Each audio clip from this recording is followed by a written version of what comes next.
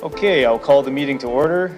Good morning and welcome to the December 15th City Council 2026-2027 Budget Deliberations Meeting. I'll ask everyone to please rise if you are able for the Canadian National Anthem.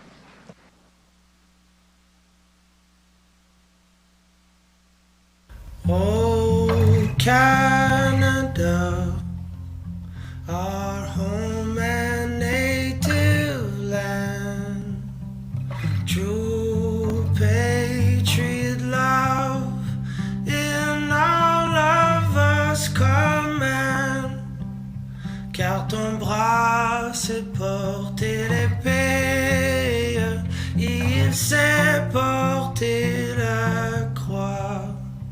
Ton histoire est une épopée des plus brillants exploits. God, keep our land glorious and free. Oh, Canada, we stand on guard for thee. Oh, Canada, we stand on guard for thee. Be seated. We acknowledge that we are on traditional lands of the Treaty 4 territory, a treaty signed with 35 First Nations across southern Saskatchewan and parts of Alberta and Manitoba, and the original lands of the Cree, Saulteaux, Dakota, Nakota, Lakota, and on the homeland of the Métis Nation. The City of Regina owes its strength and vibrancy to these lands and the diverse Indigenous peoples whose ancestors' footsteps have marked this territory, as well as settlers from around the world who continue to be welcomed here and call Regina home. Some members of council and city administration may be attending the meeting today through video conferencing. I would like to remind those who are attending through video conferencing of the following. Please ensure that your video camera and microphone are turned off, and when speaking, remember to unmute your microphone and enable your video camera. Some delegations may be attending the budget deliberation meeting through teleconferencing to address council on agenda items. Can I have someone move a motion to approve the agenda at the call of the chair with the following adjustments? To add delegation DE 25-312 Jackie Schmidt, communication CP 25-339 Stacy Crooks, communication CP 25-340 Andrew Stevens, and the registered list of delegations. Councillor Sicklese and a seconder. Councillor Mancinelli. I'll call the question on approval of the agenda. Any opposed? That is carried. So to note, at the call of the chair, bylaw number 2025-89, the alley maintenance special tax bylaw will be moved to be considered on the agenda after report CM 25-19, 2026 to 2027 budget deliberations, as it is related to recommendations contained in the report. I will now call upon the acting city clerk to provide city council and the public with a high-level overview of budget deliberation meeting proceedings. Thank you, through you, Chair. So the meeting proceedings will start as follows. We will hear from delegations wishing to speak to the Regina Police Service 2026 budget request. We will then have a presentation on behalf of the RPS from Chief Laura Lee Davies and her team. And we will then hear from members of council as they debate the RPS report. After that, we will hear from the remainder of the delegations wishing to speak to the city's general operating capital, utility operating and capital budget. And council will then consider that item in the following manner. So in the interest of fair proceedings, the clerk will draw names of all city councillors to determine the speaking order. There will be 2 rounds of 5 minutes speaking time for each council member. The chair will reserve the right to speak last each round. Council members may use either of their 2 allotted 5 minutes to ask questions of administration, speak to and or move any amendments they may wish to bring forward. Per the procedure bylaw, each council member is also allotted 1 3-minute speaking time for each amendment that is moved to the floor. Any amendments moved must be related to the item of which they are speaking to on the agenda. Council members are not required to use up all of their allotted speaking time, but cannot go over their allotted time or donate their remaining speaking time to any other member. We will repeat, the name draw process and speaking time allotment for each agenda item that City Council considers will be done shortly. Debate on item CM 25-19, the 2026-2027 Budget Deliberations Report will be considered in 4 separate segments as follows. The City General Operating Capital Budget and City Debt Existing, New, and Limit Calculation will be the first segment. The second segment will be the City Utility Operating and Capital Budget. The third segment will be the Regina Public Library Board Budget. And the fourth segment will be to deal with the remainder of the recommendations, which are general administrative housekeeping recommendations from administration. With the exception of the first segment, the first name drawn will be asked to move the report to the floor. This is a procedural matter to get the report on the floor and open debate. The mover will then be able to speak to the report first, followed by the seconder, and then on through the order of speakers drawn by the clerk. After each member has had the opportunity to speak, we will move into the second round of 5 minutes each. Do any members of council have questions respecting this process?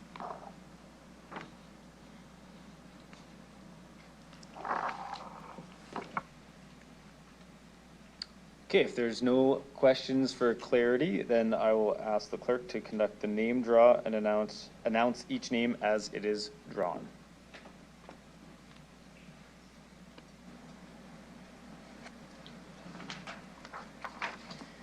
Okay, so the first member for the speaking order will be Councillor Radins.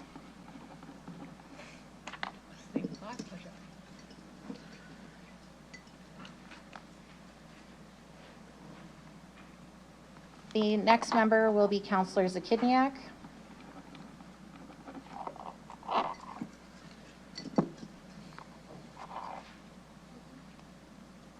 Followed by Councillor Fro.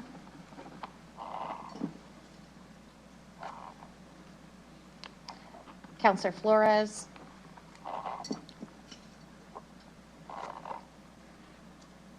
Councillor Rasevich.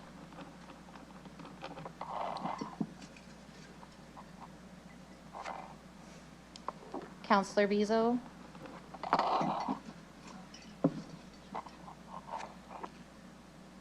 Councillor Sickles.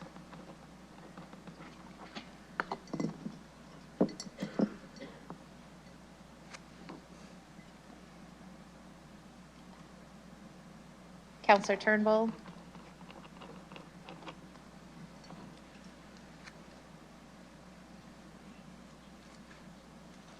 Councillor Burton. And lastly, Councillor Mancinelli.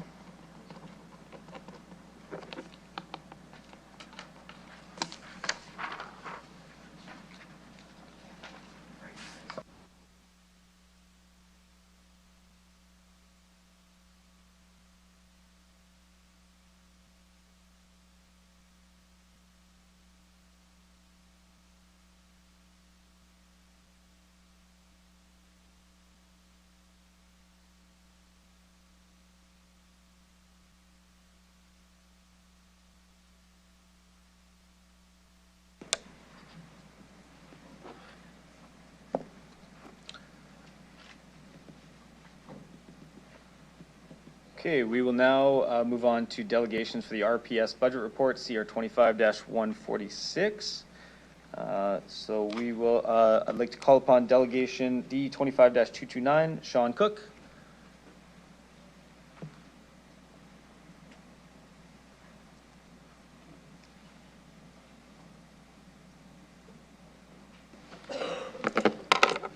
Okay, once you're settled, I'll get you to introduce yourself for the record, the organization you're representing, if any, today, the city or town you reside in. You'll have 5 minutes to address council, after which you'll have the opportunity to respond to any questions council may have for you. Go ahead whenever you're ready. Okay, thanks very much. Thanks, Mayor. Thanks, councillors. My name is Sean Cook. I reside here in Regina, Saskatchewan. I work for and with a few different organizations affected by this, but I'm speaking on behalf of myself. Thanks for letting me go first, by the way. In the stand-up comedy world, it's usually an insult to be put first, but I take this as a massive compliment. So I also realize it's way too early to bring the fire and the brimstone. So I'm just gonna, nice and steadily go through this. I've got a few questions and a few things here that they're obviously rhetorical. I just want to get a few things on the record, and then we'll move on, okay? The -5 austerity budget that was asked to come forward, why was the Regina Police Service not asked to provide a -5 budget? The RPS budget has more than doubled since 2015. During that time, house census has quadrupled. Not saying they're related, not saying they're not related. Has any city council ever rejected a police budget? Is it just standard practice to rubber stamp a police budget? If so, why?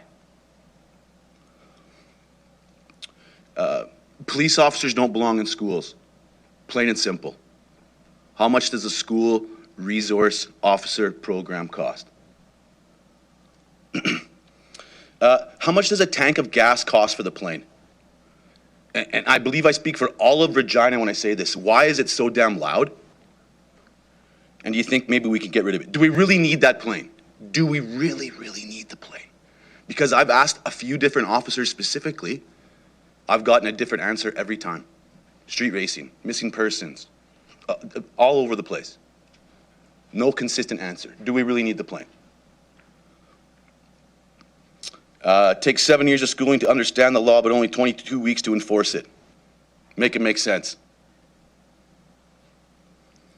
Who picks up the tab for all the new hires that are to be done with the provincial funding that they're getting here in 2026 and then 2027? After 2027, who picks up that tab for the funding? The province, or is that on the city?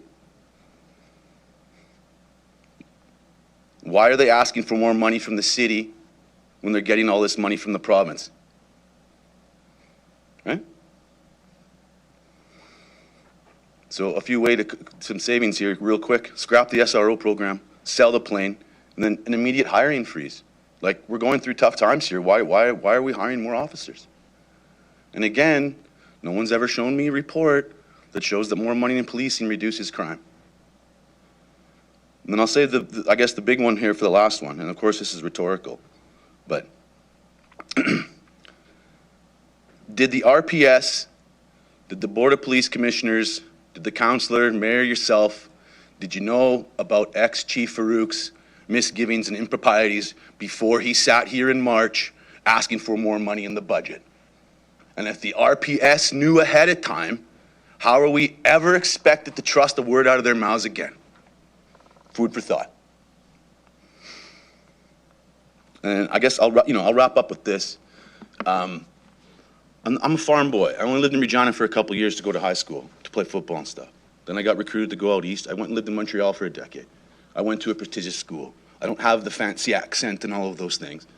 But I lived in the big city and saw the big city problems. I lived in Vancouver for 5 years. I made a choice to move back here to raise a family. I've been back in this city since 2009. I've done a lot of cool things in this life, and I feel like I've done a lot of great things. But the greatest thing I feel like I've done is I've been a good father. My son's in grade 12 right now. He'll be graduating in the spring. He does not want to live in the city of Regina. So as we sit here and debate where all of the money's going to go throughout this week, and I don't envy your jobs, you guys. Let me be clear, even those whose politics I don't agree with. Thank you for being here and putting yourself on the line for this, because this is not an easy task. But please, this week, ask yourself what Regina you want for your most vulnerable and for the youth. Because my son doesn't want to be here, which means, and I'm sure a whole bunch will be happy about it, means I don't want to be here. So my contract in the city is going to be up in about 6.5 months. We'll see how it goes. So I don't envy your task, but please, make some history and reject the police budget. Because they don't need more money, and the city does not need more cops. Thank you. Thank you. I'll check with my colleagues if anybody has any questions. Seeing none, thank you for your presentation today. You can return to the gallery.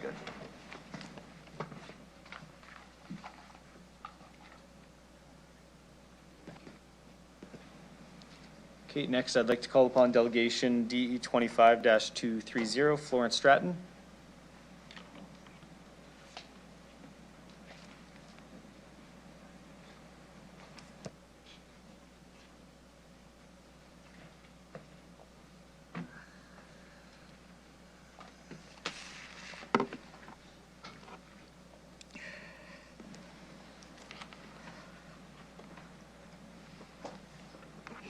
Okay, once you're seated there, I'll get you to introduce yourself for the record, the organization representing today, if any, the city or town you reside in. You'll have 5 minutes to address council, after which you can respond to any questions council may have for you. Go ahead whenever you're ready, Florence.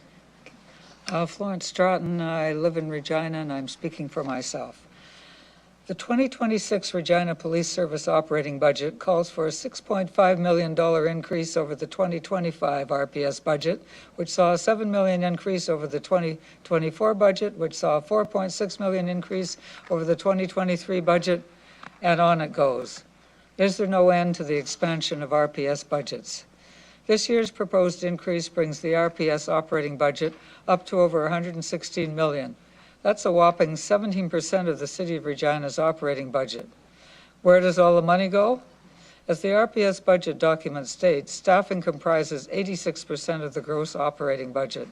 Included in this figure is the ask for an additional 11 staff positions, a request made despite the fact that the RPS has already received funding from the province for 18 new positions.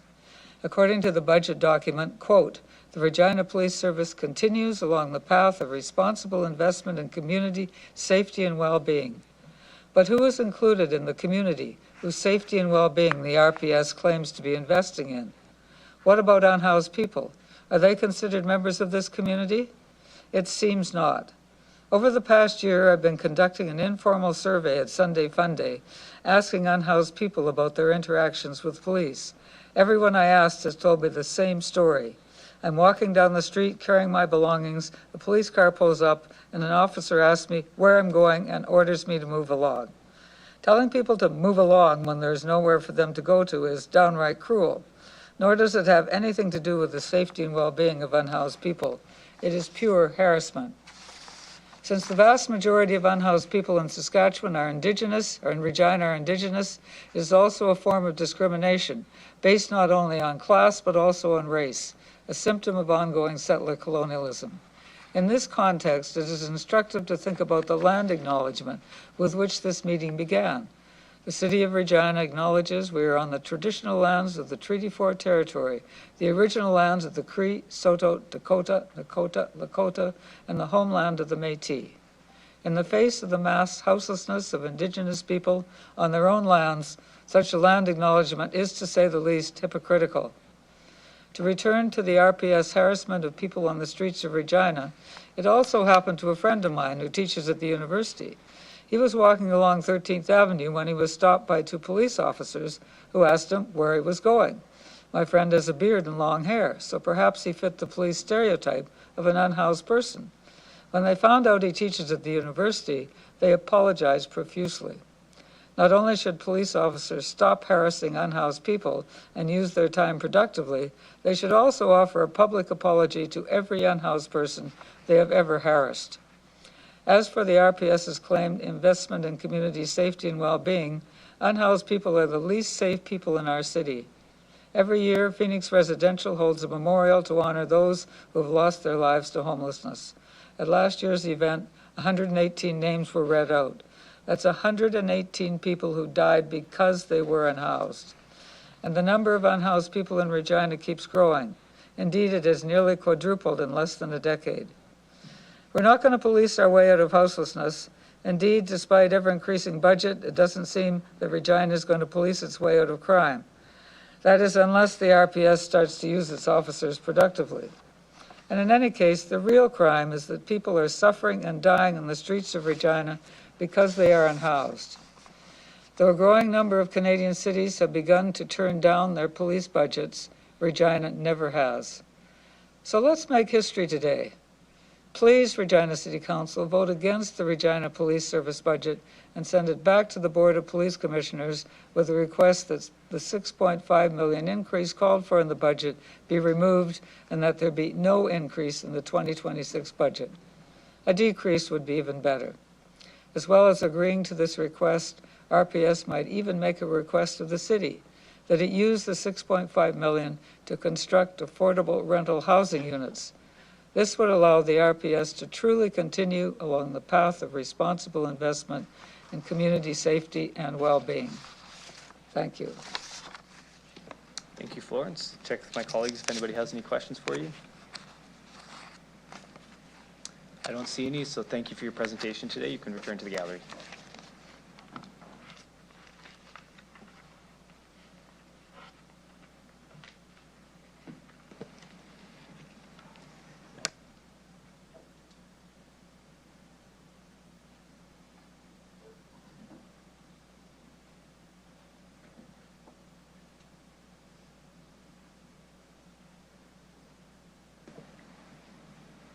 Okay, next I'd like to call upon Delegation D 25-231, Rebecca Granofsky-Larson.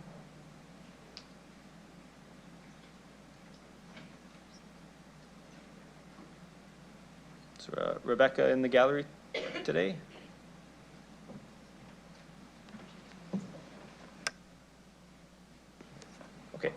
Okay, we'll move to next. I'll call upon Delegation D 25-232, Mandela Ntembu.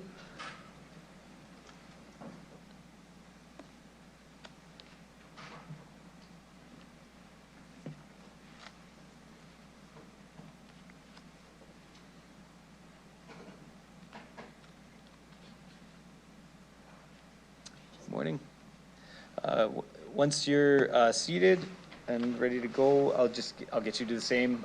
Introduce yourself for the record, the organization you're representing, if any, today, which city or town you reside in. You'll have 5 minutes to address council, after which you'll have the opportunity to respond to any questions council may have for you. Go ahead whenever you're ready.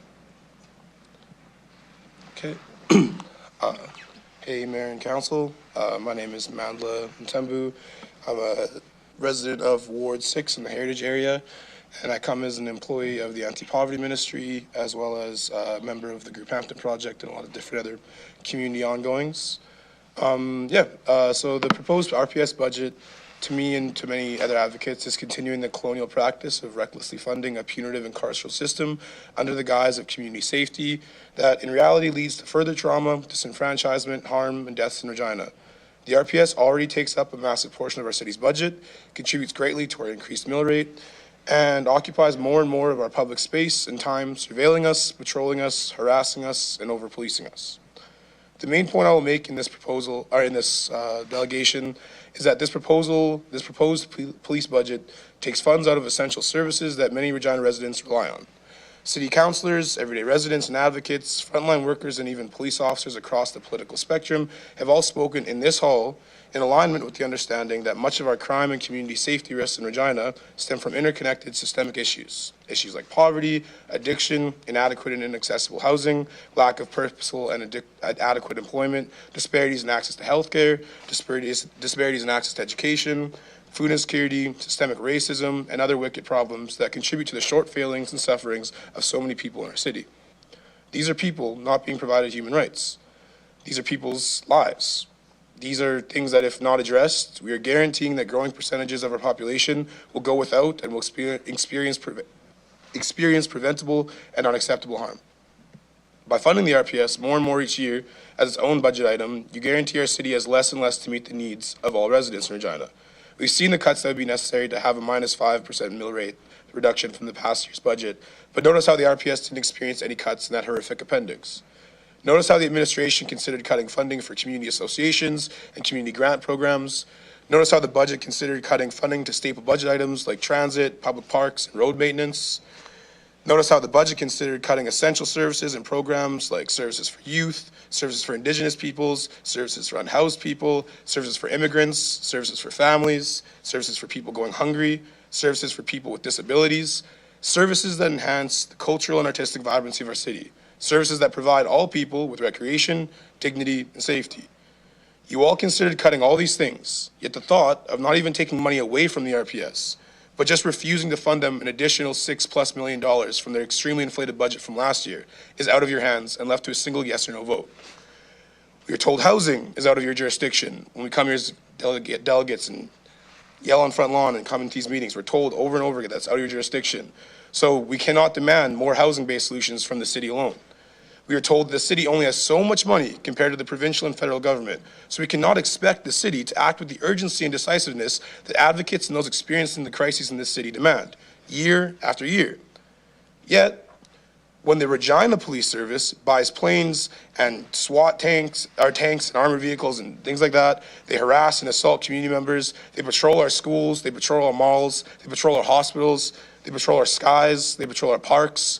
When the RPS has the audacity to ask for more of our public money every year, while the public safety crises they supposedly exist to combat continually escalate at a rate that is crippling our city. Our city politicians, people in this room, the administration, and the city administration, they act as if they have no jurisdiction to not approve their own city's police budget. We are done being lied to. We are done being patronized. We are done being harassed.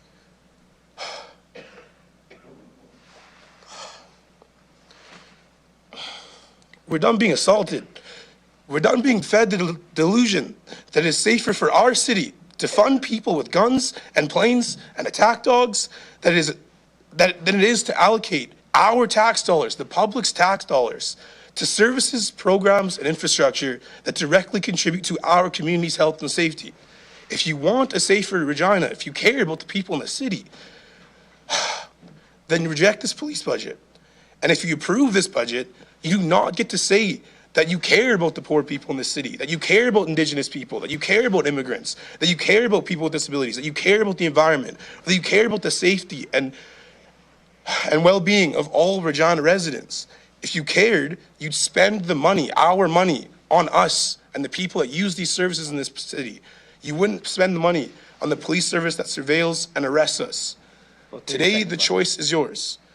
Just the last notes, because people are doing a lot of research around this, and there's so much going on, but people are showing numbers. In 2015, the police budget was $68 million. In 2025, the police budget is $110 million, around there, operating budget, not including capital and all these things, or whatever. But from those proposals, that's at least a 61% increase over the last about 10 years. Now, we've talked a lot about transit. We've talked a lot about, we're going to talk a lot about pipes, I'm sure, today. We're going to talk a lot about different things. Think about the funding in this city and what other services in this city have risen by 61% amongst the time of inflation, amongst the time of growing affordability crisis, amongst the time of houselessness increasing year after year, more deaths on the street. You know, there's so many different things in this city that people come to you to talk about, that you guys as city councilors vote about and talk about at these meetings. There's so many things in the city, and year after year, you just cut the check to the police. You're out of time. Out of time. Yeah. So, yeah. Okay, thank you. Any questions from my council colleagues? Councillor Turnbull? Hello, thank you for being here. Did you want to continue on with your numbers? Yeah, that was the main ideal. I think I made a joke to some friends, and that's the one thing I was going to say if I had time, but it feels like it's kind of like the school bully comes around and asks for your lunch money every day. And they ask for your lunch money. You give them your lunch money. You give them your lunch money, so you don't get to eat lunch. At the end of the week, you didn't get to eat any lunch, and the school bully had all the money they wanted to. That's how I feel about this police budget every year. They come every year, they ask for a certain percent more, and the media and you guys discuss it, and they actually asked for more in March, but then it was whittled down, or the province chipped in, so now they don't have to ask for as much money. At the end of the day, $6 million a year, 10 years later, it's that much money, many millions of dollars that we've given these folks. At some point, you tell your kids this, you tell people you care about, you got to tell the bully no. You got to find the resources, you got to find the support to tell the bully no, or else you don't get to eat lunch. And this isn't lunch at school, this is roads. This is people dying on the streets.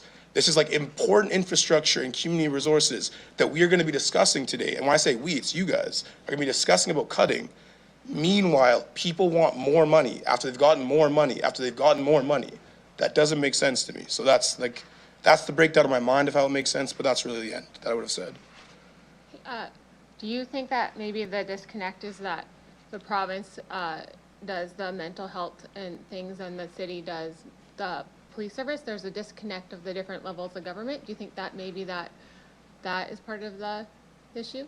Yeah, I think it's multifaceted. Like I said, there's a lot of things, systemic issues that you can list in Regina, and for sure, I don't think we should be relying or think that we have to fund a service that's, its prerogative or its kind of motto is law enforcement and crime, enforcing the law against criminals.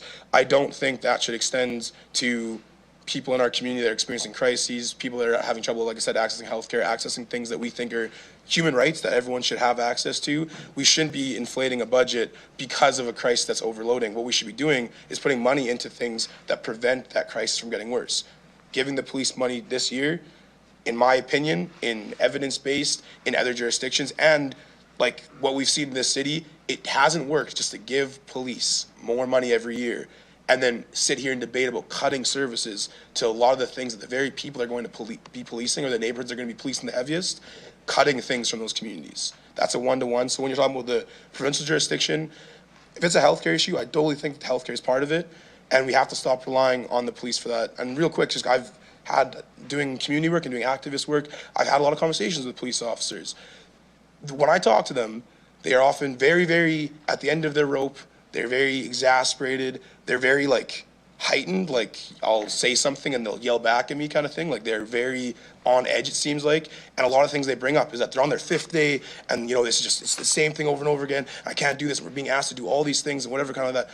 And then my response always is, I'm with you. I don't want you to do this stuff. I very much want us to put money into other things so that we don't have to ask police officers to handle housing crises or handle mental health crises or handle addictions crises. That's a no-brainer for me as someone in the community that cares about my fellow neighbors. So I think you guys need to act with the same care today.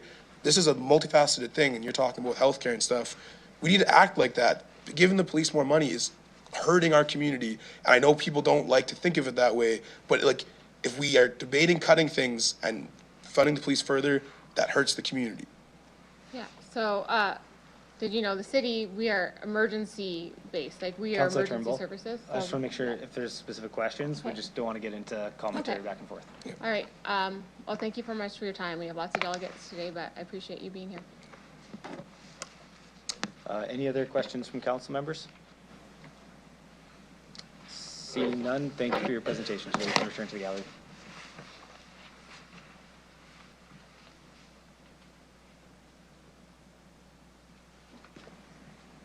Okay, I'm going to go back to Delegation D 25-231, Rebecca Granovsky Larson.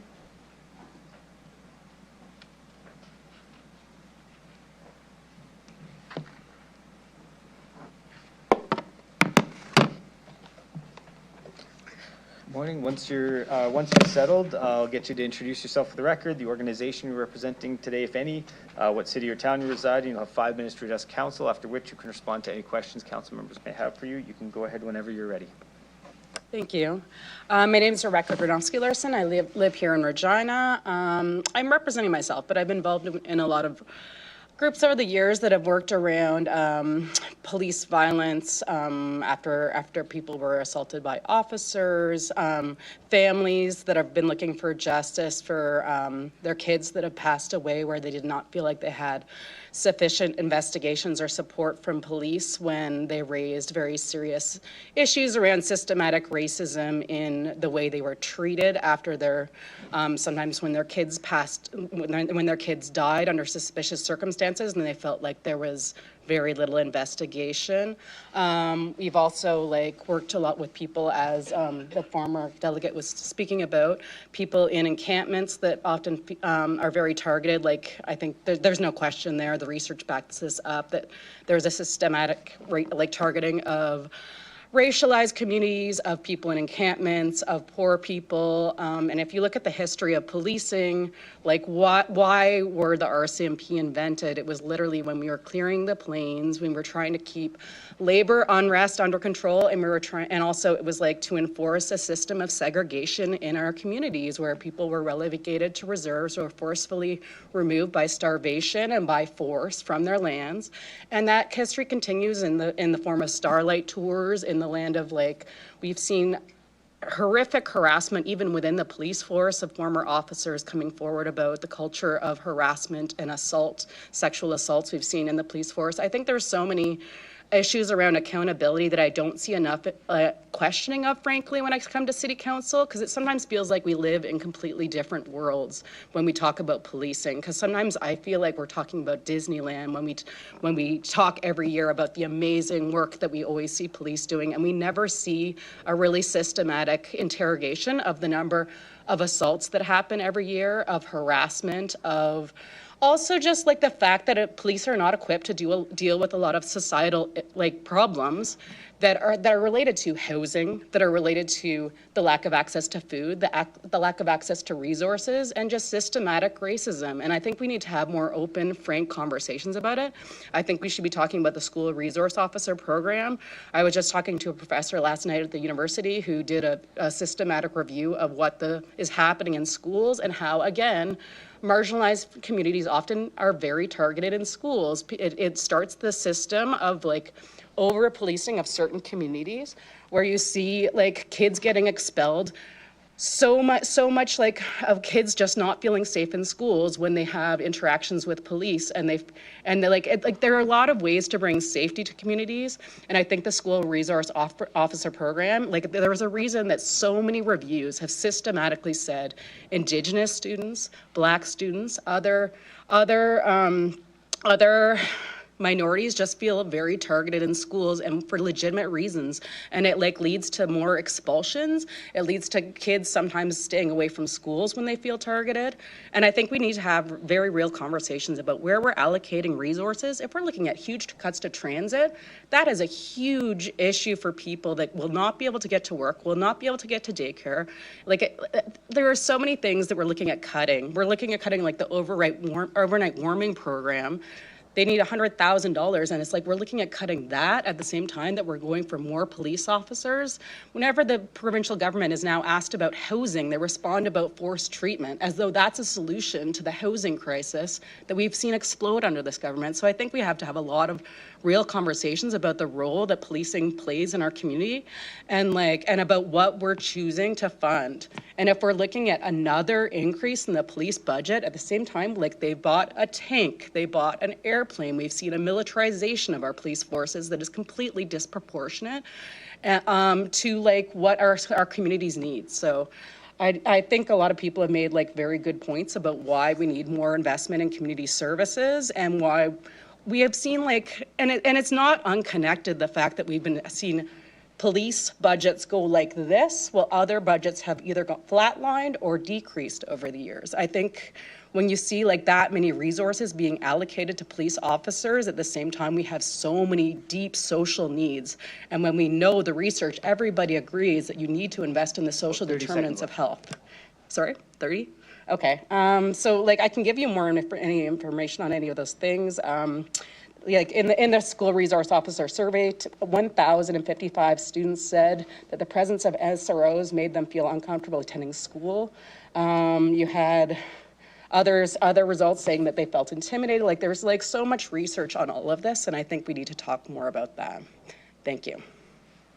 Thank you. Did any of my colleagues have any questions? Seeing none, thank you for your presentation today. You can return to the gallery. Thank you.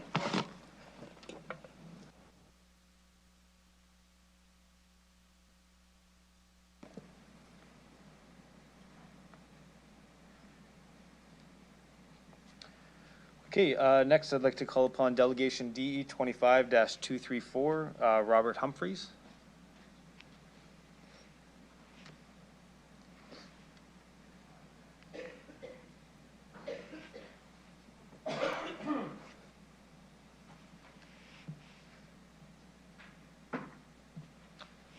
Okay, once you're seated, I'll get you to introduce yourself for the record, the organization you're representing, if any, what city or town you reside in. You'll have 5 minutes to address council, after which you can respond to any questions we may have for you. Go ahead whenever you're ready. Okay. Good morning. My name's Rob Humphreys. I'm representing myself, our Facebook group, Regina Advocates for Fair Taxation. People on fixed or low income and anyone who is finding it impossible to pay the unprecedented property tax and city utility rate increases residents have been subjected to for the past 10 years. I've lived in Regina 67 years, paid property taxes 50 years. For 40 years, I've lived in a 1,450 square foot bungalow in Northwest Regina. I've been retired 18 years. I have a diploma in civil engineering. I've worked in the private and public sector organizations. I spent years involved in the community, coaching softball, basketball, including 8 years at Riffle High School. I've served on pastoral council at Holy Family Parish, been married 50 years, raised 3 children in Regina who, along with my wife, are all graduates of the U of R. I served on the city's audit and finance committee for the 2 years prior to the last election. In 2025, my property taxes and utility charges increased by more than $1,200. This was approximately triple any annual increase I've experienced in 50 years as a Regina taxpayer. In 2015, my property taxes were $329 a month. In 2025, they are $550 a month. That translates into a 67% increase in just 10 years. The reality is that property taxes have increased faster than any of our other fixed expenses, in large part due to significant increases in the RPS budget. My brother is retired from the Calgary Police Service. My nephew is currently serving on the force. The point is, we understand the sacrifices and challenges the officers and families endure to serve our community. The 2025 Deloitte report identifies that 33% of taxes go to police service. This is 7% higher than the next comparative city of Winnipeg and 13% higher than Ottawa. The Deloitte report casts doubt on whether oversight of past and or present RPS budget increases have been as rigorous or diligent as other jurisdictions. To dispel any doubt, we recommend the RPS police budget be frozen in 2026 and the 2027 increase be tabled to a future date. We further recommend the administration secure the services of Deloitte or other similar agency to review and compare RPS operations to the other 4 municipalities in the Deloitte report. The mandate would be to either provide justification for the significant funding difference or recommend changes to close the gap. The terms of reference of the comparative report would include but not be limited to services and programs provided, staffing, organizational bureaucracy, reporting structure, fleet vehicle complement and usage, compensation, ASU deployment protocols, cost-benefit analysis, and comparisons, including environmental impact. The report findings will either justify the wide difference in spending or identify measures necessary to close the gap. Our recommendation should in no way be misconstrued as criticism of the members of the force or the service they provide. Public confidence and trust of senior leadership in the RPS has been shaken in the past years. The firing of Police Chief Farouk Sheikh, concerns that the RPS operational spending of over $110 million per year is not resulting in acceptable community crime outcomes, and questions inside and outside the RPS that the benefits of the ASU are not worth the cost must be addressed. There's a wide felt perception that historically the RPS budget increases largely unchallenged and untouchable. This report would restore public confidence that by confirming that the RPS is being as physically responsible and transparent as other jurisdictions. Freezing the 2026 increase would facilitate rededication or distribution of $7.7 million to fund other operational priorities. The 2027 requested budget increase would be tabled until the results of the findings were released. The 717-page budget document, of which the RPS funding shares 33%, reveals one thing: this city is broke. In any other organization, this would be accepted as fact, and the gaslighting talking points disputing this reality would be dispelled. Claims that the issue isn't overspending, but moreover an insufficient revenue stream to pay for the services the residents are demanding are at best only partial truths. The city is unique in having the ability and legal license to ignore this reality and remain in its protected bubble, able to force residents to pay for what many consider to be unnecessary and senseless spending. The 2026 to 2029 strategic plan directly or indirectly promotes property tax increases by accepting that being in the lowest 25% of municipalities in per capita taxation is a satisfactory income. Our view is that we should always strive to be the best. In the context of the RPS and broader city budget, we are requesting council pass a motion to revisit the strategic plan to state that the city will strive to provide the lowest property tax burden on the residents of Regina comparative to other communities. The fact is, we are already Humphries, I'll in the get you to bottom wrap up. 25%. Could I have 5 more seconds? Yep. Okay. We are already in the bottom 25%. Even if council approves an 11% tax increase in 2026, strategic plan should not facilitate and perpetuate status quo operations that are placing residents in fiscal peril. If council uses the Deloitte report in concert with the 2026 to 2029 strategic budget or strategic plan to justify increasing property taxes, then council must use the report findings to freeze or seriously curtail the increase to the RPS budget. Thank you. Okay. Thank you, Mr. Humphries. Do any members have any questions? Seeing none, thank you for your presentation Thank you. today. Oh, Councillor Zakiniak, sorry, I didn't see you online there. Go ahead, Councillor Zakiniak. Mr. Humphries? Sorry, you have a question from Councillor Zakiniak. Oh, okay. Go ahead. Thanks. Mr. Humphries, is this Yep. your first time coming to speak against the police budget? Is this your first year coming out to oppose it? It is, yes. What made the difference for you this year in terms of, pushing you over, motivating you to come out and speak to council about it? Was it the Deloitte report or something different? The Deloitte report was kind of the thing that pushed me over the top when I saw how much more money we were spending than the next comparative city. But I've struggled with the increases in the police budget for quite some time.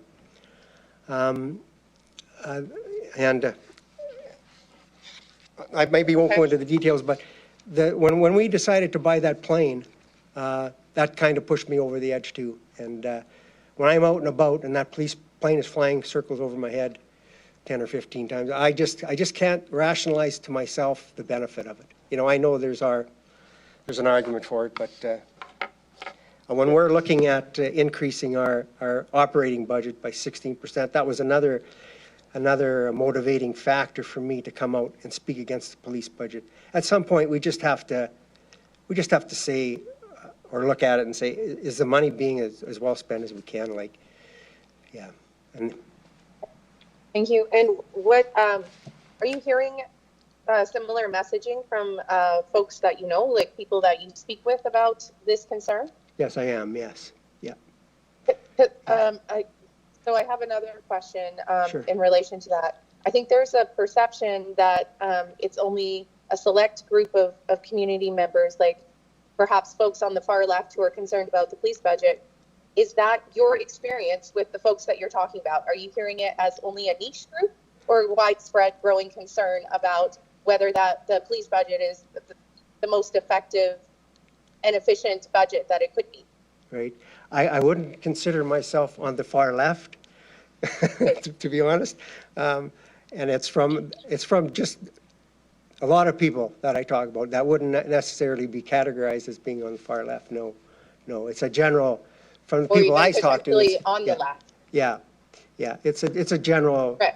general concern. The other thing is, a lot of the people I talk to don't even know we have a police plane flying around in the air most of the day. So it comes as a surprise to them that something like that's even existing. So, but my bigger point is, because I'm not directly involved in the day-to-day operations of the police, we need to have some oversight. You know, Right. maybe everything is okay. Maybe everything is okay. I can't unequivocally say that. But when you look at the difference between us, Winnipeg, and the rest of the comparative cities, there's a problem somewhere. There's a problem. Or maybe there isn't. Maybe we're doing way more operationally than other communities, but yeah. So what I'm hearing is your request for more oversight to provide some comfort to, and just verify, if you can verify this, to the growing number of community members that you've heard from across the spectrum, widespread concern about whether the police budget is being utilized effectively and efficiently. Does that summarize it? For fine? sure, in Your comparative to other perspective? cities, for sure, yeah. Yes. But I think Okay. it's also important that we put the brakes on this, and we put them on now. And what we'd like to see is the 2026 police budget frozen, so that we can have a look at it and see exactly what's going on. Because, I mean, if the Deloitte report doesn't raise red flags for the majority of council members, then I don't get it. I don't see it, so. Thank you. All Thanks right. for your time. Thanks for the questions. Thank you. Thanks for the time. Thank you. Yeah, I see no other questions, so thank you, Mr. Humphries. Oh, sorry? No, you're good. Oh, I'm good. You're good. Thank you. Okay, next I'd like to call upon Delegation D 25-234, Marion Donnelly.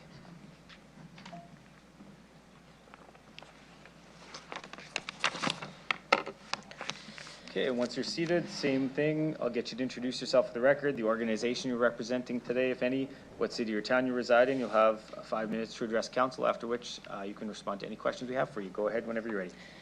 Thank you. My name is Marion Donnelly. I live and work here in Regina, and while I am representing the Creative City Centre, I'm also just speaking as a concerned citizen. I was born and raised in Regina, and for the last 30 years I've lived and worked here and own a residence and pay my share of taxes. I've also lived and worked in Winnipeg, Toronto, and Vancouver. So I know from firsthand lived experience what a gem of a city we have here. I have friends and family who serve with Regina Police, and I have nothing but respect for the organization and the people who work there. I know they care about this community and are doing the best they can with the resources we give them through our tax dollars to keep our community safe. But I was surprised to see their budget request, especially with the spotlight on all of the organizations and services whose funding might be considered open game for budget cuts. Through research, I discovered they've had large increases to their budget every year. Last week, I heard Councillor Fro say the police budget was 71 million, maybe 10 years ago, but I could only find records online going back to 2019 when the police budget was 94 million. It was 96 million in 2020, 99 million in 2021, 103 million in 2022, and 110 million in 2023. These increases range from 2.75% to 7% every year. They're requesting an increase of 7 million to their operating budget in both 2026 and 27, as well as additional increases to their capital budget of over 7 million in each of those years. These increases would bring their annual budget to 131 million in 2027. I know the world has changed. I know the RPS face more challenges today than 10 years ago, with the rising gun crimes, in child pornography and internet crimes, and the added challenges of gangs, addictions, mental health, and housing issues that just seem to be multiplying. So I'm not saying don't increase their budget. I'm asking if they can manage with a $5 million increase to operating and maybe a $5 million increase to capital instead of the requested 7 to 8. That $4 million off the police budget could be invested in the other 150 organizations in the city funded by the Community Investment Program. Those organizations contribute a lot more to crime reduction than the increase to police would achieve. You could say adequately investing in those 146 community organizations, who, by the way, are registered nonprofit and charitable organizations with governance boards and oversight similar to RPS, that investing in them would be a proactive approach to reducing crime in our city, while increasing the police force is a reactive approach, a response to the rising crime rates resulting from all the factors and social issues I just mentioned. As a city, we need to become more proactive in dealing with root causes, which is precisely the work of the organizations funded by the Community Investment Program. You are investing in the programs who provide the service, in the organizations who provide the services and programming that make our city livable, that make our city a community, that make us neighbors, and give us places to gather, share stories or music or poems or pickleball or whatever it is that people want and need to have in their city to make this place feel like home, to make it safer, to make it a good community with people who care about other people, who want their kids to have their choice of sports or music or dance or art classes, who want to have music concerts or folk festivals to attend on date nights, or art galleries and libraries to expand their knowledge of the world we live in. These organizations have employees who are tax-paying citizens who deserve to be paid in the same way that we expect to pay our police officers. But many of these organizations can't afford to pay an adequate salary or offer a benefits package or to have enough staff to deliver programming year-round or even to plan for more than 1 year at a time, because every year they must reapply for their funding with no assurances of multi-year support. The applications that those organizations submit annually totally demonstrate the impact that they have in their community, as well as the amount of provincial and federal funding that they bring into our city for the benefit of all our citizens. Can you imagine what those organizations could achieve if they were adequately funded? We would still have a folk festival for starters. There has been no increase to the community investment program since 2012, and that increase was nominal. The level of funding available to these organizations has not changed in over a decade and was inadequate to begin with. We must start valuing these organizations and what they bring to our city, how they contribute to proactively working on crime reduction at the neighborhood level as much as we value our police officers. You cannot justify an over 40% increase to the police budget since 2019 without any increase to the other organizations who serve our community. I'm asking you to consider reducing the police services operating and capital requests by $2 million each and investing that money into the community investment programs. And then watch this city blossom in ways you could not have imagined. Thank you. Thank you. Do any members have any questions? Councillor Flores, go ahead. Thank you, through the chair. Thank you, Miriam, for sharing all of that. You spoke about prevention. Could you speak a little bit more about that, about prevention? Well, I mean, like the breadth and depth of all of the organizations that are funded through the community investment program provide a wide range of programs, services, activities. I mean, most criminal activity starts, you know, with young people who have nothing to do. Like they have nothing to do, nowhere to go. We need to start investing in the organizations who are providing things for people to do, who are providing ways for them to learn, better ways to respond to what happens in their lives, better ways to express themselves. Dealing with those root causes can actually help so many other things. The housing crisis that we've heard about, all of the issues that we've heard about this morning need to be addressed at the root level, not by just piling more police on top of them to deal with the results of not dealing with the root issue. All right. Thank you so much. That's all for me. Thank you. See no other questions. Thank you for your presentation. Oh, sorry, Councillor Zakiniak, I missed you online again. I'll do a better job of paying attention to that. Go ahead. That's okay. Thank you for being here. So I think, like the last delegate, I don't believe I've seen you come to speak to council in relation to the police budget before. Is this your first time to come? It's my first time speaking against the police budget, yes.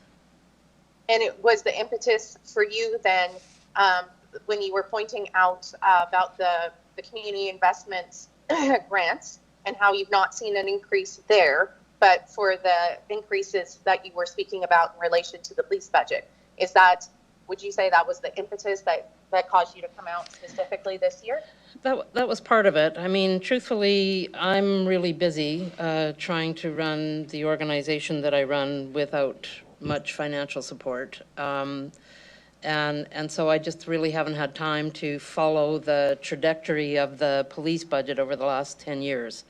But because of the spotlight that was put on this year's budget and the proposed cuts through the M13 appendix and all of those issues, it sort of gave me the impetus to look at the budget completely, at the whole thing, and see where things were at. And truthfully, like other delegates have said, not seeing the police budget or the police asked to consider what a cut to their budget would look like, to me felt like not really fair, not playing with an equitable playing field. And I think I heard you say, excuse me, we need to invest in not just, we need to address not just reactively to crime, but proactively. And so, so if you can confirm this, that, you know, if we haven't seen, we can't just invest reactively in crime and continue addressing crime and continue to grow that budget year after year after year, but then not proactively address crime and also grow that budget. It can't be one at the expense of the other, and that's what's happening now. Is that also part of what you were saying? Sure.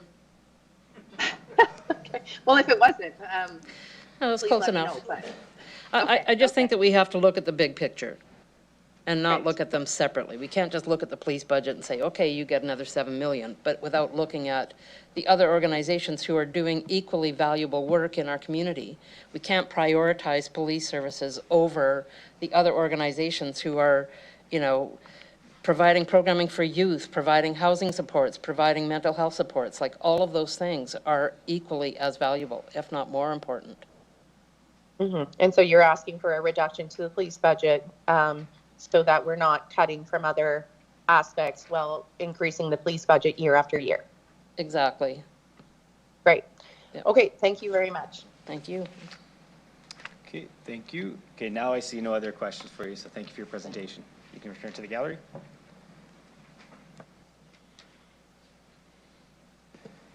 Okay, next I'd like to call upon Delegation DE 25-235, Colin Glass.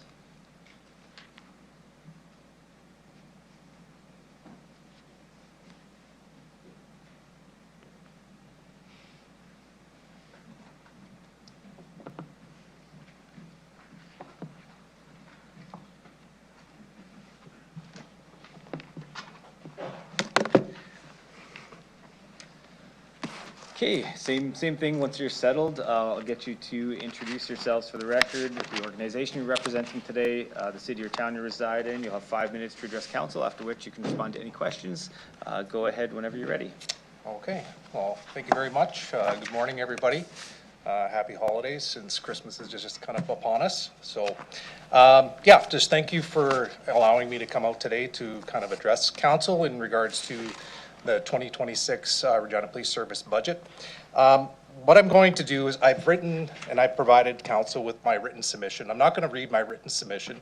I'll save you kind of the agony of me reading a document, but what I'm going to do is I've got kind of 3 key points that I'm going to kind of strike on in relation to what I'm going to speak about today. And those 3 points are, within the budget, we see an increase in our civilian policing personnel, which is what has been presented, or which will be presented later on today. Also, in relation to that, we have our emotional resiliency skills training. That's through Dr. Nick Carlton, and that's proposed budgeting component with the Regina Police Service. And then the last one is going to be the completion of our building, our Regina Police Service campus building. So, as everybody probably knows here at council, we have roughly about 678 members of part of our association, 474 sworn. Of those sworn, 9 are of the new ARO program, and we have 204 of our civilian complement. I'm just gonna stop you really quick. Can you just introduce yourself, just Sure. so we have it on the Yeah. record? Thank you. My name is Colin Glass. I represent the Regina Police Association. I reside in the arm of Lumsden. I know, kind of a strike against me. And with me today, I have Colin Haggai. He's a member also. He's on our board as our communications officer, and he resides in Regina. So just to continue with that, we have roughly close to 700 members, 667 members in our organization. We're the union or labor relation trade union for the Regina Police Service, and we've been in existence since 1944, sorry. So just a kind of a snapshot. I had our strat services pull some quick stats for us in relation to the calls for service that our members have fielded this year from the start of January till November. So as of right now, we're sitting at around 54,000 calls for service for our members. And as such, our communications center has fielded roughly 96,000 911 calls, and our administrative calls is about 107,000. And out of those calls for service, we've seen about 1,700 mental health related calls. So just kind of some quick statistics for you in relation to where we're kind of sitting at for the year for our kind of our workload.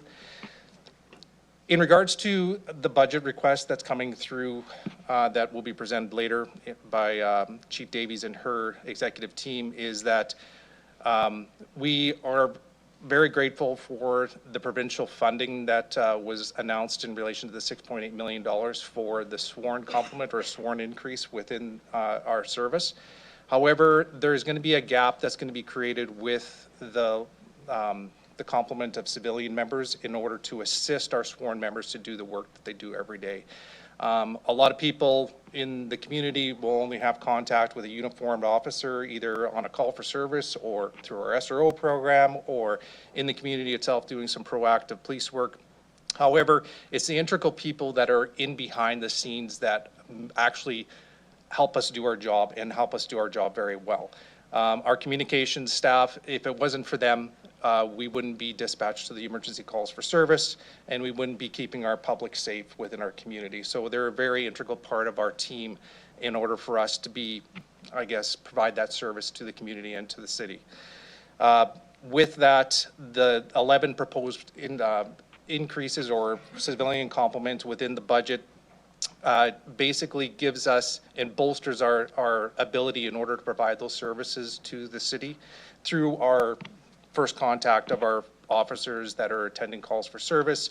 And it doesn't necessarily have to be an emergency call. It could be something that, you know, that doesn't necessarily constitute a 911 emergency. So I want council to take into consideration that increase because obviously it has an integral part in order for us to do service delivery within the city of Regina. The second component is the ERST emotional resilience skills training. You may be familiar with this on a larger scale with the RCP longitudinal study. It has to do with importance, resilience, and science-based research to assist our members to deal with trauma, to keep them healthy, to continue to do the job and the job that they are so proud to do. So this program will help our members deal with anxiety, depression, PTSD and other related conditions that is ever so important to keep our members resilient, keep our members in a position where they're able to assist and attend those important traumatic calls for service. This, I could say, is probably one of the biggest components that we would like to see within this budget moving forward, along with our complement of civilian addition. We need to keep our members healthy. And I can't reiterate that more. Members being off on extended leave or being injured from the calls that they attend to is ever important that if we can keep them at work, if we can keep them resilient, if we can keep them safe, they can serve the community and serve those that are in need that really require police assistance. It's hard not to acknowledge that when I threw out the number of 1,700 mental health calls that our members have attended this past 11 months, that it doesn't have an impact on them and their own mental health. So we want to keep them so that they have the ability in order to be productive outside of the workplace, you know, coach their kids' hockey team, coach their kids' soccer team, be involved in community outreach programs. Like that's an important component for us. And one of the last things I'm going to talk about here is our construction of our Regina Police Campus. As you may know, we've been in a construction zone probably, well, it's been close to 9 years now that our members have been inundated with construction crews working in and out of places. We've had multiple investigative units that are off-site at different facilities. So we have additional leasing costs that the service has taken on in order to house these people.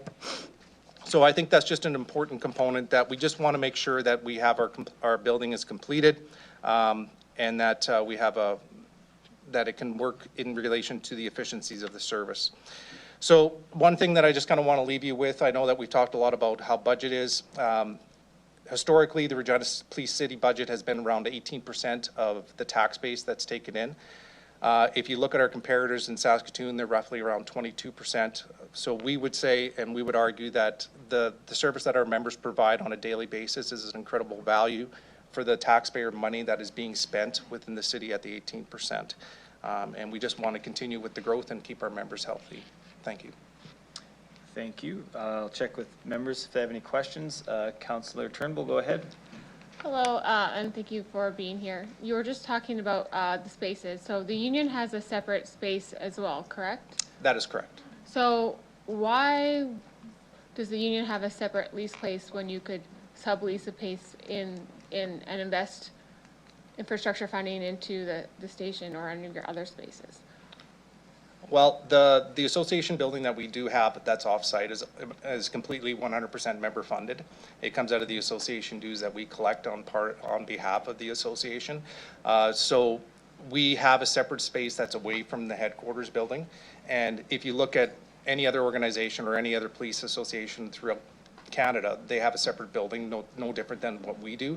And we have the ability within our building in order to host events that are of a social gathering, which then you wouldn't really want to have a social gathering at a police station. If you're wanting it, you would want it to have it off-site. So we provide that service to our members, and it allows our members a way to get a reprieve from the workday. They don't have to go back to headquarters if they want to take off their duty belt. If they just want to take a 15-minute break, they can have the ability to go to our union office. It's operated 24/7. They have member access, so they can actually get away from the radio. They can get away out of the patrol car, and gives them that very important downtime. So the police complex is much larger in Regina than it is in other places with lots of unfinished construction, as you pointed out.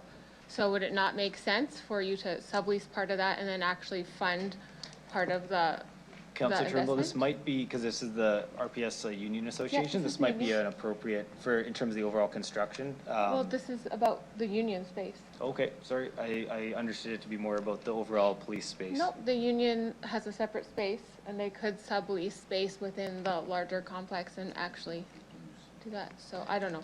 Yeah, this is all paid for as indicated by Okay. member dues, so that's a decision that's made between the members and the union. So Just it's not actually asking a affected by question. our budget.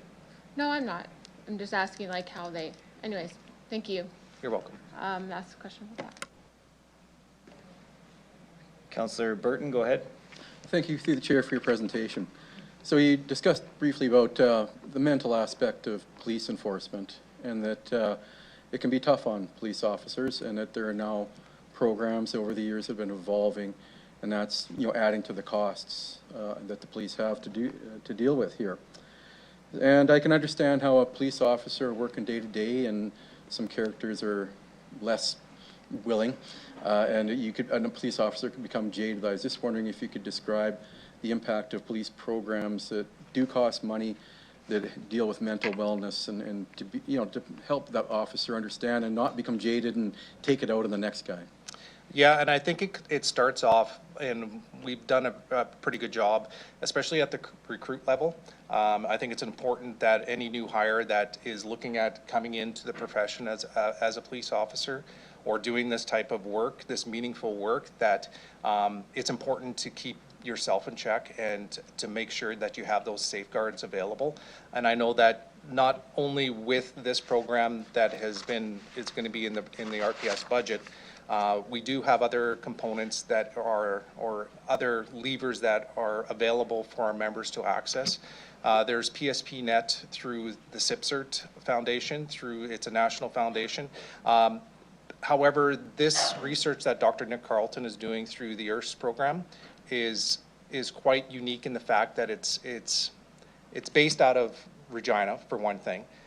It follows along the same guidelines as the longitudinal study of the RCMP, which we've seen some huge success rates coming out of the longitudinal study.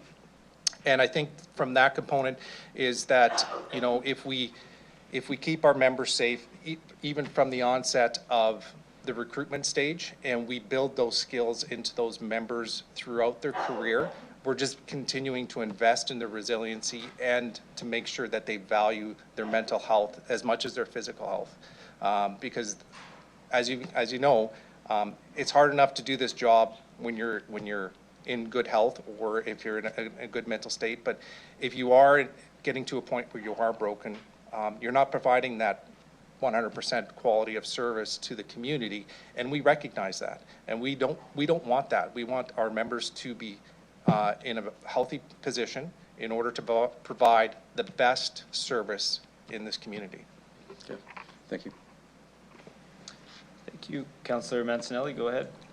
Thank you, through the chair. I just noticed a discrepancy in data that's been presented by the various delegations so far to this point, and it's a while till Command Central gets a chance to talk. So I just wanted to ask you if you had the answer to this. You just stated that 18% of the budget goes towards RPS. Two delegates ago, I believe, it was stated it was 33% of the budget from a Deloitte report. Are you familiar with that Deloitte report? And do you guys know why that discrepancy is appearing in our deliberations today? That's the first I've heard of that report. Okay. So I'm going to have to do some research after I'm done here just to kind of get myself familiar with that report. However, just off of the sheer numbers that we have in front of us today, we're roughly around that 17 to 18% of the city budget. But that's an interesting report, and I'll have to look into that. Yeah. Thanks. Just looking for some clarity as we talk. Two different figures presented. Everyone listening, I wanted to clear up if I could early in the meeting. Thank you. Thank you. Councillor Radens, go ahead. Hello, thank you. Thank you for your presentation.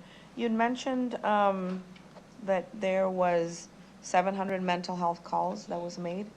Do you have the dates for the time frame? There was roughly 1,749 mental health calls, and that's from January of this year to the end of November.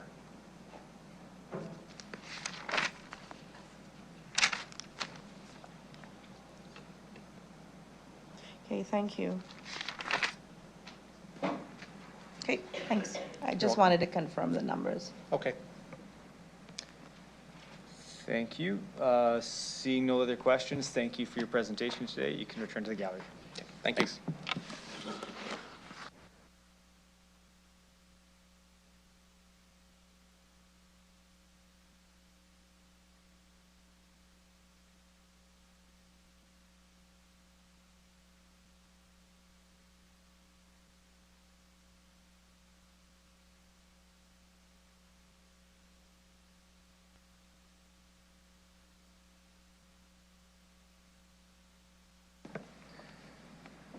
Okay, we have communications to CR 25-146, Regina Police Service 2026-2027 General Operating Capital Budget. Can I have a motion to receive and file the following communications? CP 25-163, Lawrence Neufeld. CP 25-164, Stacy Crooks. CP 25-165, Desiree Gowell. CP 25-166, John Klein. CP 25-167, Himanshu Patel. And CP 25-339, Stacy Crooks. Oh, I think we had that one twice. Could I have a motion to receive and file those communications? Councillor Radens, thank you. And a seconder? Councillor Fro. I'll call the question. Any opposed? And carried. Okay, just as this is kind of a natural point, let's take our mandatory 15-minute break now at 10:25. We'll be back at 10:40.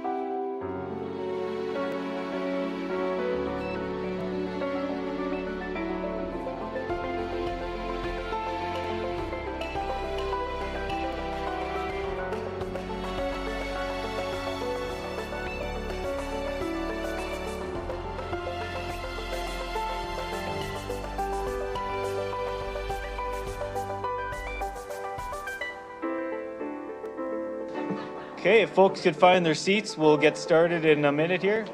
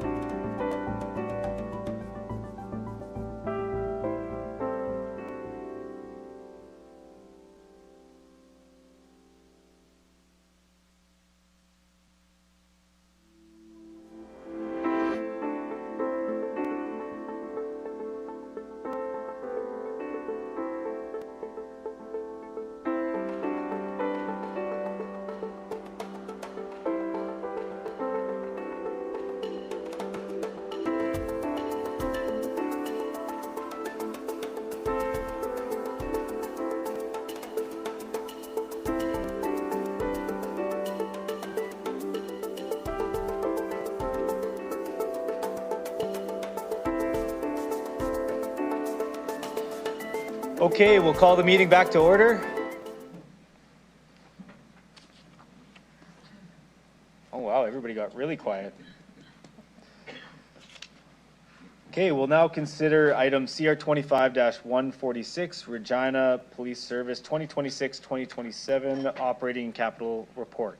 And I will ask Chief Laura Lee Davies and members of the Regina Police Service to introduce the report and give their presentation. Good morning. Thank you very much for the opportunity to be here. Certainly appreciate the time. I will apologize in advance. I have a scratchy voice. I've got my halls, I got my tea, so hopefully we can get through. But certainly we have about a 20-minute presentation, and then obviously myself and our team are here to answer any questions that you may have. So good morning. We are excited to present our 26-27 budget to you. The Regina Police Service started this budget process back in March. We asked for submissions from all of our work units. We received over 115 budget requests, 70 for operating, 26 position requests, and a large number of capital requests. Our executive leadership team met 11 times to consider the 26-27 budget. We carefully evaluated each and every request to determine what was a need and what was a want. Today, what you will see are the needs. I've heard some comments around sending our budget back so we can make tough decisions, and certainly I appreciate you have the authority to do that. I can reassure you that we have already made those tough decisions back at the Regina Police Service. We have said no to requests, we have deferred requests over several years, and we have scaled back requests to do what is necessary to maintain public safety in our community. This budget maintains service levels which our community is asking for, demonstrates return on investment, and is responsive to the changing complexities of crime in our city. Even though we are entering the final year of our 4-year strategic plan, our budget falls very much in line with our strategic goals that are both inward and outward facing. When we think of community, we are investing in providing frontline resources in terms of response and visibility, and we are leveraging outside investment. We are working to increase our presence, which leads to improved feelings of safety. We are growing our ARO program, which has been making a huge difference in our downtown. When we think of our service, we are making investments in technology, in expanding our biometric monitoring in detention, which is reducing liability for the city and the police service and providing increased care for our detainees. We are investing in information technology to ensure our network is safe, secure, and operating 24/7. And we are investing in member wellness. We know we cannot provide professional service to our community if our members are not healthy. We cannot rightly ask for additional resources without taking care of those who are already in the RPS family. Our staffing requests reflect the growth of our service, both in the size of our campus, in new cleaners, and our frontline expansion. We need to invest in our civilian professionals who support our frontline work. We have prioritized sworn positions over civilian positions in the past to ensure that we had adequate frontline resources, but we can no longer delay the support positions we need to keep our organization running efficiently. We are a 24/7, 365-day operation, and we need to have the support to keep our officers out in the community and keeping our community safe. We are not asking the City of Regina to fund frontline police officers in 2026. We are utilizing provincial investments to get our frontline strength up to what is required based upon data, and I can tell you that provincial investment in those positions is throughout the tenure of their career at RPS, not just 1 or 2 years. Our annual budget request is not formulated in isolation. It is built on a solid foundation of research, data, experience, assessments, and community input. We use data to determine our appropriate staffing levels for the front line, the patrol workload assessment. A number of years ago, the city and our board invested in a project where we had a consultant come in to help us answer the question, how many frontline officers we need. Because of that investment, we can now annually answer the question of how many frontline officers are required. We review actual data from calls for service, from our computer-aided dispatch system, and from our time and attendance system so that we could answer that question with confidence. Our budget process includes an annual line-by-line review of our current operational and capital budget, discussing the necessity of new tire purchases or deferring a chemical mixing station bench, which was something I didn't even know we needed. But those discussions are all part of our leadership meetings.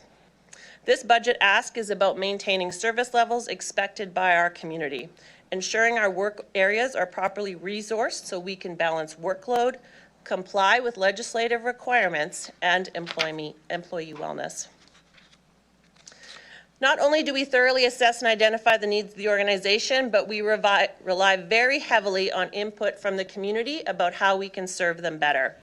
We conduct community perception surveys, which you will hear about shortly. We meet with numerous city stakeholders, business owners, community groups weekly, monthly, and on an informal basis, and we hold an annual stakeholders breakfast. All of these formal and informal discussions help us direct not only where we need to put resources, but what the community wants us to be in the future. We have asked those directly impacted by our services and our partners in community safety what we need to be doing. Concrete data. The people, your constituents, have said they've asked for more youth engagement, more effective partnerships, more targeted crime prevention, and more public engagement. Far and away, however, and consistently, we hear from the community that they want to see more police officers. Higher visibility improves public safety and increases the perception of safety. All of this community feedback greatly informs and guides our budget process. In the first 11 months of this year, we've responded to over 66,000 calls for service. You can see that we are required in every corner of the city. The expectation of our public is that no matter where you live in Regina, a call to 911 results in police showing up at your door as quickly as possible. On average in 2024, it took us 7 minutes and 3 seconds to respond to an emergency call, which is a crime in progress where there is potential for bodily harm or injury. We would love to be able to get there quicker, but faster response times obviously lead to less victimization, more arrests, and higher satisfaction of community members. The increasing footprint of our city means more travel time for our officers to respond to calls quickly, which means we need to be staffed adequately to ensure that we can meet the expectations of our public in emergency response. Just as we were prepping for this, I just pulled for every 12 hours we get a report on the calls for service over the last shift. So this is a Thursday night from last week. and the sort of high-level calls get put into our watch log. So on Thursday night, our officers dealt with 2 sudden death calls, so calls where someone unfortunately had passed away. A robbery in progress where the person rammed a police car, took off on foot. We had to have canine officers out there. We had to do a search warrant. We had to get our tactical support team out there. That was just one call. We also had a weapons call where someone had been shot. Again, our officers responded to that, ensured that the victim was taken to hospital, followed up with statements. Again, they had to cordon off a house, again, called the SWAT team out there to ensure that we were able to hold people accountable. And that was just over a 12-hour shift. That call, in those 24 hours, we had 162 calls for service. And so I know, we've heard, like, do we need police in the city? Well, on any random night, we can't predict who will be calling or what the emergency will be, but we need to be able to respond to those in a way that our public expects. We've also heard about the role of police in the community and that investment should be made in other services in lieu of the police budget. I think we can all agree that investments in mental health, addictions, poverty, and homelessness would be a benefit to our community. But do those investments come at the expense of public safety? Why is it an either or? To use an analogy, I think that we could all agree that our health system would benefit from more doctors. I mean, that would make sense, right? Less waiting time. But should we fund those additional doctors by cutting nurses? That doesn't seem like that would be a smart investment. And so I don't think it needs to be an either or. Policing is an essential service. And this is a great city and a beautiful city. But if people don't feel safe, they're not going to come and visit here. They're not going to take advantage of the amenities that we have. In many instances, there was no one else to respond to social disorder calls. It would be great if police did not have to respond to mental health calls, to other calls that typically don't fall to police. But until we have other systems that have 24/7 capacity, police are the default. At 3 in the morning, who is going to go and help? You require police there. In November, we transported 134 people to the complex needs facility. Those are people who don't have access to addiction services or aren't able to utilize them. We get them there. They are in a safe place where they are less likely, obviously, to be victimized. They get to speak to a mental health worker, a social worker, and hopefully to get on a path to a better life. Our AROs and our downtown safety team are connecting vulnerable people to services every day. And in January, we will be expanding their hours with existing resources. And this changes into response directly to what we have heard from downtown businesses, that they want to see our AROs and our downtown safety team out there. So in January, we will be making that change. One of the most urgent and complex challenges in our city continues to be drug-related activity and its deep impact on public safety and frontline services. As of November, we've recorded 1,543 overdose events in our city. Police have responded to 260 of those incidents, over 5 per week. In many of the situations, officers were first on scene, administering Narcan, a critical life-saving intervention. As of the end of November, police have administered Narcan 43 times this year. Tragically, so far this year, 78 lives have been lost to apparent overdoses. So our role is not only in responding to overdoses, but we have a tremendous focus on taking this poison out of our community and holding those who are bringing it here accountable. As you can see on this slide, we have made substantial seizures of illicit drugs in our community. These substances are not only deadly, but their distribution is often linked to organized crime, violence, firearms, and trafficking networks, which illustrates the interconnectedness of criminal drug activity and weapons offenses. We are seizing firearms in our city at a rate of more than 1 per day. Police have responded to over almost 1,500 weapon-related calls for service from January to the end of November.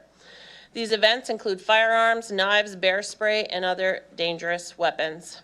Weapon-related calls, as you can imagine, are often volatile and dangerous, both for the public and for police, adding to the operational demands of our service. We are also seeing an alarming increase in the number of 3D printed firearms in our community, and as such, we have one unit, our crime reduction team, which is funded by the province, dedicate their work to firearms alone.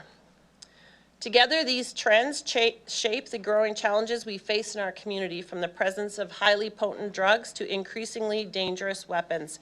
We need to be nimble to respond to this ever-changing environment. Today, we require an aerial support unit and a full-time tactical support team to respond to violence in our community.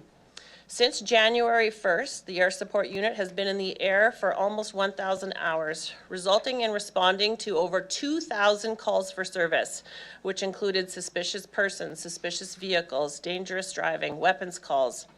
The Aerial Support Unit efforts have led to 518 arrests and 979 charges. Of note, the Aerial Support Unit saved our patrol officers 204 ground trips, meaning patrol officers were not required to attend those calls for service, as the Aerial Support Unit was able to quickly clear those calls and free up our ground officers. The ASU increases our operational efficiency and supports quick and safe resolutions. Our tactical support team responds to high-risk incidents, warrant executions, and weapon calls. Their training and equipment provide capabilities beyond standard patrol. They reduce the risk to the public and to our officers by managing dangerous situations with precision and control. Their proactive presence helps prevent escalation of dangerous situations and increases community trust. The TST responded to over 2,500 calls for service, leading to 560 arrests and over 1,200 charges. I would like to say we would live in a city that do not require these two units, but we do not. The face of crime in our community has changed over the last number of years, and these two units are vital to delivering effective, safe, and professional policing. Their performance so far in 2025 reflects not just numbers, but real impact on public safety, officer well-being, efficiency, and operational success. I'm now going to turn it over to Ms. Tracy Raisin, our Manager of Finance, to go over the numbers, and I will come back to wrap it up. All right, good morning. I'm here to break down the numbers that will equate to our ask. So the Regina Police Service budget is broken down into three key components. The first one is salaries of our current staff. So this increase is based on our signed collective agreement that was approved by the Board of Police. These are contractual agreements that must be paid. The amounts also include the annual merit increases. Again, this is of our current staff. The next line item is our uncontrollable costs of operating expenses. This includes things like our utilities, our fuel, and any essential supplies for maintaining our day-to-day activities. While preparing the budget, we review every expense code line by line. This year in total, we reviewed 178 different lines that were changed, and some of those line items we actually reduced and reallocated to areas that needed an increase, such as utilities. The last line item is our request for new staff to address the growing demands on our service. So for 2026 and 2027, the mill rate is 2.2 in both years. Even if we were to have no new growth in our service, so no new staff, we would still require a mill rate of 1.9, which is the first two lines on this chart. One last note that's at the bottom of this slide is important to note that our operating costs make up 14%, while salary and benefits make up 86% of our budget. This is important to note because this stresses how staffing accounts for the majority of our budget, and we have to work more diligently to make sure we can cover all of our other operating costs with that 14%. This next slide shows the net percentage that RPS is of the city budget. As you can see, the percentage has declined over the years, even though the perception in the community and other delegations is that the budget increases and is a larger percentage of the city. So for 2026 and 2027, the RPS is only around 17% of the total city budget. Putting that in perspective, other police agencies are around that 20 to 25% of their city budget. You may have noticed that in the city budget report, it shows RPS is 19.2%. In that particular report, the city is trying to break down their gross budget among all the other services. This here is our net percentage. This is what we're asking for in a mill rate, so that's why the calculation for us here is the 17%.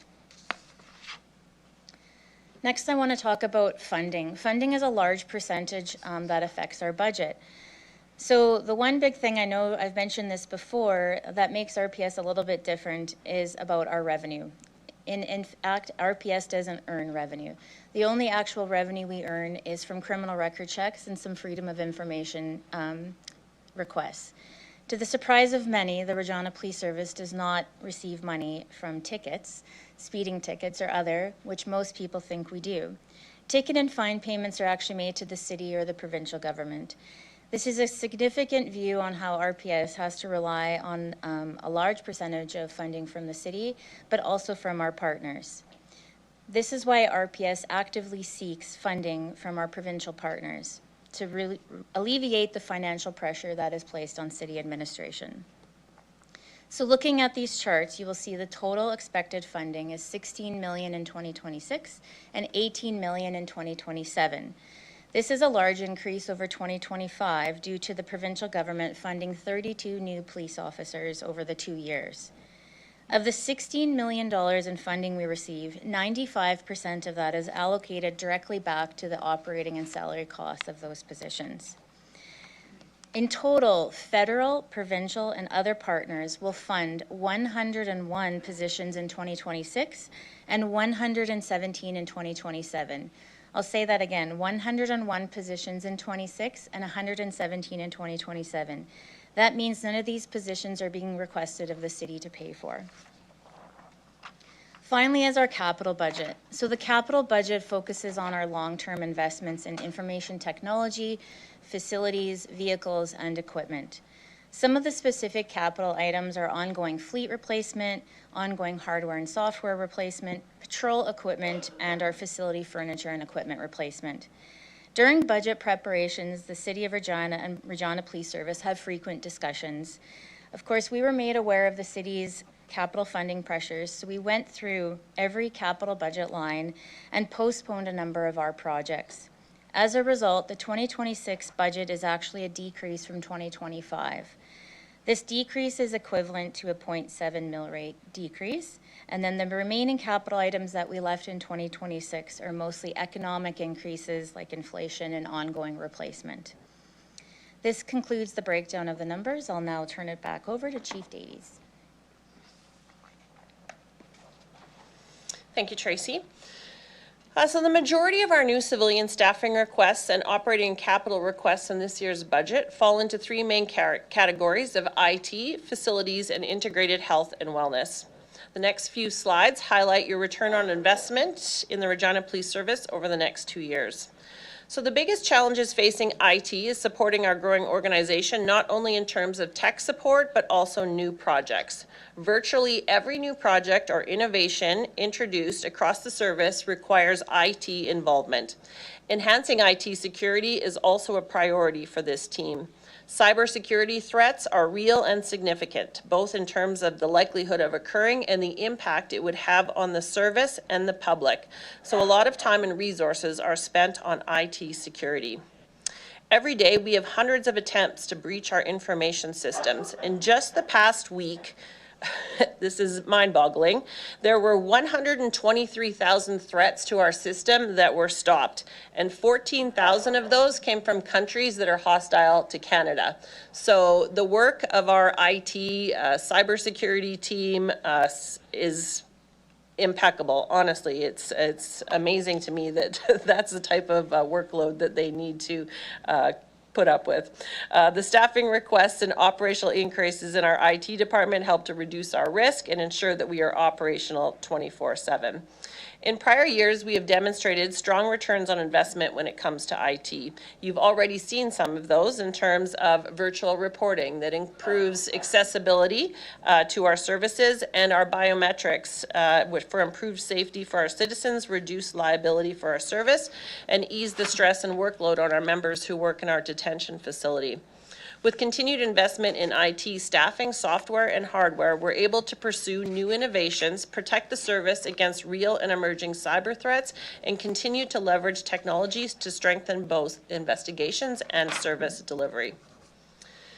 The Integrated Health and Wellness, or IHW unit, was created in 2022. Its mandate is to promote, support, and enhance employee health and well-being. 3 years ago, we began our investment in integrated health and wellness, and we've started to see real returns on that investment. 3 years ago, the average time lost after injury was 28 days. Today, we've cut that in half. 14 days is our average time lost. Continued investment in integrated health and wellness will keep our officers resilient, healthy, and at work, supporting both their well-being and the efficient use of our resources to better serve the community. As you've heard in a delegation this morning, a portion of our budget request will support the introduction of new emotional resiliency training for our patrol officers in 2026. This is a groundbreaking program in partnership with the University of Regina and Dr. Nick Carlton. Our frontline officers deal with multiple traumatic incidents every single day. Keeping them healthy and at work is a smart investment in the Regina Police Service.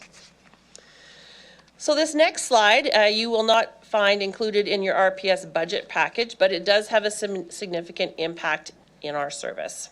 As you know, the facility renewal project has been underway for several years, and under the Police Act, the city is responsible for providing adequate and reasonable facilities for policing, and hence it falls under the city's capital budget. So this work began back in 2017 with the purchase of the former STC building and the vision of a connected, modern police campus. Since then, several major phases have been completed. The Link building, the renovation of the old STC building, the Mitaki Owasu Center, and most recently, the main floor and part of the third floor of Headquarters East. What is left is the second floor of Headquarters East. That space is still unrenovated, largely unusable, and the reason we continue to rely on costly off-site leases. This past March, Council approved moving this final piece forward by approving $650,000 for design work from our Police General Reserve and directing that up to $4 million be considered in the 26-27 budget. We transferred that funding. The design work is now 99% complete, and we are essentially ready to tender in January if the project is included in the 2026 capital plan. However, in reviewing the current city budget documents, that $4 million request is difficult to identify.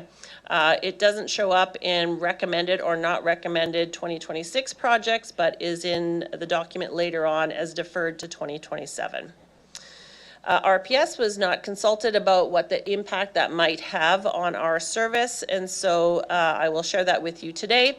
Obviously, firstly, a significant amount of work is already complete. Delaying introduces the risk of higher costs and needing to redo or revalidate design work. And secondly, we have already aligned our lease planning with an expectation of 2027 completion. Eliminating one off-site lease would save approximately $240,000 per year, and a delay pushes those savings out further. So for all those reasons, we would respectfully ask that Council give this project consideration as part of the 2026 capital, consistent with the intent of last year's motion. Completing this final phase will allow us to reduce operating costs, stabilize our space, and deliver efficient modern police services. Back to the community, we are continually looking for opportunities and efficiencies to work with the city to enhance community safety. Earlier this year, we introduced the camera registry. We already have over 500 residents and businesses signed up, a really great way for our community to engage in their own safety.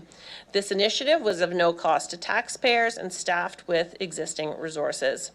In 2026, we will be looking for further ways to engage with community associations and create dialogue with our residents. We have again dedicated an existing resource to work on this initiative. You've heard a little bit already, but alternative response officers are having a tremendous impact on our downtown safety and perceptions of safety. These officers are a lower cost alternative to a fully sworn police officer, and they are having an impact. Our AROs alone have responded to over 2,000 calls for service this year in our downtown. And as mentioned, we are expanding their hours of service in January based on feedback that we've heard from the community. We've just recently opened the office in the Cornwall Centre. This space is a partnership between the Regina Police Service and the Cornwall Centre, again with no cost to Regina taxpayers. Effective policing also means leveraging provincial investment in our city. As Tracy mentioned, increasing our front line over the next 2 years. This is from the Safer Communities provincial funding. Our 2024 patrol workload assessment indicated we needed 13 additional patrol constables to meet our goals in terms of response times and having available units, and this provincial investment will get us to where we need to be. We know we cannot support frontline growth without putting in place the supports that we need, and those supports are our civilian professionals. So every 2 years, we contract a third party to conduct our community perception survey. In September and October, Regina residents were asked about their perceptions of safety and feelings about the Regina Police Service. We don't yet have the full report, but we have a few preliminary results that I would like to share with you today. So most residents, 74.9, report that visibility stayed the same, consistent with previous years. But reports of increased visibility, almost 19%, are at the highest level in the 10-year trend, continuing an upward movement since 2021. This is good news, and we need to continue with that forward momentum. Perceptions of safety have decreased modestly. In 2025, the safety rating was 3.1 on a 5-point scale, a slight decline from 3.3 in 2023. And while most residents feel moderately safe, the downward trend suggests we need to continue on investments in public safety.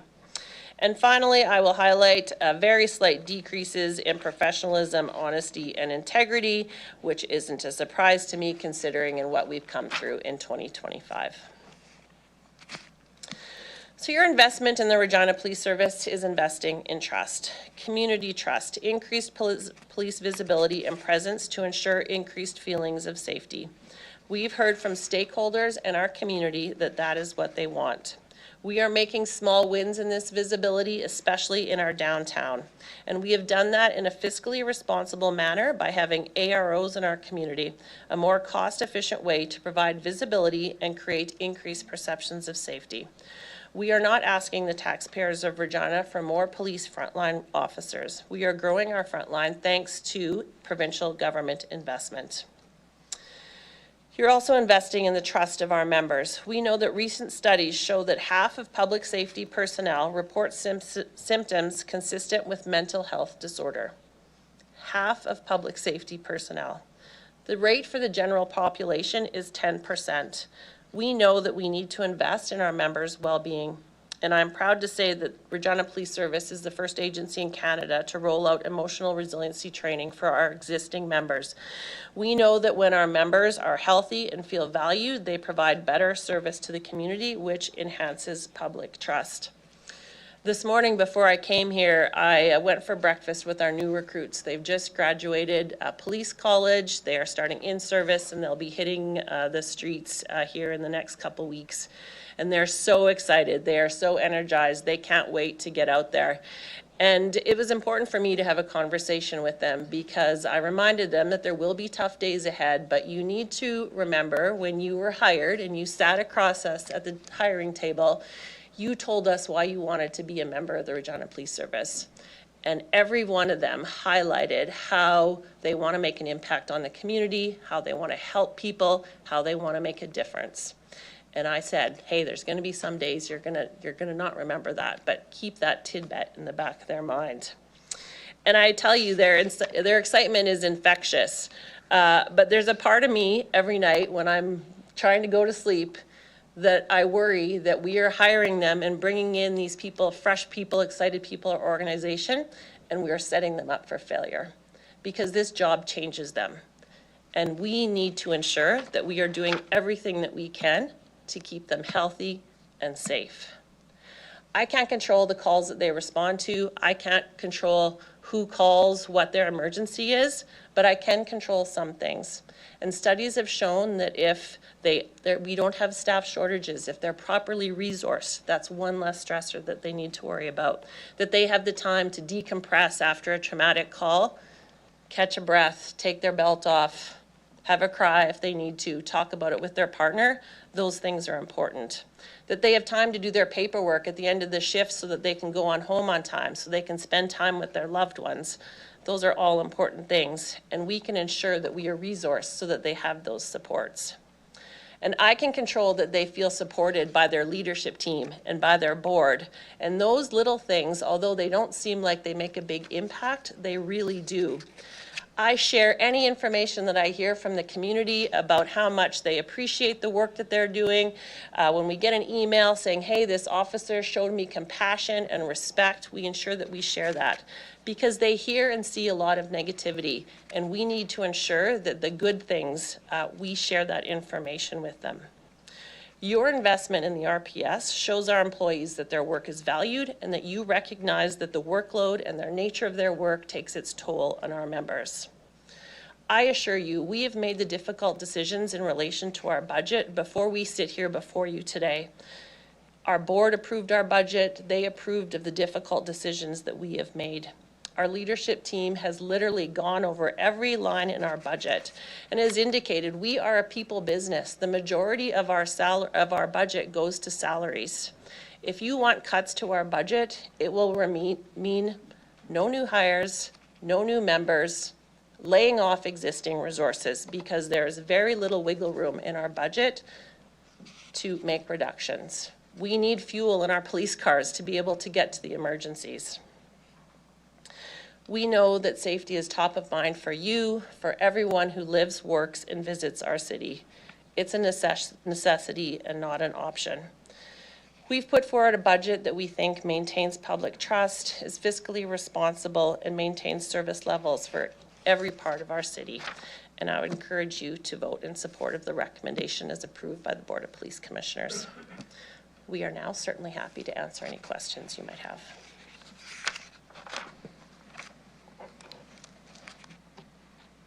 Okay, thank you for your presentation today. So we will now have 2 rounds of 5 minutes speaking time each for all council members as per the drawing or the order that was drawn by the clerk earlier. So first off, I'm going to ask Councillor Radins if you would move the recommendation to the floor contained in the report. I so move. Okay, and a seconder, Councillor Sickleys. Okay, so I'm going to now have the acting city clerk just speak to kind of the procedural elements of the Regina Police Service budget consideration. Thank you. So through you, Chair, I just wanted to advise and remind members that while considering the budget request from the Board of Police Commissioners, the authority that members of council have today is that they can either approve or deny the request from the Board of Police Commissioners. They do not have the authority to make any amendments or to give any direction to the board. Okay, thank you. So we will now go through the speaking order, starting with Councillor Radin. So we'll be there'll be 2 rounds, like I said. So we'll start with Councillor Radin for your first round. You can go ahead. Okay, thank you. So I can ask questions to delegates, yeah? Thank you. Yeah, sorry, and Yeah. I can just clarify. So you can speak to the report, or you can ask questions. It's open for either. Yeah. Great, thank you. Okay, so I'd like to focus on what the responsibility of the city is under the Cities Act. And along with roads, water, sewer, recreation, and planning, the 2 things that I want to point out is, and that is important in this discussion, is ensuring public safety and fostering community well-being. So having said that, I do have quite a few questions for you. Under the Deloitte report, It has been mentioned already that there was a discrepancy in what delegates presented and what was in the report. And so I just wanted to clarify some of that information. And if you can perhaps tell me, why does Regina's police cost look higher than other cities? Chief Davies? Okay, I will strive to answer that question, but I might turn it over to Tracy here because she is our numbers person. So in my interpretation, I haven't had the opportunity to dig into that report fully, and obviously I'm not able to verify data based on other police services budgets that are referenced in the report.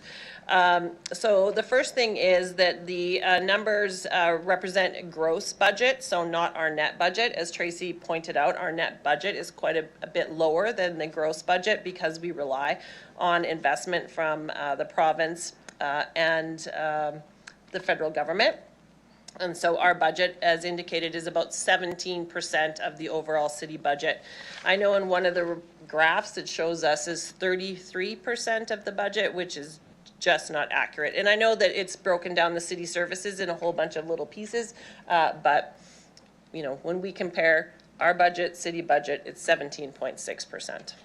And then when you look at other police budgets, I mean, when you're looking at per capita comparisons, if you are in a smaller city, then the per capita number is obviously larger. So many of those cities have larger populations, and so fixed costs, so a police building, police cars, all those sorts of things are spread over more people than they are in a smaller city.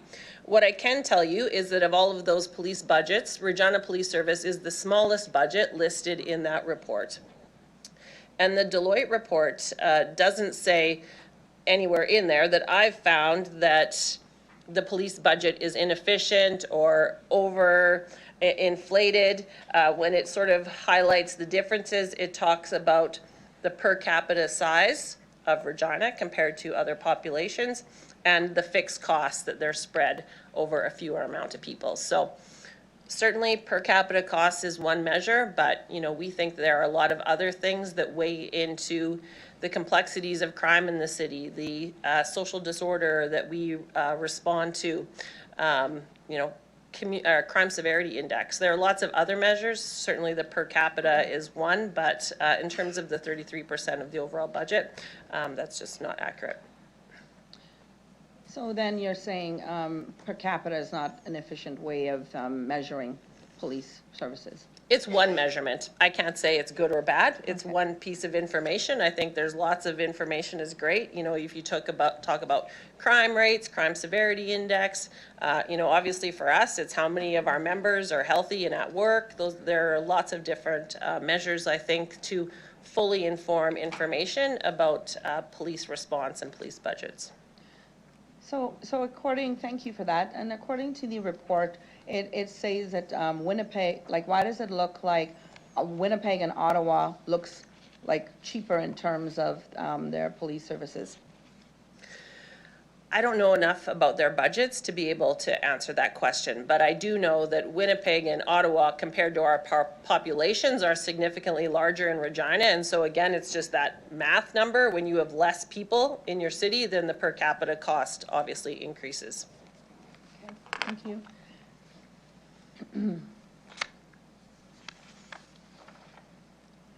Is there anything in the report showing inefficiencies at RPS? There's nothing that we saw, and I had my team really dig into it, my numbers people and my research people, and they said that there is nothing in there that talks about inefficiencies. It talks about fixed costs and the size of the populations. So are there any better benchmarks, or what are better benchmarks that? So for the Regina Police Service, we rely on, you know, I would say tons of data to determine whether or not, you know, we are doing a good job. Obviously, our percentage of the city budget, the fact that it has grown in line with the city and in fact decreased over the last number of years is one measure for us. You know, even the number of people that we have off work due to accommodated injuries, how quickly they're able to return, that is something. We talk about monthly crime statistics that we report. Those numbers have gone down so far this year. You know, that is a good indicator. Even employee satisfaction, you know, how happy, engaged, healthy are our employees, that's important. Our community perception survey is obviously something that's very important to us. I just highlighted some preliminary results, but we've done that survey every 2 years, and it really informs in terms of what our business model looks like going forward and where we need to do more work in terms of areas that might be declining. And those are just a few of the things that, you know, we certainly rely on.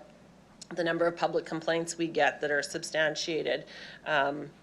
Yeah, the number of community events we're invited to. I mean, that might seem silly, but if the community isn't asking us to come out to anything, then there's a problem. So we have tons of metrics that we use to determine whether or not we think we're on the right path. So in terms of the data that was mentioned and the calls that RPS has received to date, do you think that some of those calls could be redirected away from police? That's a really good question. And in 2022, we asked ourselves that same question.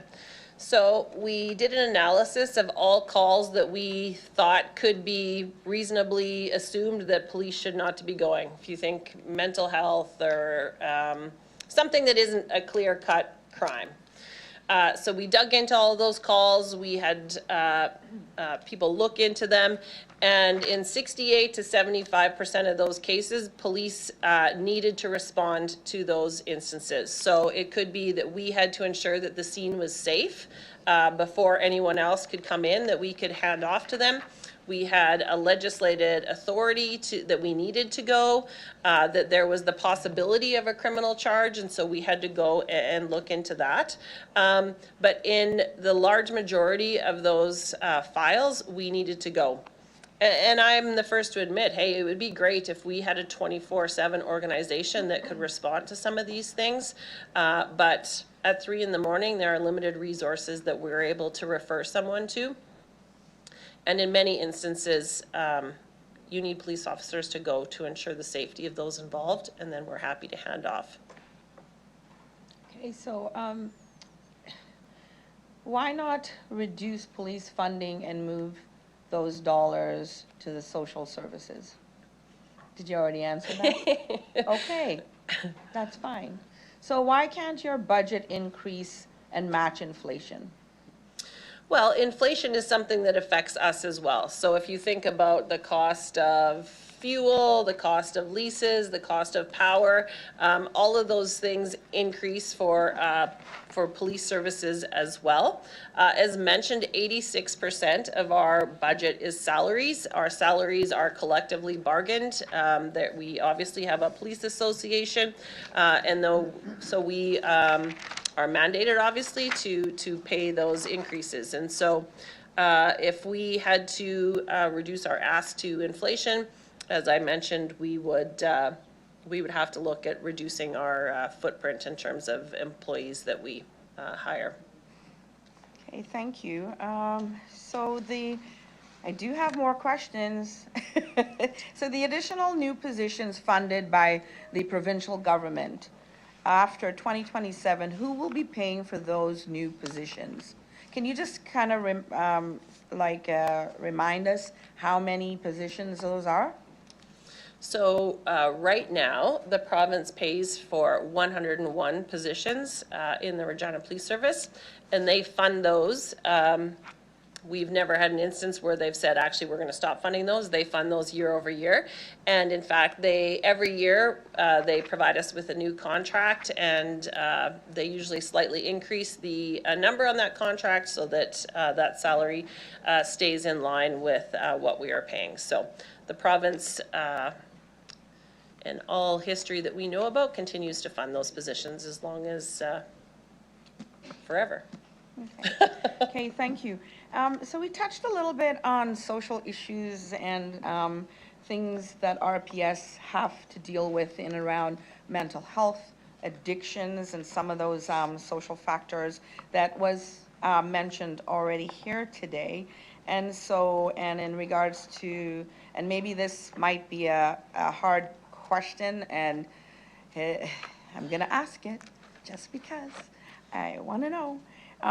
So what is the process when unhoused people have interactions with RPS? Obviously, it's dependent on circumstance, and I mean, feel free to please explain. For sure. Well, it is, every situation is obviously unique in itself. You know, we get calls for service to assist unhoused folks who may have been the victim of crime, an assault, a theft, what have you.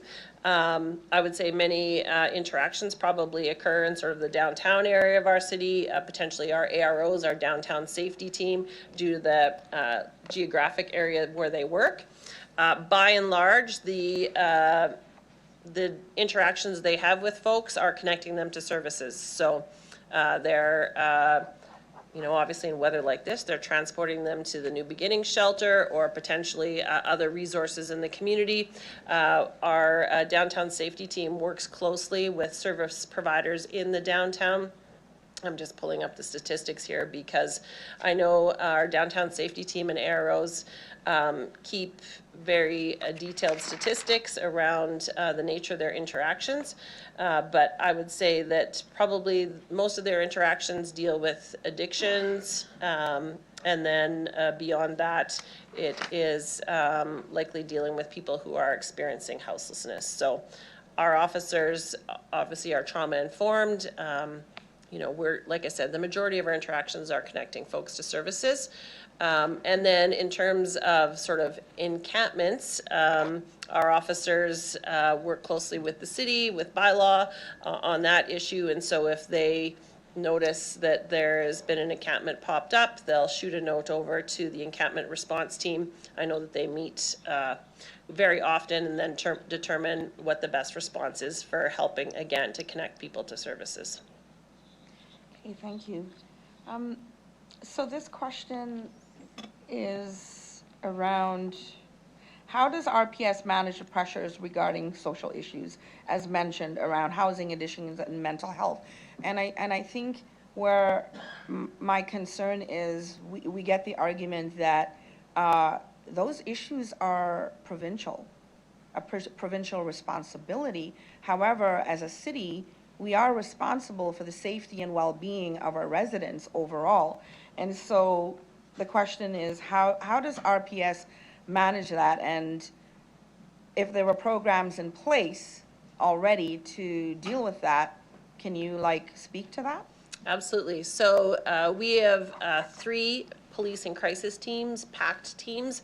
And so that's a police officer partnered with a mental health trained social worker. We would love to expand to 4 teams, so we have 7-day-a-week, you know, more consistent coverage. But their role, I would say, is twofold. So number one, if there's a call for service that it looks like it's someone who is maybe experiencing a mental health crisis, we can have that team go out. Obviously, the social worker has access to health systems, so they're able to determine, for instance, who their doctor is, who their clinician is, if they can reach out and provide that connection. So they respond in a way that they're trying to connect people to service, be able to, if it means taking them to the mental health center or to the hospital, maybe liaising with our COAST team that is funded by Sask Health Authority. Potentially, it could be somebody who's in need of medication. So they're doing that emergency response work. But a large part of the work that they do is case management. So they're following up with that person the next day to say, hey, you have this appointment tomorrow. Can we give you a ride there? Can we connect you? And so that casework is preventing emergency calls for service, preventing escalation, and really is a game changer in terms of assisting people who are dealing with mental health diagnoses in the community. So that is a huge piece of the work that they do, is that proactive case management. And then, so that's the work of our PAC team. In terms of, we get mental health warrants sent over to our office from the courthouse if somebody has asked for a mental health warrant, it's been signed by a judge, then we have the authority or are required to go and try and locate that person and be able to transport them to the hospital. So when we can, our PAC team will be able to do those transports. But as I said, they're not 24/7. And so our patrol officers will manage those as well. Our patrol officers will sometimes also get dispatched to community treatment order interventions where someone might be in need of a injection with their medication, and those get sent to police service as well to be able to help facilitate that. Sometimes it's just standing by in terms of providing safety for a clinician who does that work. But a lot of it, like I said, is sort of that proactive, helping people so that it doesn't escalate to a point where there is results in a call to 911. Okay, awesome, thank you. Also, the data, 66,599 calls from January to the end of November. How many of those, and I don't think it was referenced, were 911 calls? I don't know if I have that information actually, but I'll ask my team to dig into it and we'll see if somebody can pull that up.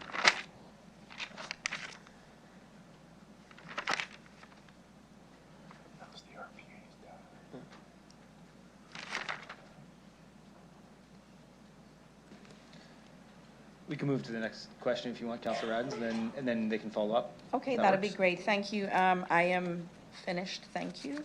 I think I do have it now. Okay. About 50,000 of those were 911 calls.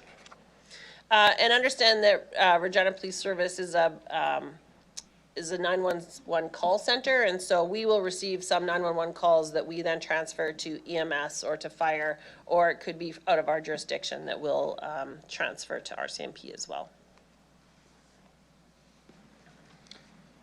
Okay, thank you. Next is Councillor Zakidniak. Go ahead. Thank you. So to clarify, my questions could be also for, like in terms of the benchmarking report, I know the RPS has limited knowledge to speak to all the specifics of it. Our staff could perhaps speak to it further. Yep. Okay. Yeah, absolutely. So, yeah, we've heard some concerns and had some questions raised about the benchmarking report. And so I'm hoping someone from, and I think you've responded to how, your knowledge and understanding, interpretation of it. Perhaps someone from staff can also fill it in a bit. So what we see on page 22 of there is dollars in municipal taxes across multiple service areas. For Regina, we have the police at 33%. And then as a close comparator city, the Saskatoon has the police at 26%. Can staff speak to the benchmarking report results a bit further? What do they mean? What do they tell us in relation to police? Mr. Anderson, go ahead. No, I didn't know. Go ahead. Thanks, through the chair. Roughly, so the Deloitte report, benchmarking report I should call it, is looks at things multiple ways.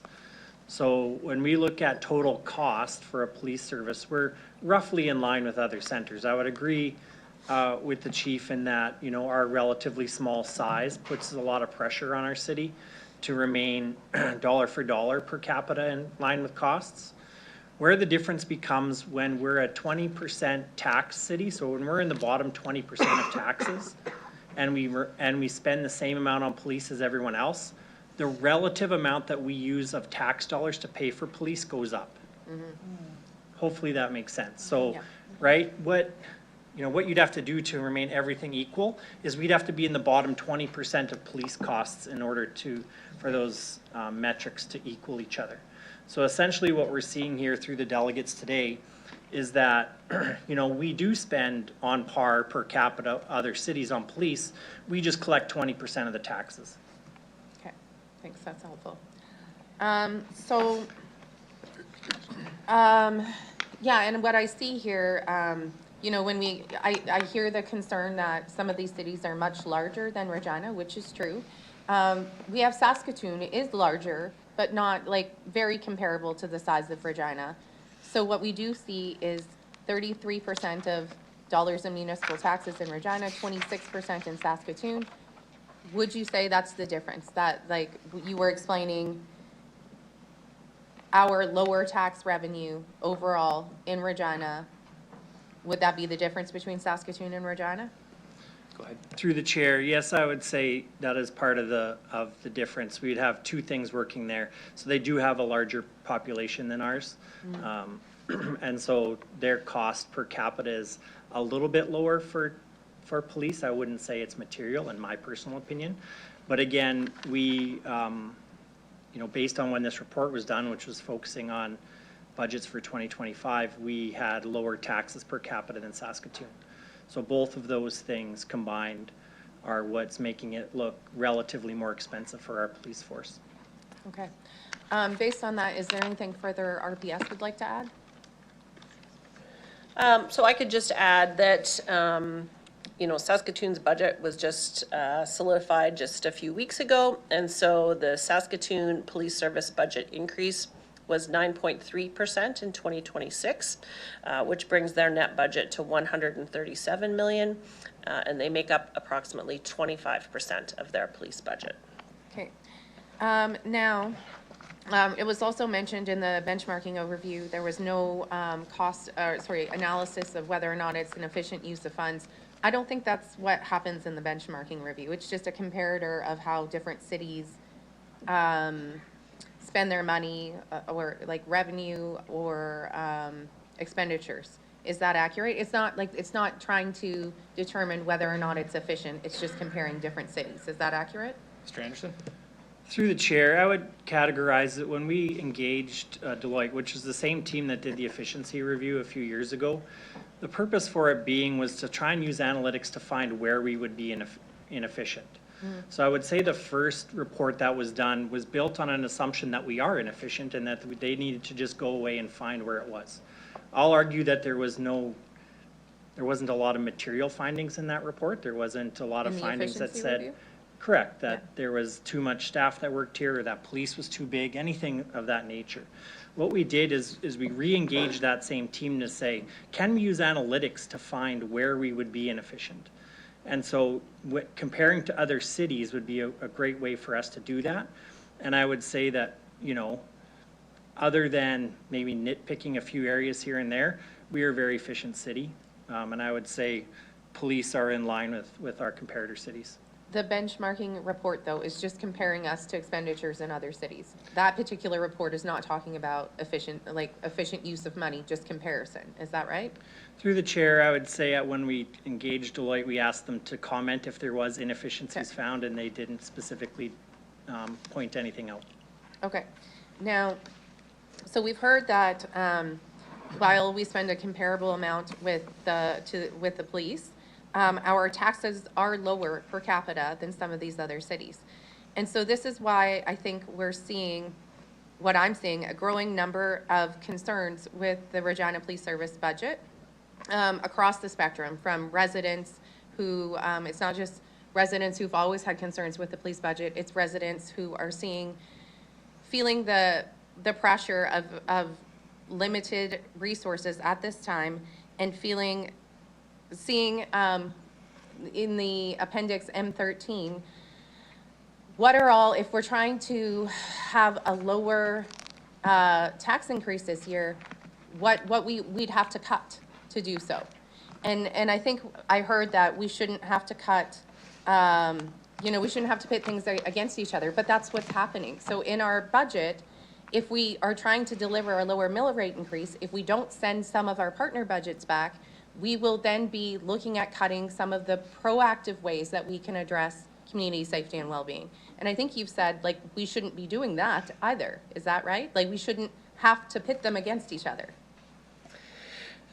Well, unfortunately, you have the difficult decisions in front of you. I put forward a budget on behalf of RPS and our community that I think is fair and efficient and transparent. And in terms of proactive measures, the Regina Police Service is all over that. A large majority of the work that we do is proactive and preventative, whether that is, as I just referenced, in relation to our PAC team and mental health crisis, whether that is our community and cultural diversity unit having engagements and education sessions with newcomers to our city to explain laws and the role of police, whether it's with our school resource officers in providing education on online bullying, cyber safety, all of those types of things. That is all proactive and preventative work. And that doesn't speak to the proactive and preventative time that our officers are patrolling the streets of our city to ensure that crime isn't taking place. So I appreciate there are other services in the city that are providing proactive work, but a large part of the work that Regina Police Service does is proactive and preventative. Okay, thank you. I have a question. Has the police budget, this is, I think, to whomever has this answer, ever been sent back in anybody's recollection from council? Mr. Nicol? Through you, Mayor, it is my recollection that a few years ago, there was an instance when it was sent back. I'm thinking perhaps the term, perhaps between 12 and 14 or 16 and 20. And I think it was just a matter of come back. The clerk may have more recollection of that, but it's telling, my memory is saying that there was at least one instance. I think the clerk has some information. Go ahead. Through you, Chair, yes, Mr. Nicol is just about right. 2013 was about the time that happened. And there was a request that it go back, and they did come back with a revised ask. The budget for 2013. Correct. Okay, so that was the budget for 13 years ago.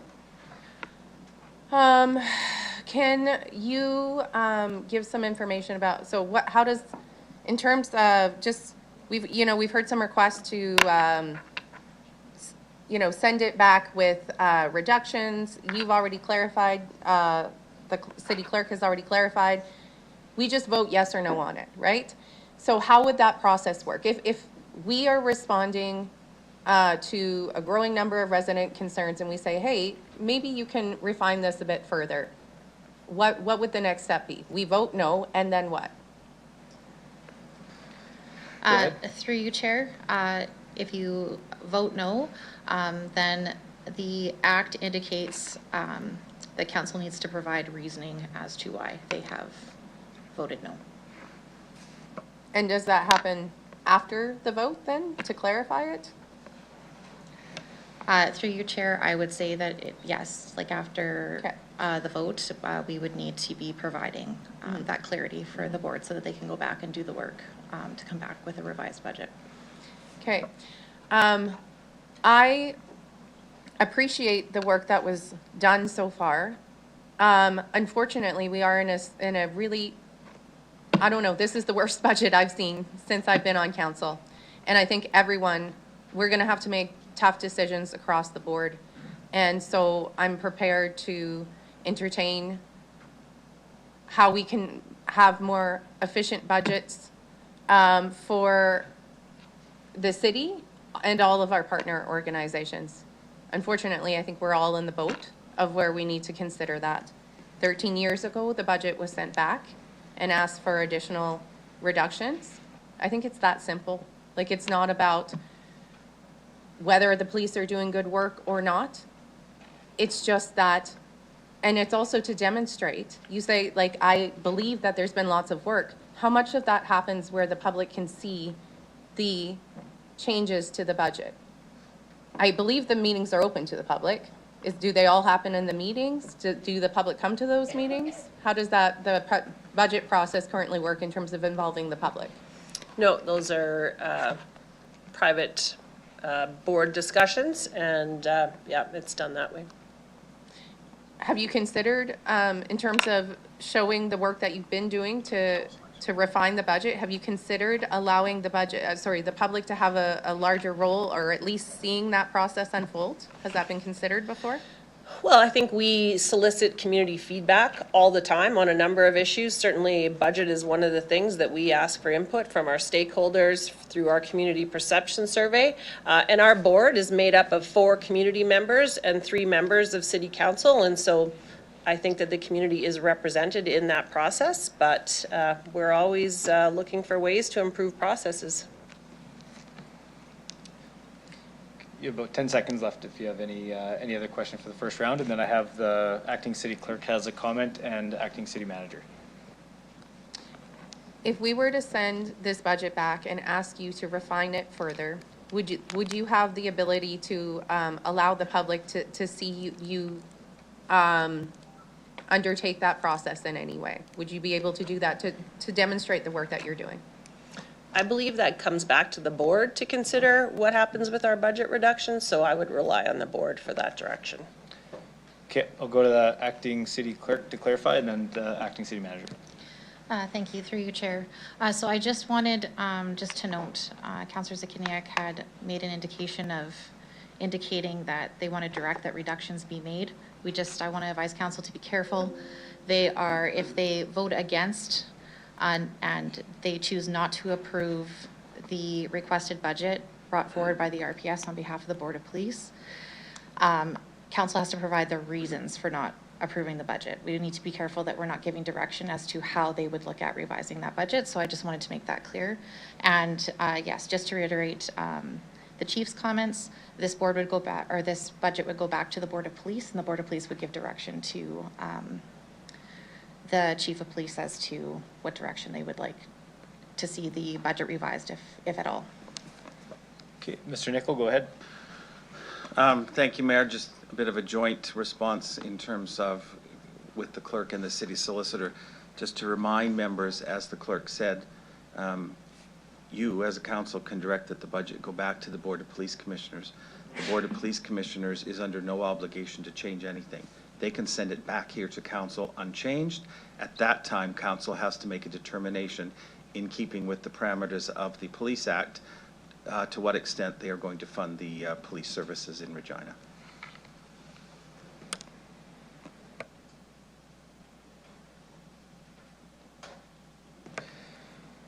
Okay, we'll move to next in the list is Councillor Fro. Go ahead. Thank you. Through the chair, thank you for being here. Thank you for your leadership, and through you to your officers. I want to thank you for taking some time with me as well before the budget to answer some questions. And I just have a couple actually today. I think the question I get asked most often is, what has happened to the police budget over the last several years? And I think talking about the police budget as a percentage of our budget only gives a little bit of context. And the reason for that, through the chair, is we have been catching up in recent years with some large capital expenditures as a city. And so my first question is, I want to make sure I understand this accurately, so please do tell me if I've misread it. But in 2026, Regina had roughly 230,000 people-ish. 2016, I'm sorry. And I think the police budget in around that time was 70 million. And now we have about 275,000 people, and the request is in and around 130 million. So what I'm wondering is, so I'll probably look to your finance person, have we seen population growth of around 18%? And am I right to read that the police budget would be about an 85% increase over that time? Or how do you read those numbers? Because my question really is this. It's not up for me to provide any opinion, really, into the specifics of your budget. I understand that's not appropriate, nor can I. But I am wondering, over the last 10 years, what has the police budget done in relation to our population growth?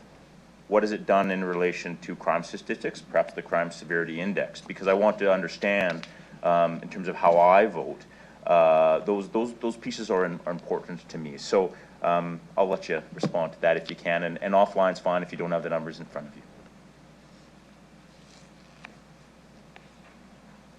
Go ahead.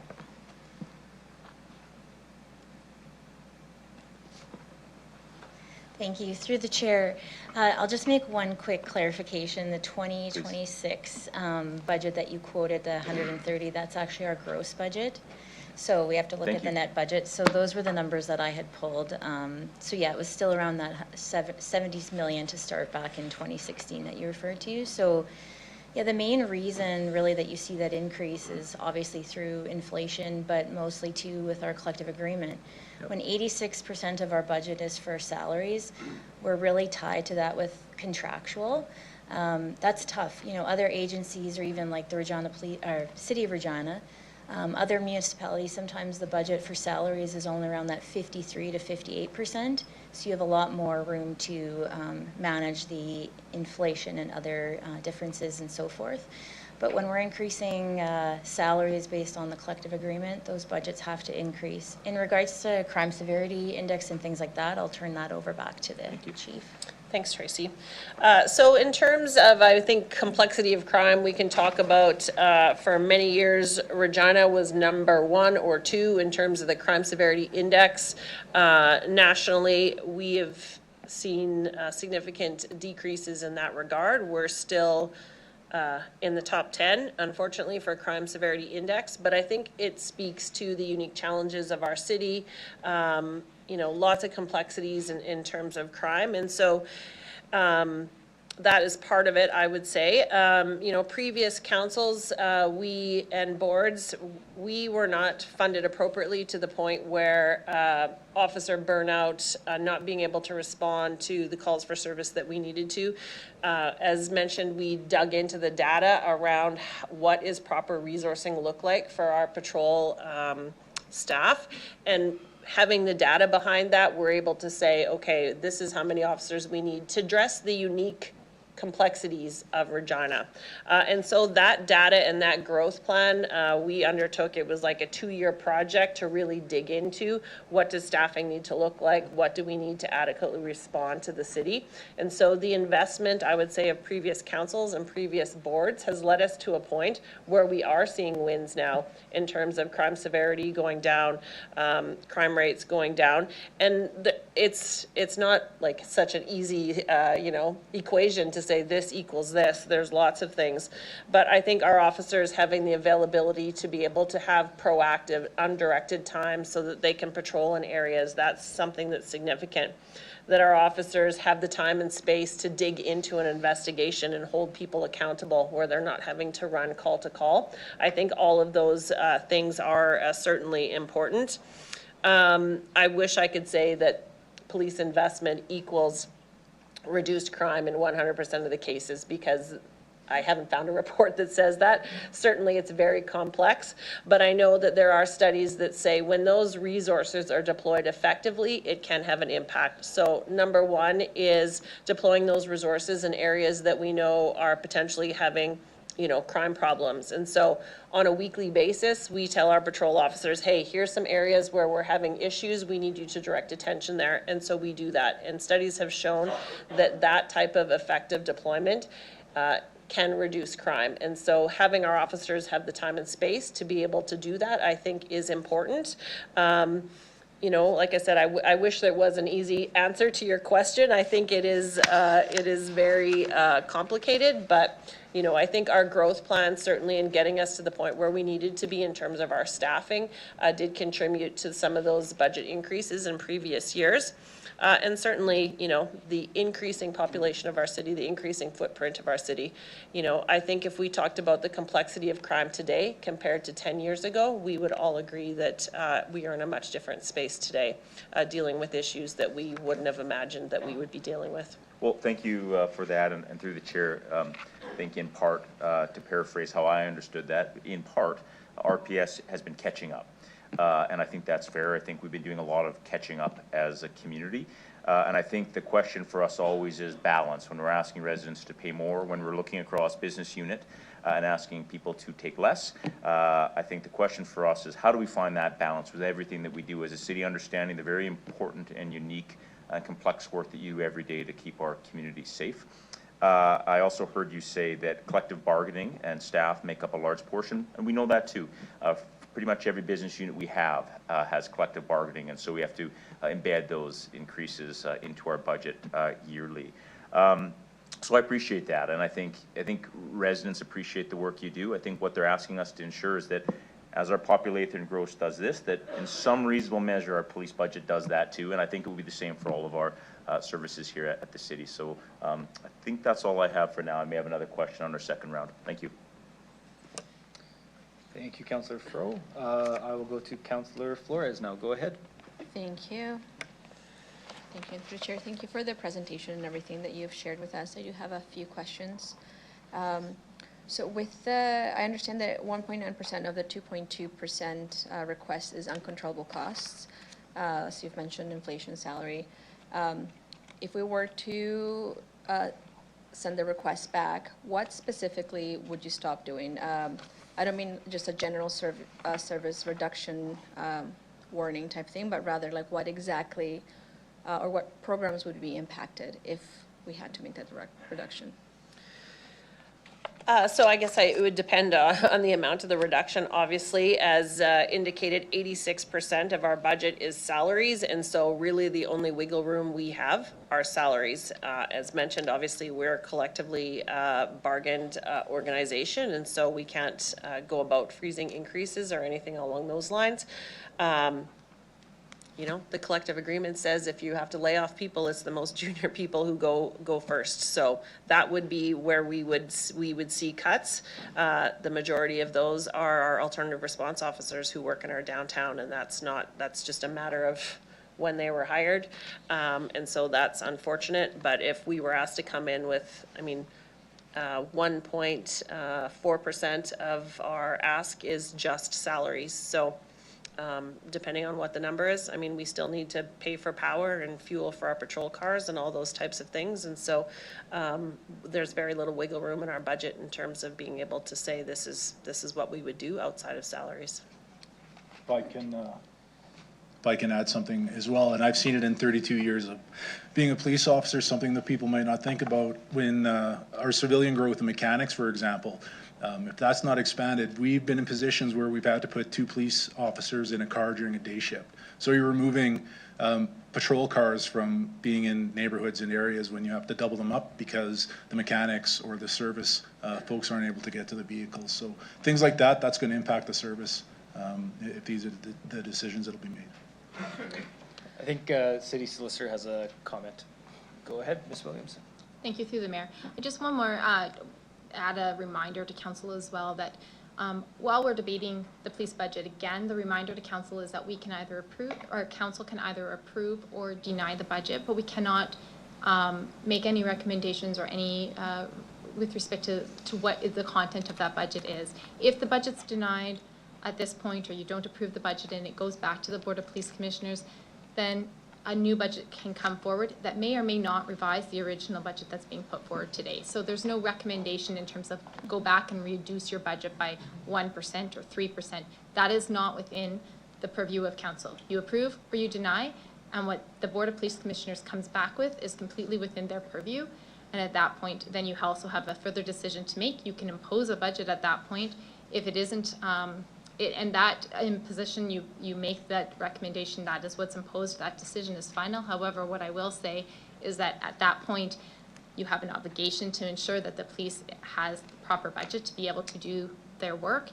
And if there is a concern with that, then the Ministry of Community Services can change that decision that council makes. So I just wanted to be clear in terms of that process. Thank you for that clarification. Councillor Flores, you can continue. Thank you for that. And just for clarity, I'm not asking to give direction exactly on what percentage, but I do want to have a picture of if we do what that would look like, because I think being informed of that would help me figure out a decision. So my other question is, so through this request, the budget would see 16 new officers in 2026 and 16 new officers in 2027 funded through the provincial government. So my understanding, and please correct me if I'm wrong, is that the police college graduates about 30 recruits per class for the entire province. So historically, have we been able to find enough recruits to meet both our replacement needs and this kind of growth? And if we approve the 16 positions, but we cannot find the 16 to hire, how do we plan to adjust that budget mid-year? Certainly a good question.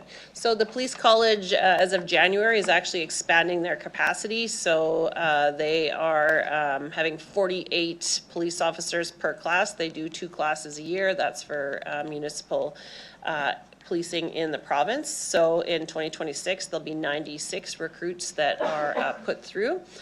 We also have the ability to hire experienced officers. And so we, have officers come from other agencies who clearly already are trained, and so that also would count towards the 16 if we're able to have some of those come across. So certainly if we weren't able to do that over the 2-year span, we would work with the ministry to say, can you lengthen out that funding? That's something we have conversations with them quite often. They appreciate that all municipal services are in a similar challenge and being able to get their recruits trained through the Saskatchewan Police College.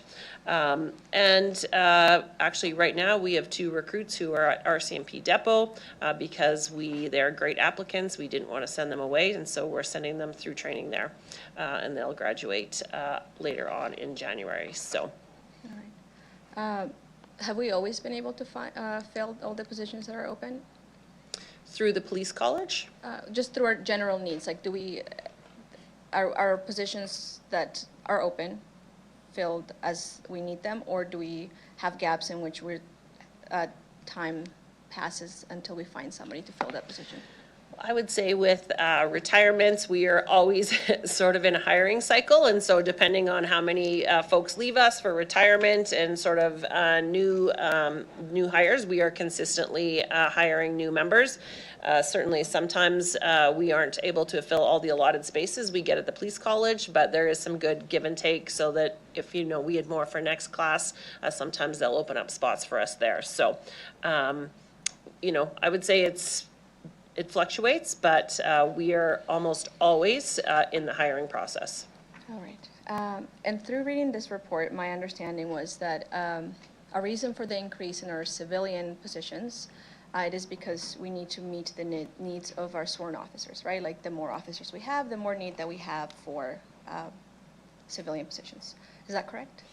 I would say that's part of it. There are some things like, for instance, new legislation. So the Regina Police Service never used to be subject to freedom of information requests, but due to a legislative change, that was an area that we have to staff. And in fact, one of the positions that we're asking for is increase in that area because we have a legislated timeline to say you need to be able to respond to these requests within 30 days, and we're currently bumping up against that, and so we need more administrative capacity in that area to be able to process it. So some of it is to support, obviously, the work of our front line.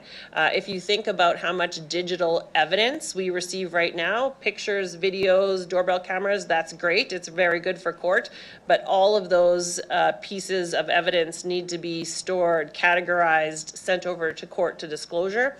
So that is also an ask. And then if you think about just even the size of our building, it's now larger, and so because we're a 24/7 operation, we need folks who can ensure that it's operational and running all hours of the day. All right, thank you for that. And so given the funding coming from the provincial government, and I'm not too familiar with how those agreements happen, so since that does put a strain in our need for staffing, have there been any talks or any flexibility with that funding, given that we may or may not always be able to fill those positions to use some of that money to offset some of our civilian positions? No, that policing funding or provincial funding is for frontline officers. So they're very specific about that. It's through the Safer Communities and Neighborhoods funding stream. It's for frontline officers. And so I wish that we could utilize it for how we see fit, but it is earmarked for those specific positions. All right. So I think we can all agree that we're in a tough position this budget time around. But I also want to acknowledge that I think all of us know, like we have a big milestone in Saskatchewan, having our first female chief of police, and I think that's quite important to acknowledge. And it is tough for me to this be the year that I feel like we could put a pause and an increase. And it's not connected, because I do congratulate you, and I think it's something that we should be proud of here in Regina. But looking through the reports, both what has been submitted through you, looking through previous reports and the Deloitte report, I see that the police budget has been increased by roughly 30% since 2021. And that is not, I'm not saying that's a bad thing, but what that shows is that our police are our best funded priority in the city. It's the one priority that we have not scaled back, and we have acknowledged that there's increases in costs, and we have funded that year over year without decreasing or without even denying a status quo. So I entirely agree that it's not an either or. I think this budget process showed us, put us in a really tough situation where we're looking at the tax dollars that we have as a city and looking at all of the things that we have to do to live in a livable city that include community safety and well-being, but also all of the other things that make people want to live here and feel like they're part of a welcoming community. So I agree that it's not an either or. In a perfect world, I think all of the services that we have available in our city, I don't think any of them are negotiable, but we're being put in a position that we have to figure out what are we reducing. And given that we have constantly funded our police service to their needs, this feels like a time where it's not an emergency. Like without an increase, it's not a situation where other services are. So I absolutely support our police officers. I really am grateful for the work that you do, but I think there's some tough decisions that we'll have to make today that might include maybe sending the request back. Thank you. Okay, thank you. We are just before 12:15, so we are going to take our mandatory lunch break. So we will break off.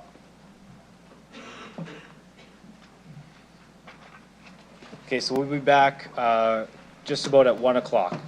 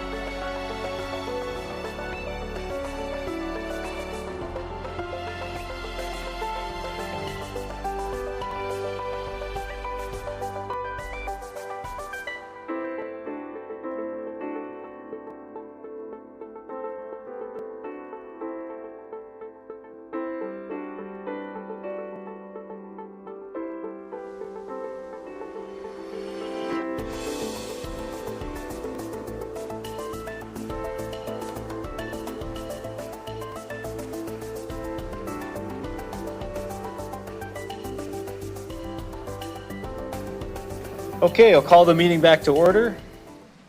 We are now on to Councillor Rasevich for questions. Oh, boy. Okay, through the chair.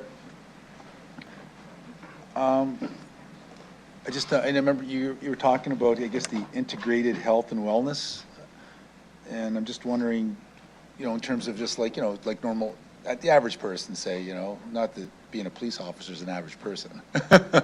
But in terms of health benefits, the average person would have health benefits and access to different, say psychologists or to see different people. And I'm assuming, RPS would have that access, but just wondering, just about integrated health services, is that part of the health benefits, I guess, package? Good question. Like I said, we've made investments in our health and wellness area starting in 2022. So that team includes folks who help facilitate people who might be on accommodated duties. For instance, you break your leg, can we find other meaningful work for you? Can we keep you in the building doing work? Do you need to be off? So we have a team that facilitates all of those conversations.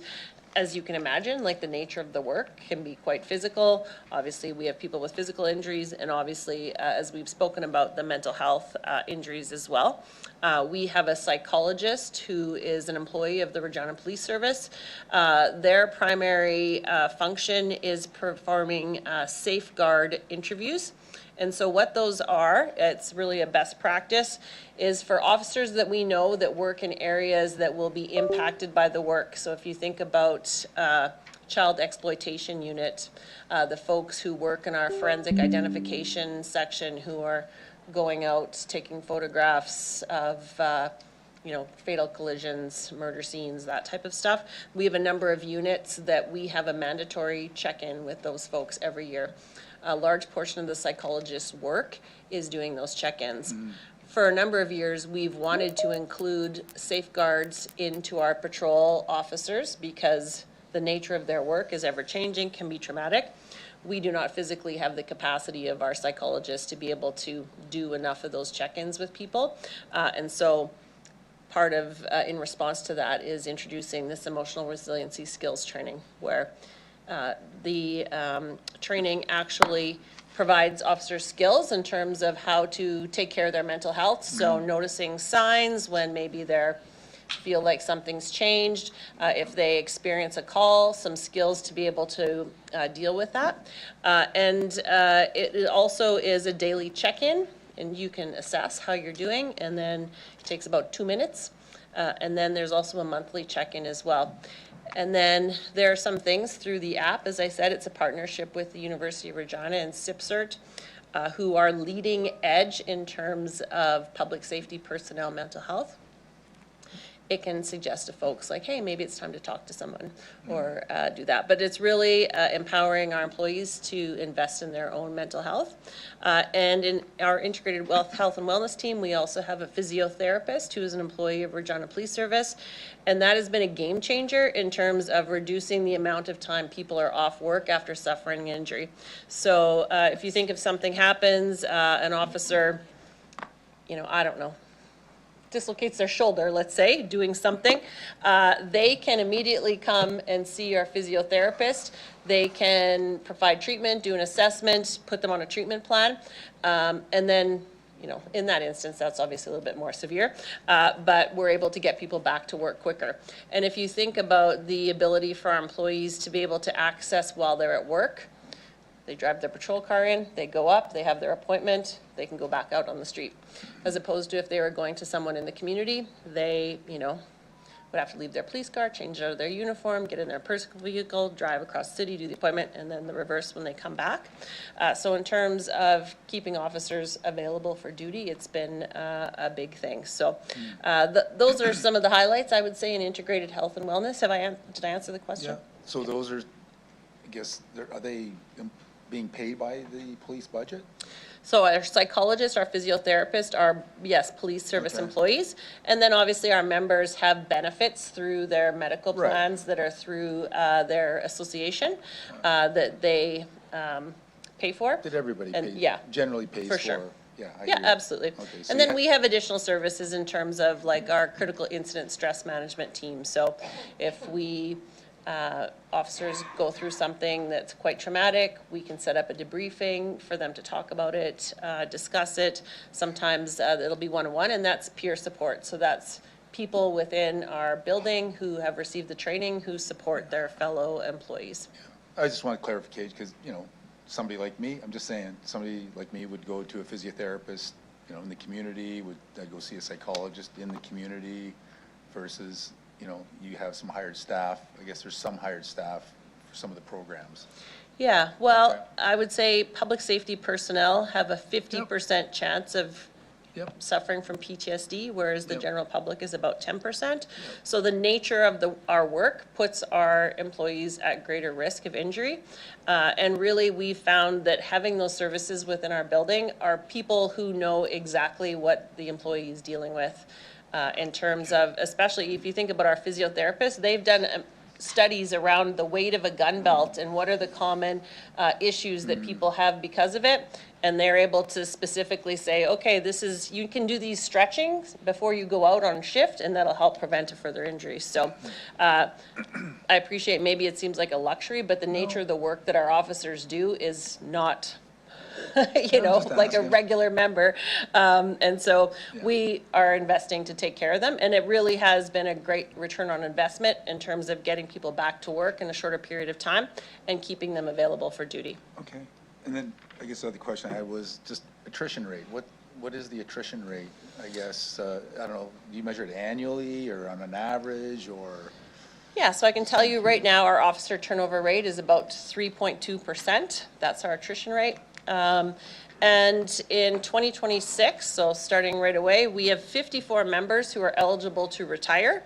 And so that means basically they've sort of reached the full, you know, pension eligibility.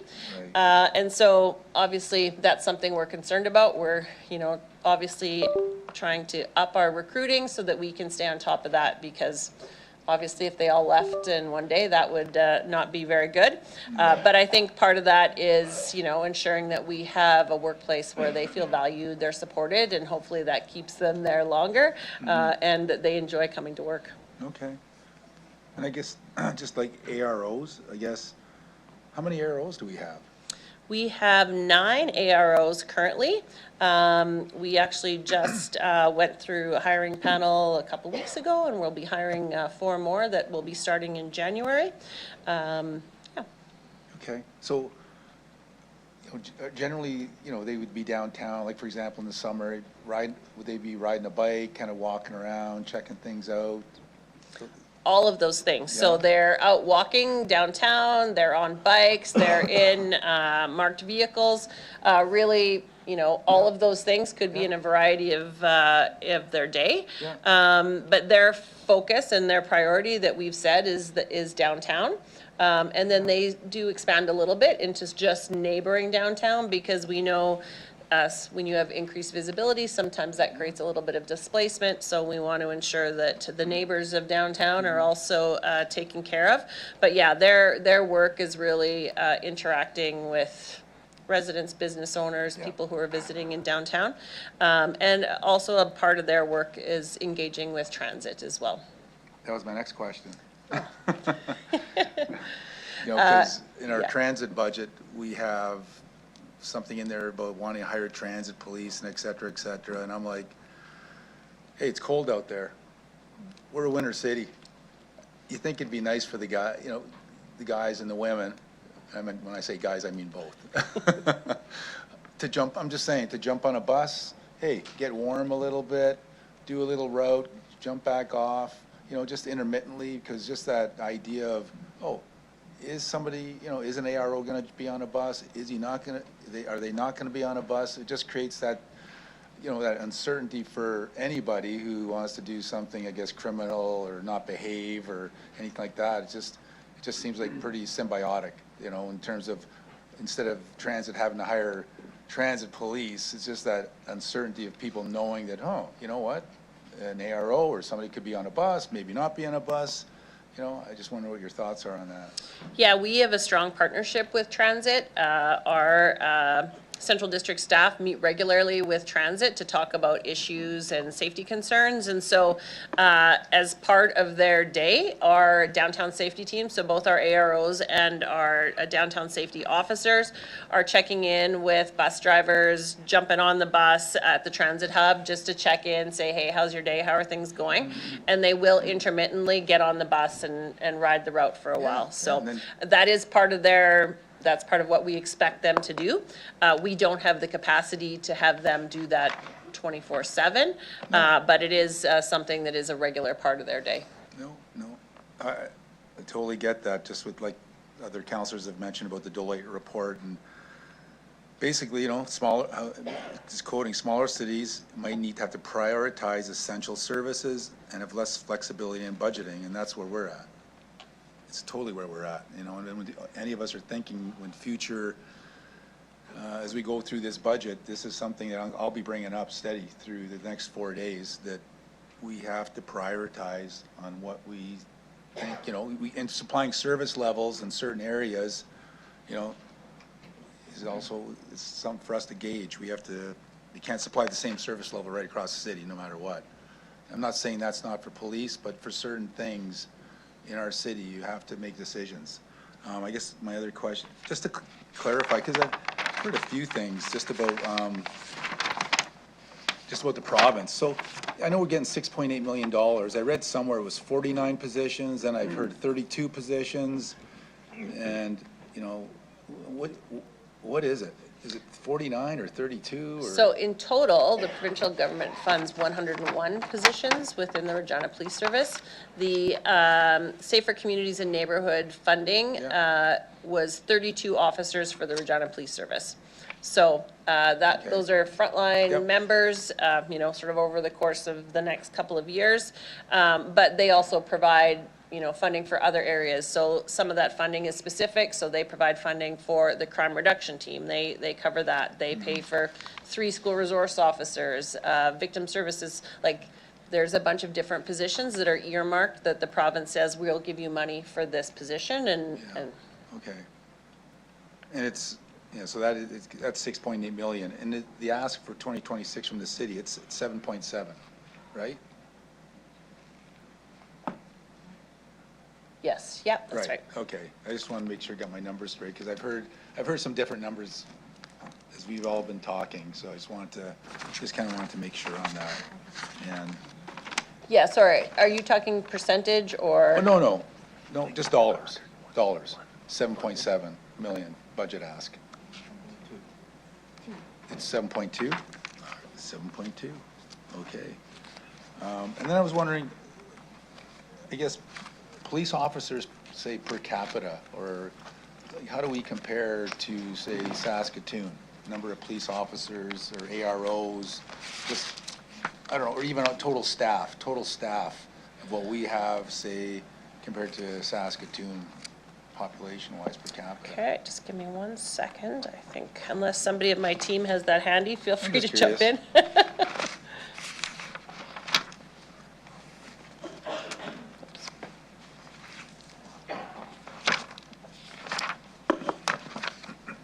You have about 40 seconds left for first round of questions, just so you know.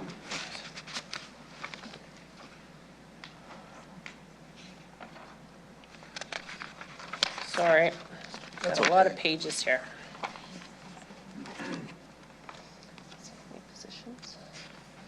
Okay, so in Saskatoon's 2026 budget, they've highlighted that their FTEs are 800.7. I don't have a breakdown of what that is for sworn versus civilian versus AROs.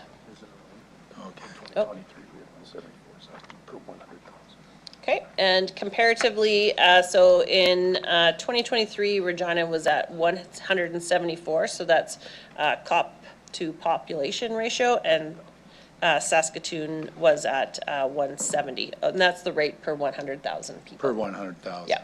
Okay. Thank you. So one police officer per 100, how many people? So in 2023, Regina is 174 per 100,000, and Saskatoon was 170. Okay. So quite I'm good. close, obviously. Thank you. I'm done. Okay, move to Councillor Bezo, go ahead. Thank you very much to yourself, Mr. Mayor. Thank you for all the information, Chief, and congratulations on the promotion. Thank you.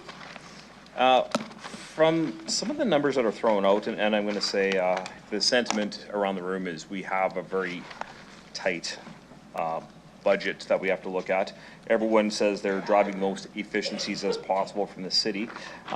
Just some of the numbers I want to talk quickly about. 711 people. And did you say 3.2% is your annual attrition rate? Or is that eligible?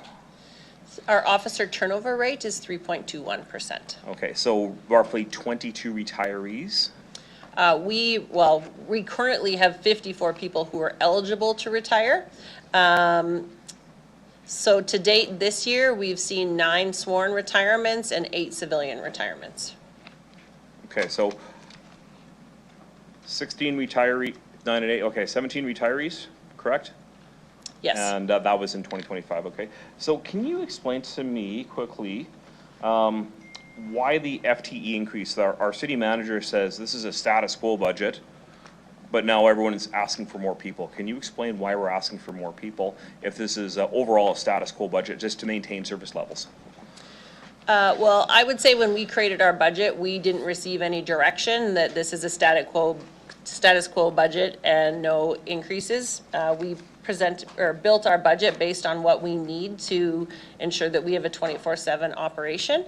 And so the staffing requests that you'll see are largely civilian professionals. And for us, it's because we've grown our sworn contingent over the last number of years to keep, up in terms of community safety. And we need those supports positions to be able to ensure that we have everything that we need for our officers. So as mentioned, some of those are legislative requirements that, we require additional staff. Some of it is just the changing nature of the business, for instance, like all the evidence in the video that we're cataloging. And some of those positions are to keep our building clean and open 24/7. So those were, like I said, are the civilian positions that we've asked for. And then as mentioned, all of those other positions are funded through the province. Okay, thank you. I just wanted to clarify quick, just with kind of what we heard, and maybe the city solicitor can comment, but that wouldn't have been a direction that the city would have given to the Board of Police Commissioners in terms of a quote status quo budget. So maybe if you could clarify that. Thank you, through the mayor. That is correct. Police are a separate entity from the city, so they wouldn't have received the same direction that the city would have had. They form their own budget and with the Board of Police Commissioners, and that comes before council to approve or deny. So they would not be getting the same sort of direction that the rest of administration would receive with respect to budget requirements. Oh, okay. My apologies. I assume when the city manager says that this is to maintain service levels, this budget, this is the package. So I apologize for that. So I didn't realize It's we're all upping good. the service It was levels. just for the city's budget. So Okay. no, all good. I just wanted to make sure it was clarified. Okay, perfect. Thank you. On the 101 provincially funded positions, tell me the breakdown of the funding on that one, please. Not sure I understand the question. Like, Well, we've got 101 positions that are funded from the government. Are they funding, what are they funding? Are they funding pension plans?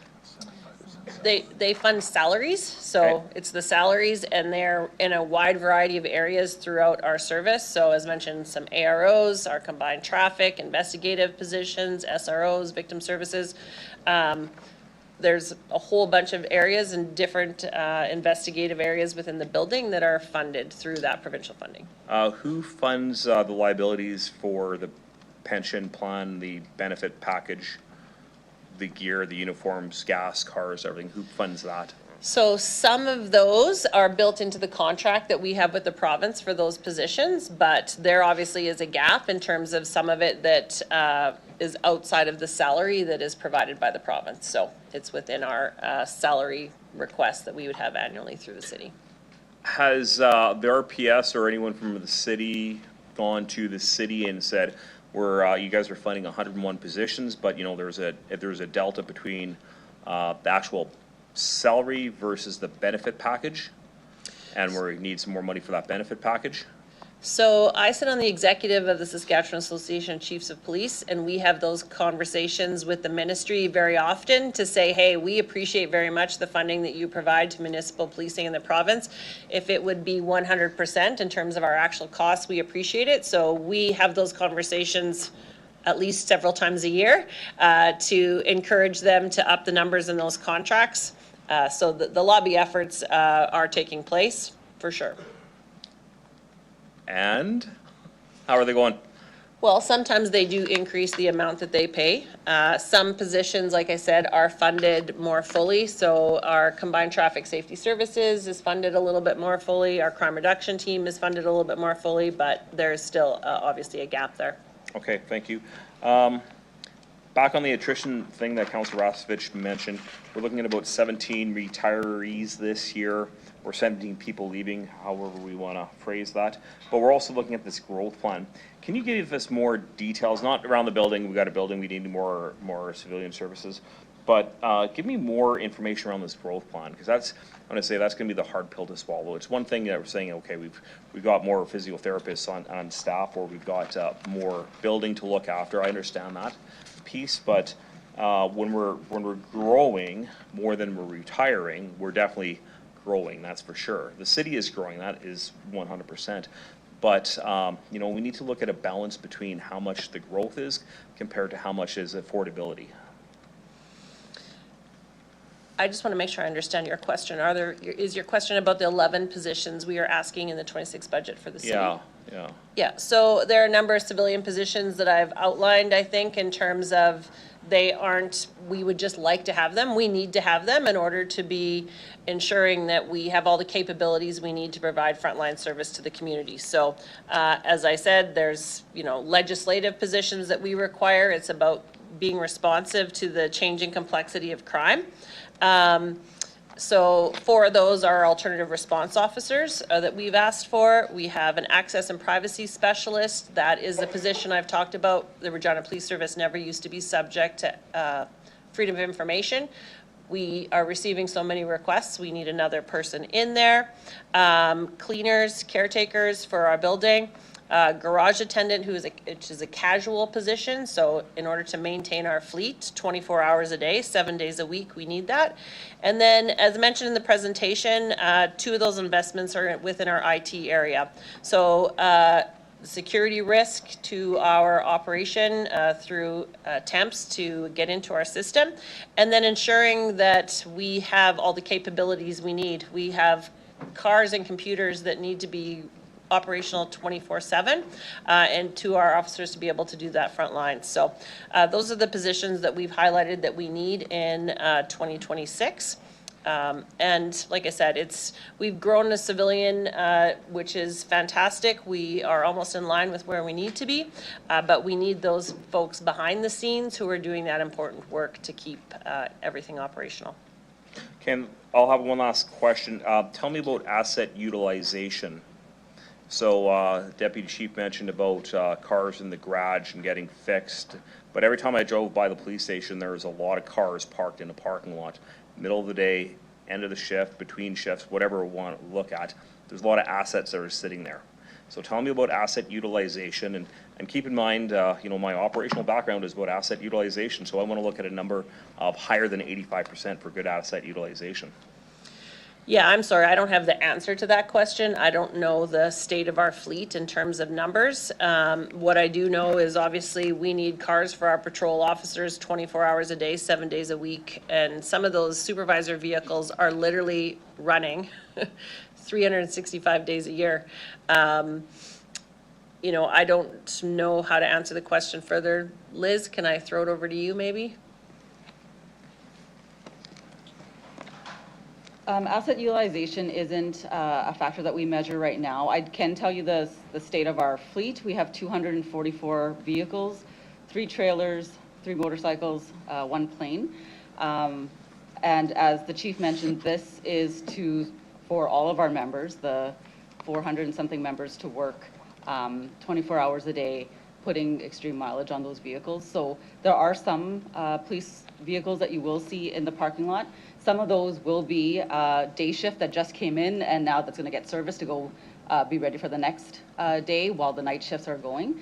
We don't have the luxury of having the cars parked, wait for it to be serviced before the night shift goes out. It needs to be turned over pretty fast. So there is day shift versus night shift cars. And then our investigative units also have a fleet of vehicles that are a mix of marked and unmarked as well.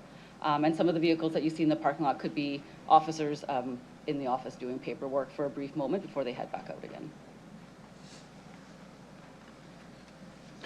Thank you. Would you know the price of outfitting each one of those cars? The average price of outfitting a patrol vehicle is approximately $100,000, and that's with the emergency equipment, computers, radios, the whole Okay. package. Yeah. So I'm going to ask a very specific question here. We got $24.4 million worth of assets, not including the plane or anything else. So one thing I will ask for is specifically on that asset utilization. Do we have too many cars sitting around for not in service or being repaired or just kind of sitting? So I'm going to leave it at that. We don't have to answer it right now, but that's one thing that'll be asked for future.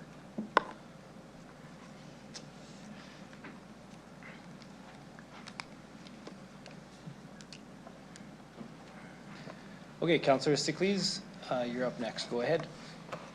Thank you. Through you, Mayor. I have the benefit of being a police commission member, so I have already had a chance to scrutinize the budget, seen it before it was presented. So I feel it's essential for maintaining our declining crime rates amid some troubling arson and opioid threats. This 6% ask covers things that we've heard are must-haves, like salaries and fuel, plus the 11 targeted frontline roles to ease officer burdens. The 15.7 million coming in external grants is very helpful, including the 6.8 million for drug and firearm teams. So I think we're smartly amplifying the impact of the RPS without taxing locals excessively. I think that rejecting or cutting this would risk undermining our officers' ability in two important ways. One, the changing complexity that you were mentioning, Chief Davies, to fighting crime today. And number two, to address the gaps in social services, like homelessness, addictions, and mental health responses, which RPS, we heard, often fills due to provincial shortfalls. Yet it only adds 2.2% to the mill rate. I think it's fiscally sharp, considering the alternatives, and it secures a safer city, which is something I ran on. So I would encourage you to vote for this budget. Thank you. Thank you, Councillor Stickley. Councillor Turnbull, go ahead. Okay. Hello, thank you to the, thank you for being here. Congratulations on your new position. I wanted to ask you a question using, I think the metaphor you're using earlier, I think is a good one with the doctors. So if I were to understand this, we have the positions which are being paid for by the province, correct? And then you're asking for us the fund for the civilian positions. So would that be sort of like the nurses and the supportive staff for the doctors?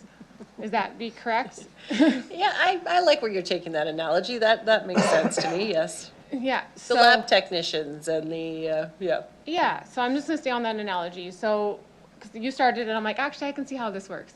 So if you were to just fund a doctor and you didn't give them the staff or the office, you're then left having to fund the rest of the things that go along with a business. Because if you just fund a frontline staff, you're still missing the space, the doctor's office, the nurses and the staff and all around that. And am I hearing that that's what the civilian positions are and the infrastructure is really, and even the fleet?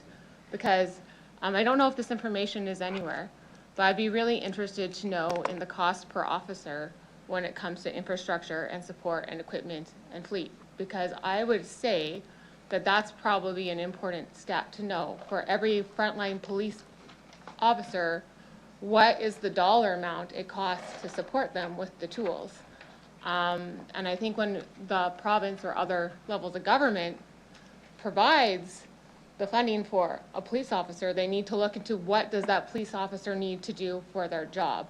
Because if that police officer doesn't have the administrative circle or the equipment or the space, then it ends up having to come off of the mill rate. So it's very surface to only fund police officers, am I correct? Yes, I like where you're going with that analogy. So it costs about $150,000 for an officer in terms of equipment, the radio, their cell phone, you know, half of a car, all of those things that go along with it. But we don't factor in, you know, the space in the building they need for their locker, or, you know, how much additional licenses we need to purchase so that they can have access to our records management system. So there are a lot of things that go into those costs that certainly we don't receive funding for from the province. Yeah, so in a sense, every time we get an officer paid for, we actually have the cost to support the officer, and that's kind of what we're seeing here? Yes, absolutely. Yeah. And then I did want to ask a little bit about your PAC teams, because it sounded really interesting to me. You have 3 teams, and you would like to fund a 4th team. Is that included in this budget ask? No, it's not, because we need to have our partners at government be invested in that as well. So the way that our PAC teams are funded right now is that the Ministry of Connection, or Community Wellness, Community Safety, it's now, sorry, it's a new title, it just changed last week. They fund the police officer position, and then through the Saskatchewan Health Authority, they fund the social worker position. So we need both of those investments to be able to have an additional PAC team. So we've been asking, we've been having conversations, you know, we're hopeful at some point that will come through, but it's not included in this budget because we do hope to be able to achieve outside funding for that additional team. I'm very hopeful for you to get that. And we've heard a lot about perception, and I think there's a lot of public perception issues, depending on someone's social economic status and how they feel about the police, 100%, and life experience.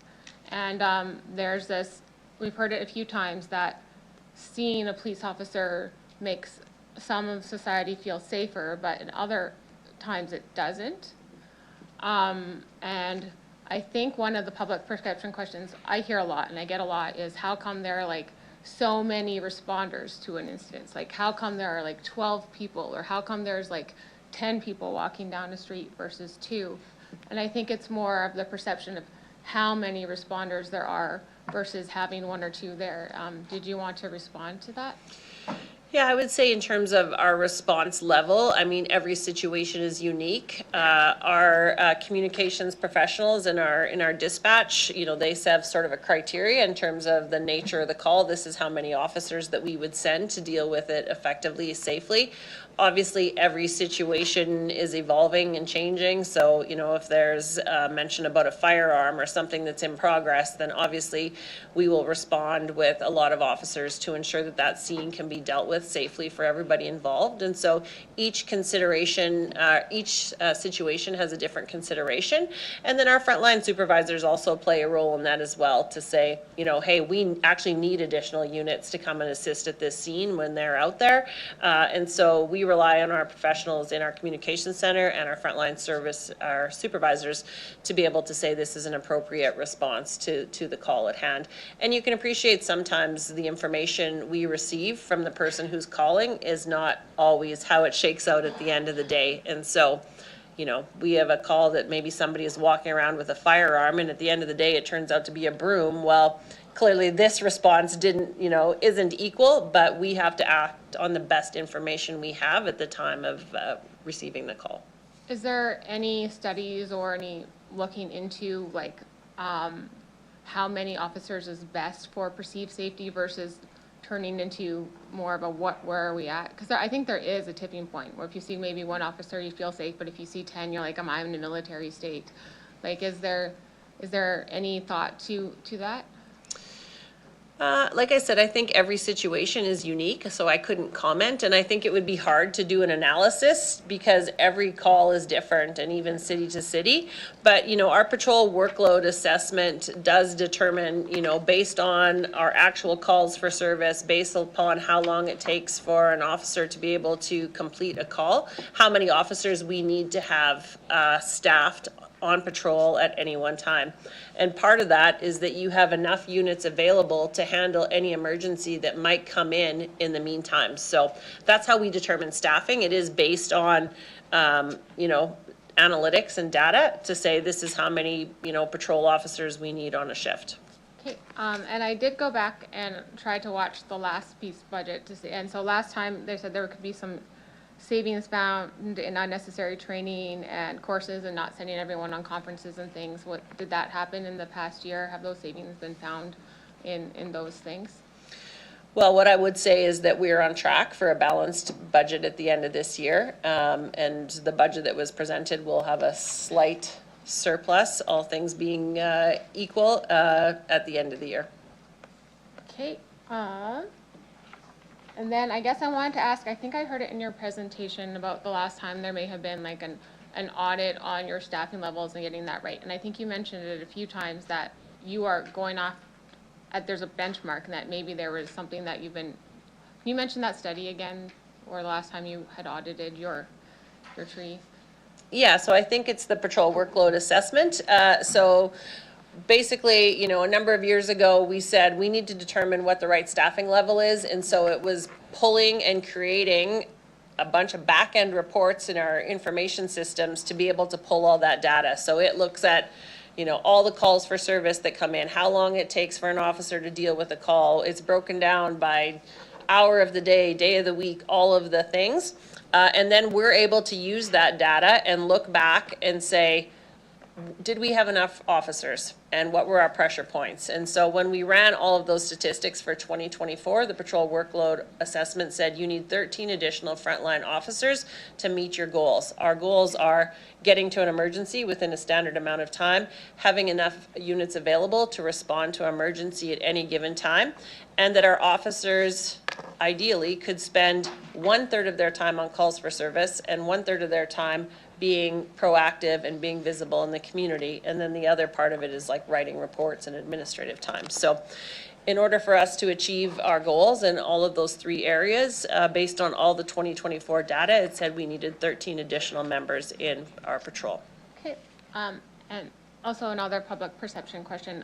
The police plane, did you want to talk about the stats and how many crimes and things it's prevented and community safety and how that plays a role? Absolutely. Just give me 1 second here to pull up the actual data. But I would say the aerial support unit has 100% been a game changer in the way that we do business in this city. To the point where when our patrol officers are going to do a traffic stop, they'll actually call up to the plane and say, hey, I'm going to pull over this vehicle. This is my location. Can you just keep eyes on me in case the person takes off or something happens? And so our patrol officers 100% rely on the airplane for support as they go about their day. But so far, so from January 1st until the end of November this year, they responded to 2,170 calls for service. They have been involved in charging 504 people and 979 charges laid. And then I mentioned about the ground trips saved, and so that's around the aerial support unit was able to get eyes on a scene, say, yeah, there's nothing there. You know, there was a call that came in, but they were able to say, we're good, patrol, you can clear this call. You don't have to take in this call for service, which is freeing up those units, and we don't have them sort of going around the city. One of the other big pieces of it is around evading police. So our officers attempt to do a traffic stop, the person doesn't stop, they take off.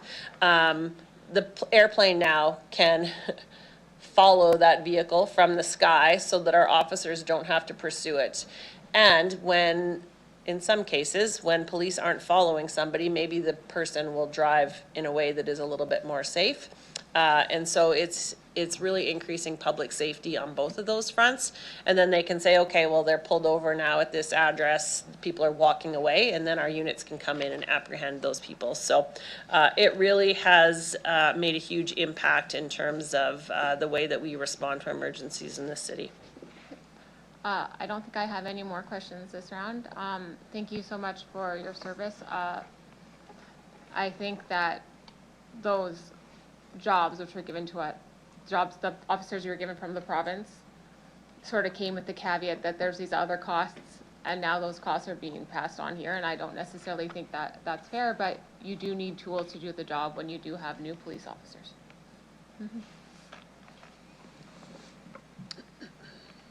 Okay, thank you. Councillor Burton, go ahead. Thank you, through the chair. Thank you for your presentation and congratulations on your appointment. First thing I'd like to talk about is comparisons. And so, as you know, we've got some comparisons to some other cities, and we get that as well on other aspects. But every city has their own set of circumstances, whether it's the total land area, enforcement priorities, problem areas, amount of crime, population of the city. I just wonder if you could describe some of the unique circumstances that the Regina Police Service maybe has to deal with that might be different from some other cities as we're trying to do these comparisons, and that it's not always the same.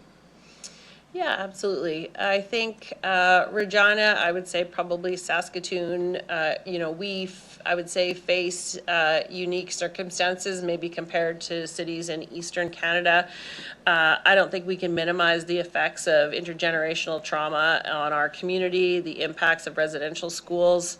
That leads to a lot of complex issues in our community. I would say that other cities throughout the country may not have the same experiences.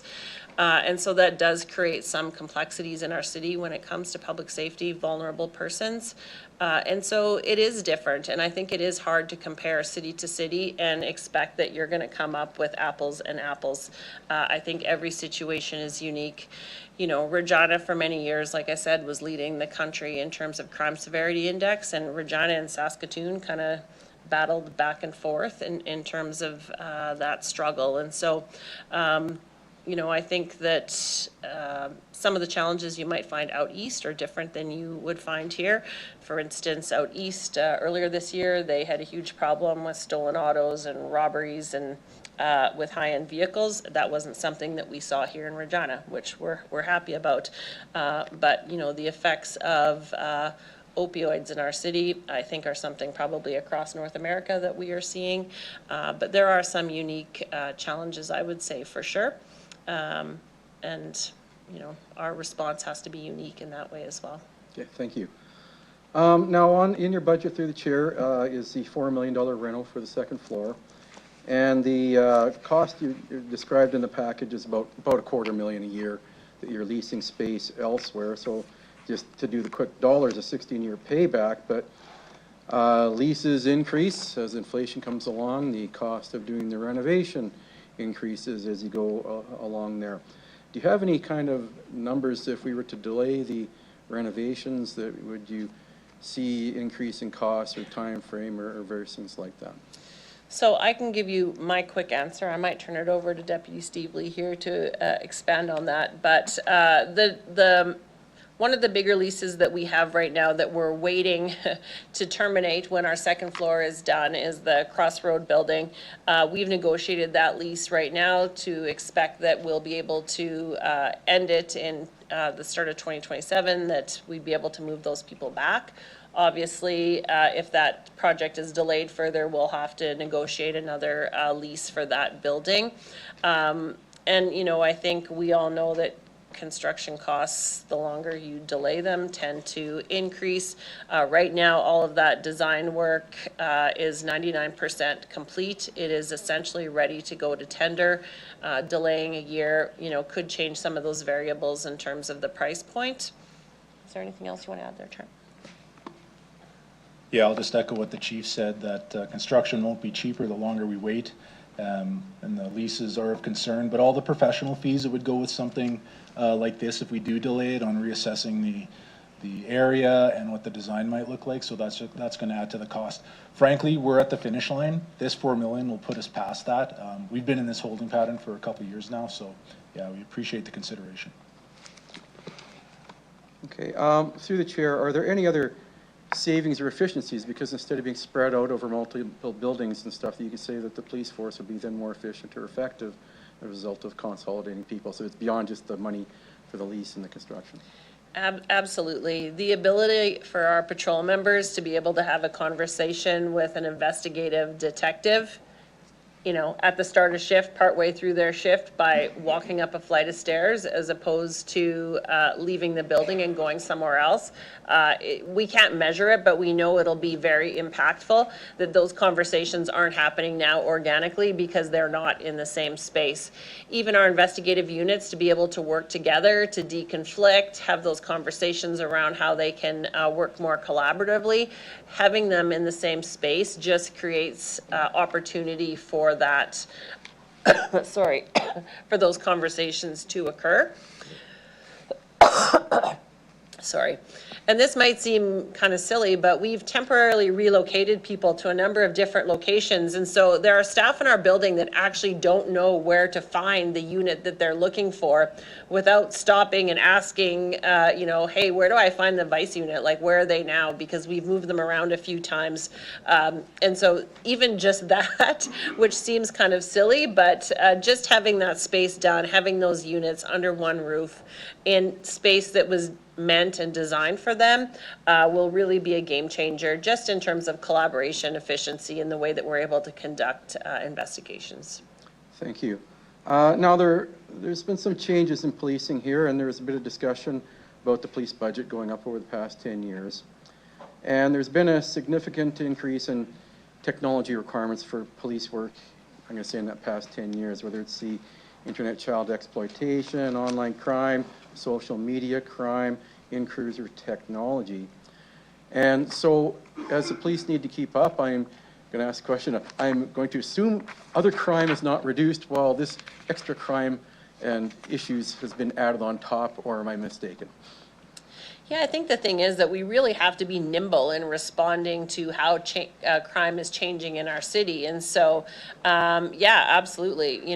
We are, a local community, but crime is really global now. Like many of the, cyber files are originating from the other side of the globe. And so having the expertise and the capacity to be able to have those investigations that are very complex, it's not so much about going to the scene now, maybe necessarily, and you've got a fingerprint, like you have to find IP addresses and where are they originating from. And so all of those things, clearly change the way that we investigate. But, there are still property crimes, there are victim crimes that are happening, every day, every hour in our city that we still need to respond to those in the way that our community expects. And so we're fortunate this year. We are seeing slight decreases in both property crime and violent crime.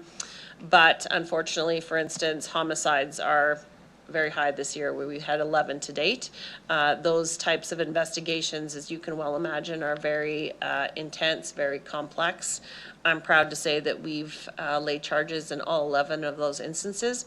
But for instance, we cannot predict the number of homicides that we will have in our city. They're very hard to prevent, but we need to be staffed to be able to respond to those, investigate those completely so that we can hold those people accountable. Okay, thank you. For my last question here, it's on the plane through the chair. And there's some people that are saying, get rid of the planes, cost here, and you already did discuss already with the previous councillor about some of the reductions in there. But I guess to me it's about community safety as well, as that you described just last Thursday, a police car being rammed. And so if the police car, I'd like to talk about the cost to a person, a life, a family. If a person is willing to ram a cruiser and they might not have consideration because a high-speed chase takes place, can you talk about the reduction or the improvement in safety, I should say, for the community of Regina by deploying a plane and reducing the opportunity for high-speed chases and what might result? Yeah, it's really, like I said, it's changing the way that we do business, that we can, in a safe manner, if people are driving dangerously, recklessly, no regard for safety of the community, if we can have eyes on that person in a way that they don't even know that police, are following those whereabouts. Like I said, sometimes, they might sort of calm it down. But it really, in terms of public safety, is increasing it. And there's something that we can't measure. So if we can get eyes on a scene and we can arrest those people that we can catch in a break and enter in progress at the time, as opposed to maybe waiting for fingerprints, maybe waiting for video, fanning out through our investigators to say, does anybody know who this person is?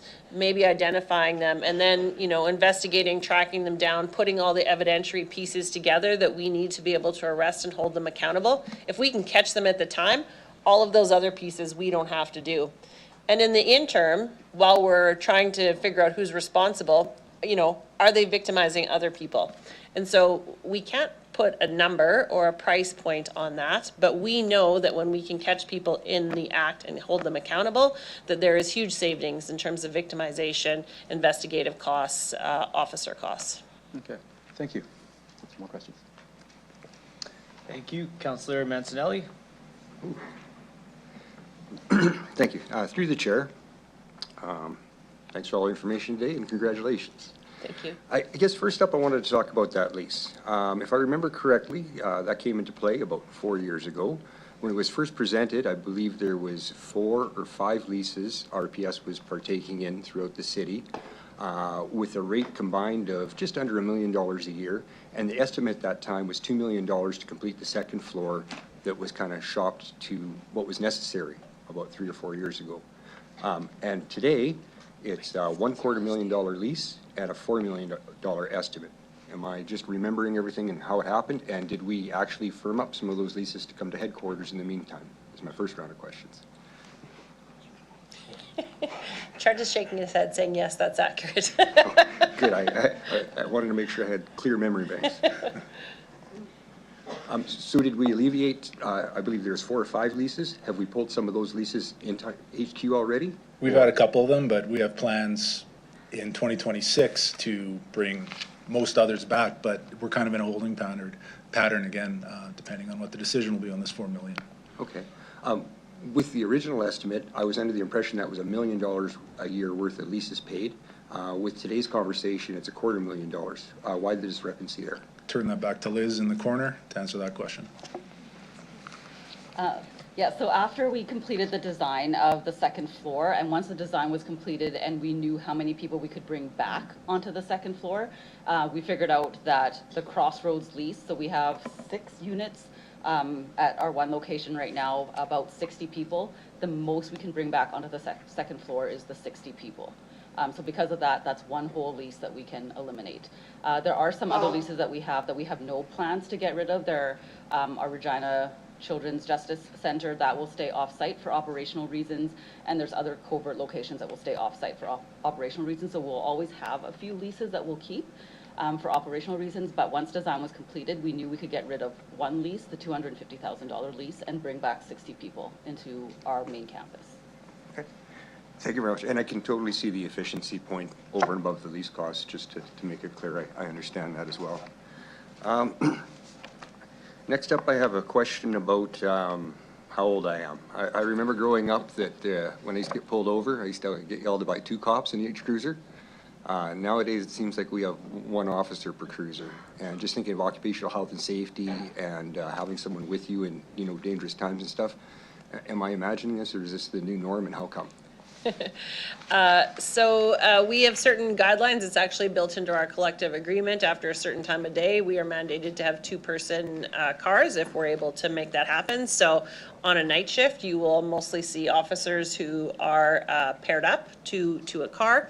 On day shift, officers typically tend to ride alone, and we find that there is some efficiency in that. You know, if I'm investigating a theft file, my partner, I don't require my partner on that file. They can be responding to something else. And so certainly there have been instances where we've been short vehicles where we will partner people up on a day shift. So that certainly does happen. And then anytime that we have new officers that are in training, they're obviously partnered up with a training officer. And so depending on the time of day and who might be responding, you might get 1 person or you might get 2. Okay, so no going back to past practices and saving some money then, but that'll try. How many, I'm sorry, I didn't write this down, Larry. How many positions are funded by the province again? 101. Okay. And are those positions all funded for Regina proper, the borders of Regina, RPS, and looking after the citizens? Or are those positions used outside of our city limits, and how does that work out? What's the ratio there?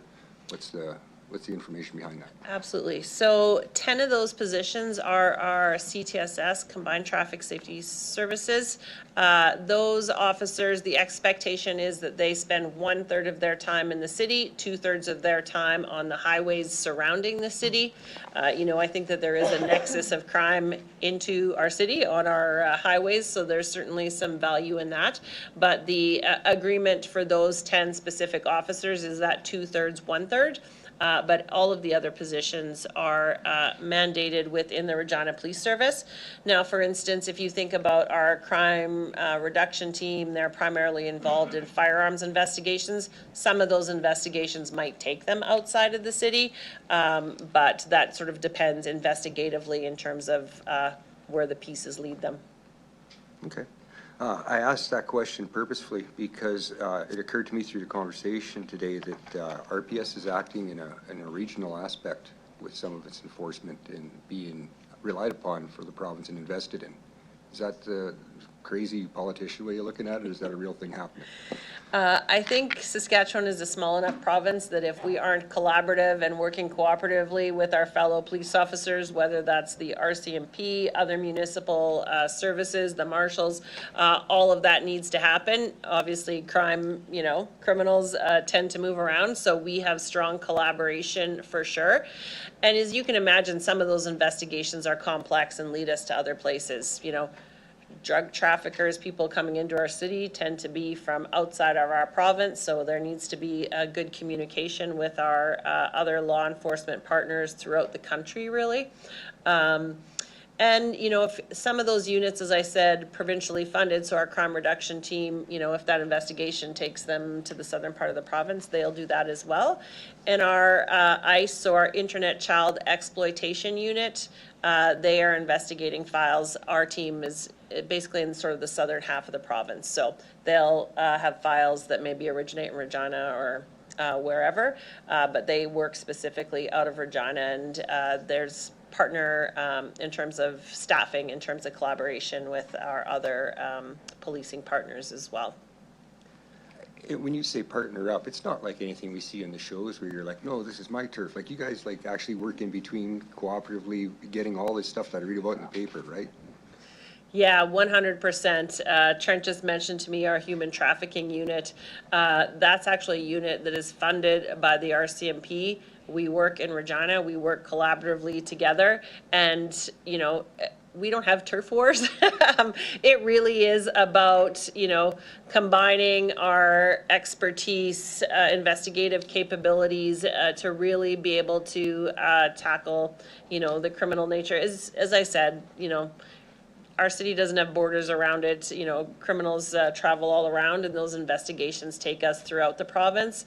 But we are fortunate in that our law enforcement community is quite small, but we work very collaboratively. As I mentioned, I'm on the executive of the Saskatchewan Association of Chiefs of Police, and so we work collectively to lobby for things that are of mutual interest to all of us, and to really, grow the conversation around community safety and what we need to be able to do that effectively.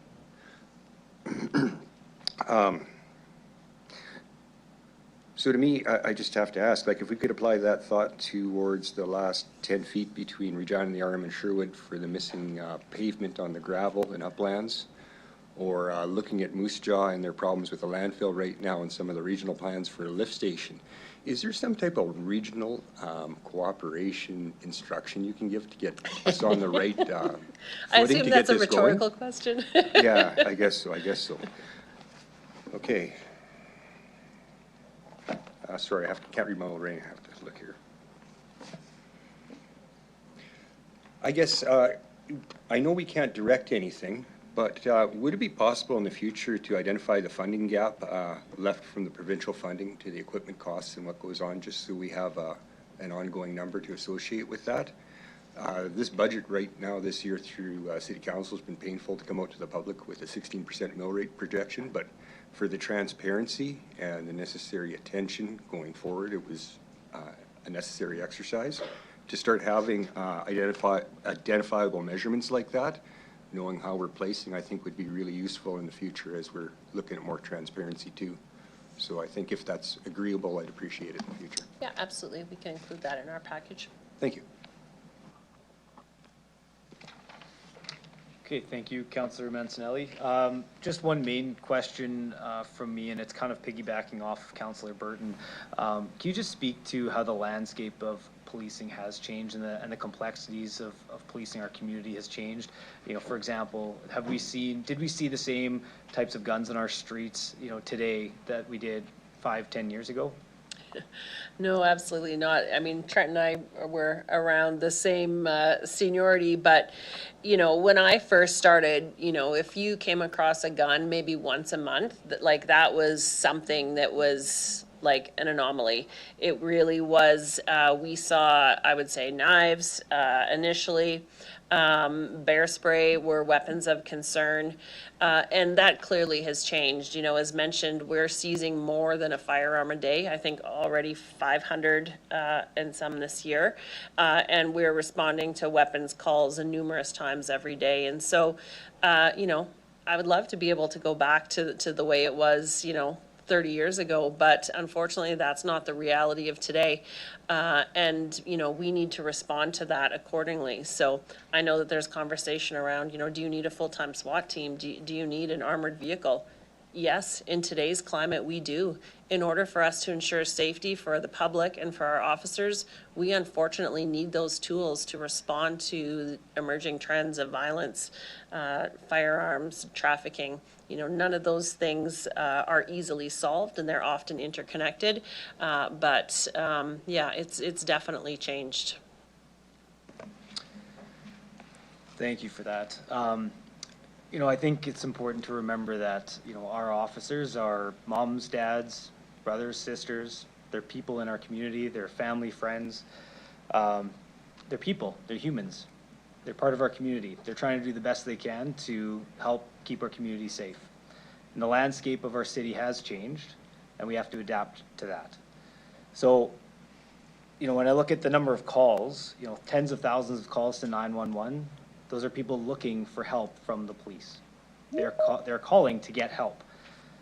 And I agree, we need housing, we need supports, we need things to help navigate some of the workload that has unfairly been put on police that is not really a good fit to navigate away from that. So we have a better balance of an approach and a response to a lot of the needs in our community. But at the end of the day, I'm not willing to pull back on funding in one resource before we get those resources put into another.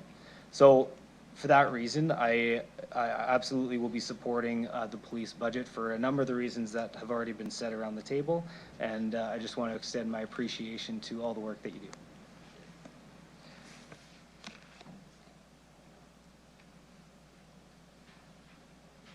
So we'll now move on to the second round of 5-minute speaking time for each council member. So any members that have additional questions or comments, this will be your final time to do that. So we'll proceed in the same speaking order as the first round. And Councillor Radens, just to clarify, because you were the lucky draw number 1, you will have the opportunity to close debate as well as your questions. So that's just procedurally, that's how it's set up. So, so Councillor Radden, this is your time for second round of question. So I'm just gonna also like add on to what Mayor's comments were regarding comparing, you know, the change of times from 10 years ago, 20 years ago, 30 years ago. Are you noticing that increase in crime across the board? Is that municipally wide across the country? Like, do you have any information or comparisons to that? I would say that crime rates, so like the number of property crimes, violent crimes, I would say typically across Canada have decreased slightly over the last number of years. But I think the count of crimes is only one measure. You know, what I think has really changed is the complexity of crime. And for instance, you know, maybe a call, you know, took an officer 20 minutes to deal with now, you know, could take significantly longer in terms of ensuring that we have all the required documentation information, all the paperwork, all the evidence, we've got all the video, we've grabbed all the pictures. There's an expectation now that, you know, we need to have video, that, you know, just sort of a written statement isn't going to be enough to meet the threshold in court. So I think really it's that complexity that has really changed the amount of time that it takes to deal with instances. And, you know, lots of the things are complex, as I mentioned, the interconnectedness of drug investigations with weapons, you know, human trafficking. It's not just that you can go to the scene, arrest the bad guy, send them to jail, and that's the end of the story. These investigations are multi-jurisdictional, requiring collaboration with other agencies and ensuring that we are compliant with changing legislation, for instance. And so, you know, I would say that the crime count is just one measure when we look at in terms of, you know, what keeps our officers busy every day. You know, calls for service for the most part are fairly static, but I would say it's that complexity that has really dramatically changed. Okay, thank you. That's it for me. Okay, Councillor Zakidniak, go ahead. Okay, thank you. So, I actually want to pick up on some of the questions and remarks that Councillor Bizo was making. So with our budget, our city budget, what was brought to us was a budget to maintain service levels. This is what it would cost, 15.69%. And then he asked, did you have the same parameters? And the answer was no, because you're separate, right? Like it's a different system there. And we've heard that funding from the province doesn't fully cover those positions.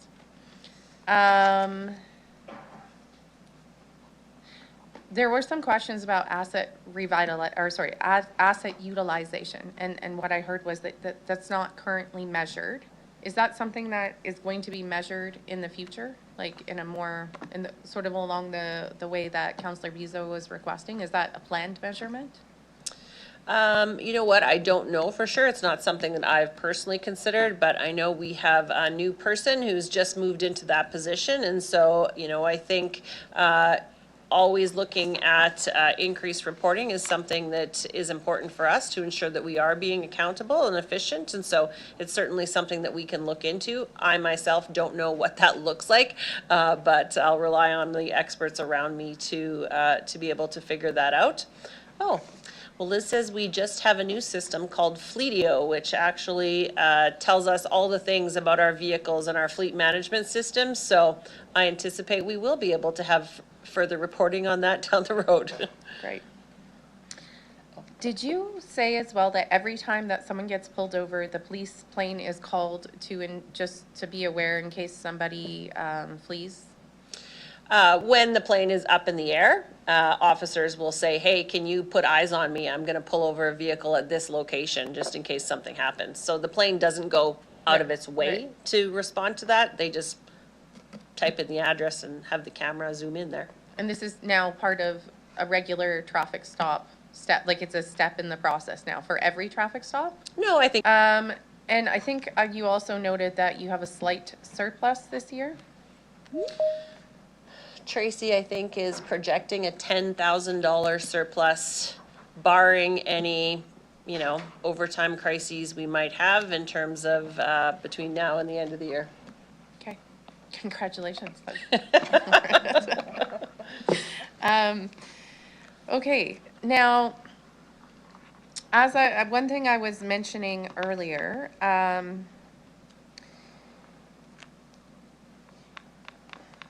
you know, so we have this budget that's supposed to be a status quo budget for the city. And I suspect that, you know, staff came to us with their best effort to say, well, here's the leanest that we can be. And yet still going to send them for additional cuts to services here at the city and potentially our partner budgets. And some of our partner budgets were included on this infamous M13 appendix. not the police, perhaps because it's a different system. I don't know if anyone wants to speak to that. There was a question of why wasn't the police included for a potential reduction on M13? Perhaps we should go ahead and just respond to that. Mr. Anderson? Yes, through the chair. So the police as an entity have their own separate budgeting process that runs up through their own oversight committee, and so therefore isn't included in our base process for forecasting and budgeting. Right, okay, that's what I suspected, but it's fair to have you just respond to that. Now, we also heard that, you know, so we either approve this as is, or we commissioners, who then will take another look at it, and they may then find some additional savings in their budget, or they may not. They may then come back to us again and say, we did look at it again, and this is the leanest budget that we are able to present to you, right? That's what we heard. I'm seeing the clerk shake her head, yes. Nod your head, yes. So, so I actually think that's a win-win situation, where if you think that the police budget is the leanest that it can be, then by saying, let's have it looked at another time, and if it comes back and it's indeed the leanest that, that the Board of Police Commissioners can achieve, then your position. If the Board of Police Commissioners comes back with a leaner budget, then everyone wins once again, because the Board of Police Commissioners and the police found some additional efficiencies. So I appreciate that clarity, because I feel like there is absolutely nothing to lose by sending it for another look at a time when we are asking all of our partner organizations to do the same thing. We're asking all of our city operations, all of our departments to do that work. Why wouldn't we treat everybody the same? And we've been asking that throughout this process, throughout this expanded budget process. And so I think it's a small extra step that we can take to provide a sense of security to all of us, that we are doing our due diligence, and from the community members that we've heard from today who said that they have some concerns, and they increasingly hear from across a wide, diverse amount of community members who are saying that they have concerns, not just one end of the spectrum or other. So it's doing a bit of extra due diligence to demonstrate, yes, the end result is the leanest possible budget for this year. I think it's a wise step to take. Okay, thank you. Councillor Fro, go ahead. Thank you, Chair. I guess first, what I'm looking for is a firm prediction on who's going to win the charity hockey game this Saturday between the RPS and the fire department. Definitely police. I've heard some bold predictions from fire. Okay. No, thank you very much. I think just my last comment is, I think the service Regina this year is going to have roughly 90,000 calls, all of which represent important things the city does. And I trust the police, full stop. I don't question your, I respect your work, I respect your expertise. I do think it's appropriate that if we're looking for savings across the entire city, including the partners that we fund, that RPS look again at their budget. And it's not appropriate for me to determine what that should be or where it is that you should look. And my commitment to you is that if that is in fact where we go, that I will not debate what you come back with, and I certainly will respect it. But given the exercise that we're going through, we're looking at everything from should we plant flowers in flower pots to patch the holes in our road to fix our sidewalks. It is a lot of work, but I do think that it would be appropriate for the Board of Police Commission to take another look at that budget, and I will respect and vote for whatever they come back with. Thank you. Thank you. Councillor Flores, go ahead. Thank you. Through the chair, we got some really good information. Overall, I feel that we are all on the same page in terms of making sure that we can answer to our residents when they say, why are we paying what we're paying? And we can say we've done our best to make sure every option has been explored. So I think I would echo what Councillor Fro and what Councillor Zakiniak has said. It is not a question of trusting in our police force. I think that has been made clear. I think you guys have shown all the work that goes. I think it's more of looking into, given the consistent increases that we've had, perhaps there is something else that we can look at the same way that we've asked of every other partner. So I feel like this time around is prudent to send that back and see if that's possible. And as I said, I echo that. If that's not the case, I will also. Thank you. Councillor Rastovich, go ahead. If you have anything further, go ahead. Yeah, through the chair. Guess just after being a councillor 1 year, I don't have one favorite thing or one thing that I want to pick and accomplish, whether it's climate change or the homeless, or all I want to do is give taxpayers the best value for their dollar. And the number of calls and emails that I've been getting about, you know, family of four children, husband working, wife is not working, and seniors. So it's my job to look out for those people too, you know, and just to squeeze get every penny and get the value out of it, and what we need as a city. So I don't have, I have friends, great friends who are police officers. Yesterday one stopped for me at Uncontreat, which he could have gave me a ticket for probably, for jaywalking, but he did. So anyways, I'm just explaining my viewpoint and why I'm sitting here as a counselor, just not looking after one thing in particular. It's everybody. So anyways, that's all I wanted to say. Okay, thank you. Councillor Bezo, go ahead. Thank you very much, through yourself, Mayor. To Councillor Rastovich sentiments and a few others, I'm going to reflect the same comments, what they're saying. So some of the numbers that I wrote down, in the past 10 years or so, we've had 174 per capita of policing. Now we're up to 284. We have about $25 million worth of unanswered fleet that we don't know not the reliability, but the utilization rate. We went from $1 million down to $250,000, which is a 16-year payback. So some of the numbers that are coming here, kind of from a business perspective, you know, I'm going to say I can't follow them because they've been changing. From what you do as the police service, I 100% fully agree and support what everyone is saying. But I think it is time for a second sober thought to go back, take a reevaluation, and to come back again and present. The answer might be you need these, but what the answer might be, there is efficiencies to be found. Okay, thank you, Councillor Bezo. Councillor Siklees, go ahead. I have nothing to add other than I'm supporting this, and I can't predict what you're going to get back or on the commission. But I think we examined it pretty tight. You were told it was really tight.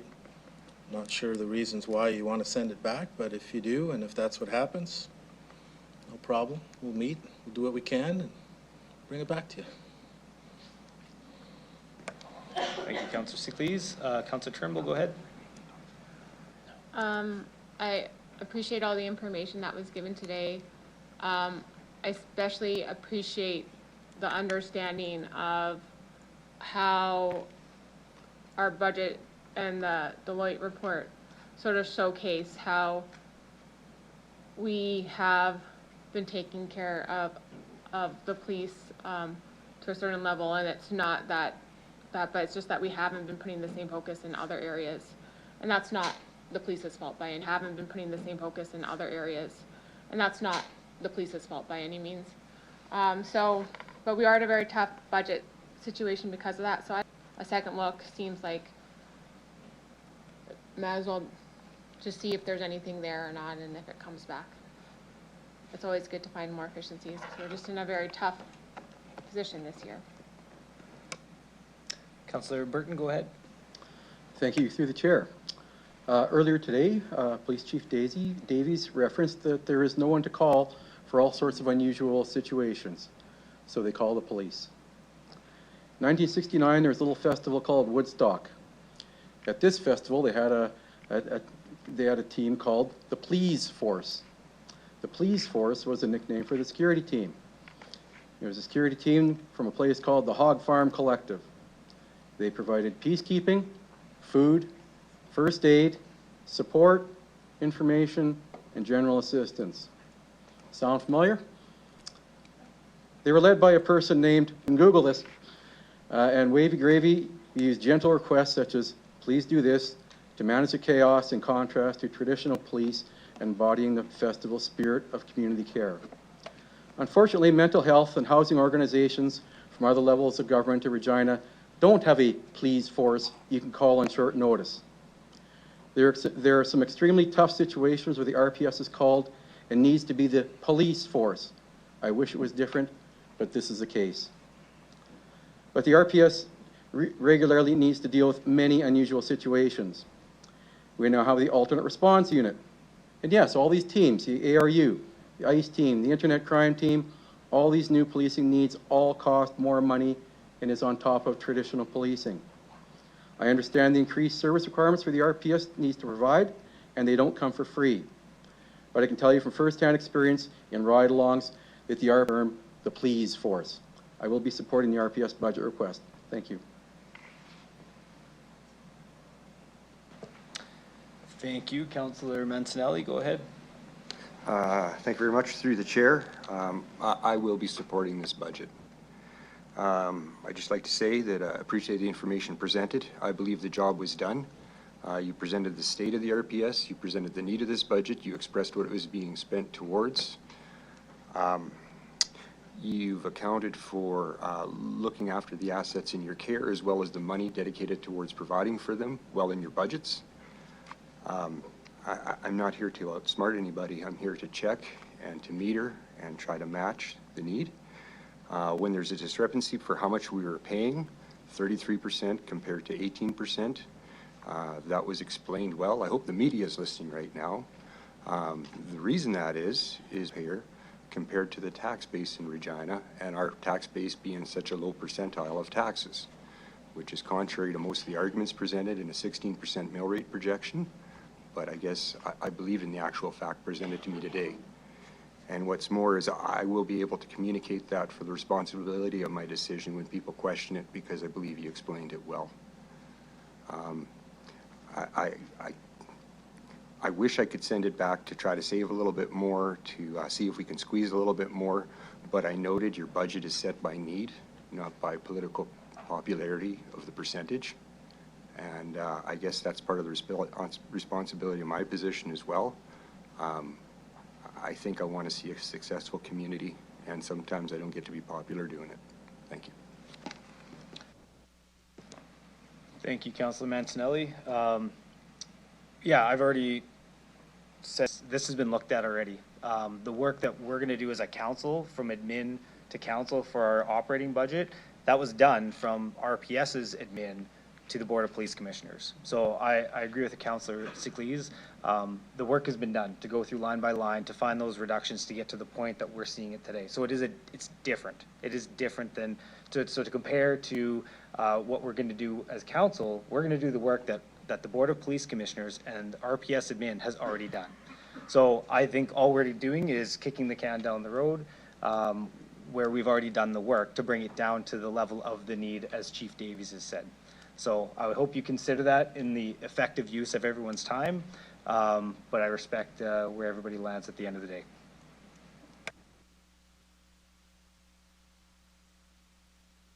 I'll go to Councillor Radens to close debate. Thank you for your presentation today and for all the many questions that has gone around the table. And first, I would like to congratulate Chief Davies, because I forgot to do that my first round of speaking. And so proud that you're the first woman in Saskatchewan to be holding that position. Respect. So the perspective and experience of all the 255,000 residents on the topic of public safety is not equal. Where many of those that presented today, and I will add myself to the list, who feels safe when walking down the street, the hard fact and truth is that is not the same sentiment shared by the majority of all residents in our city. Proactively versus reactive. Approach and responses. The big picture is always the goal. However, the reality is that until those proactive processes and parameters are put in place, a lot of the social issues that police have to deal with, I would agree that they should not be dealing with. Why do I say that? Because housing, healthcare, mental health, and addictions are the responsibility of our provincial government. Having said that, I do go back to the two core responsibilities under the Cities Act that we have to answer to: safety and well-being for all our residents, regardless of their socioeconomic status, and our growing population. I would like to echo the sentiments of Councillor Siklees and the Mayor in that every line item has been over and over and over from this budget, and over the last months that we have discussed over and over. And the work has been done.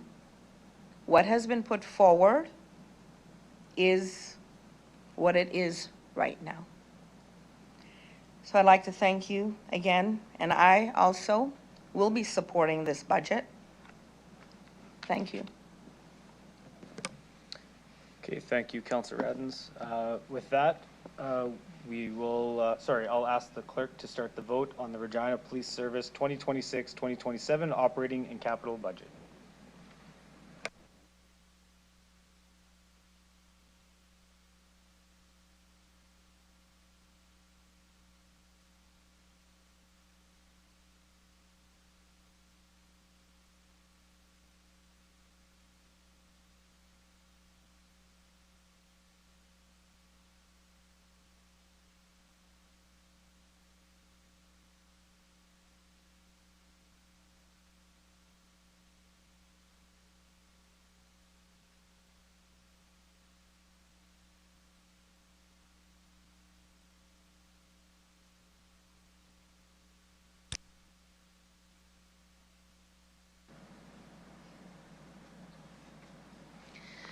Through you, Mayor, the motion is carried. In a vote of 6 to 5, the following members voting in favor as follows: Councillor Siklees, Mancinelli, Turnbull, Burton, Radins, and Mayor Bashinsky. Those voting against are Councillors Fro, Bezo, Zakidniak, Flores, and Rasevich. Okay, we are just about at 2:30, so we are at our mandatory 15-minute break, so we will be back at 2:43.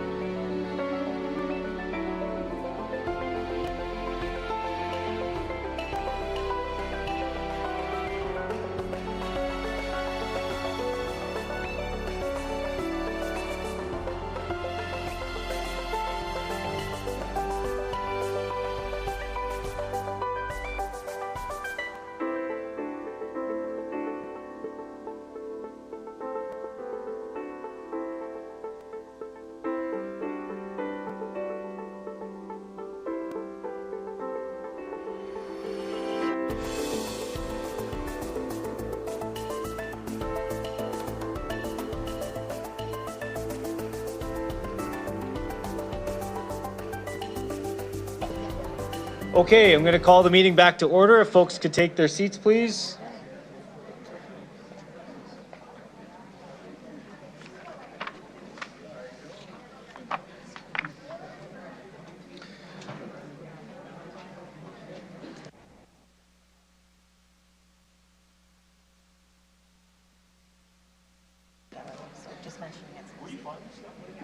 Okay, folks could take their seats and we'll continue on here. So we're now going to hear from delegations registered to speak to the 2026-2027 budget deliberations report and related supplemental report. So first, I'd like to call upon delegation DE 25-236, Jamie McKenzie.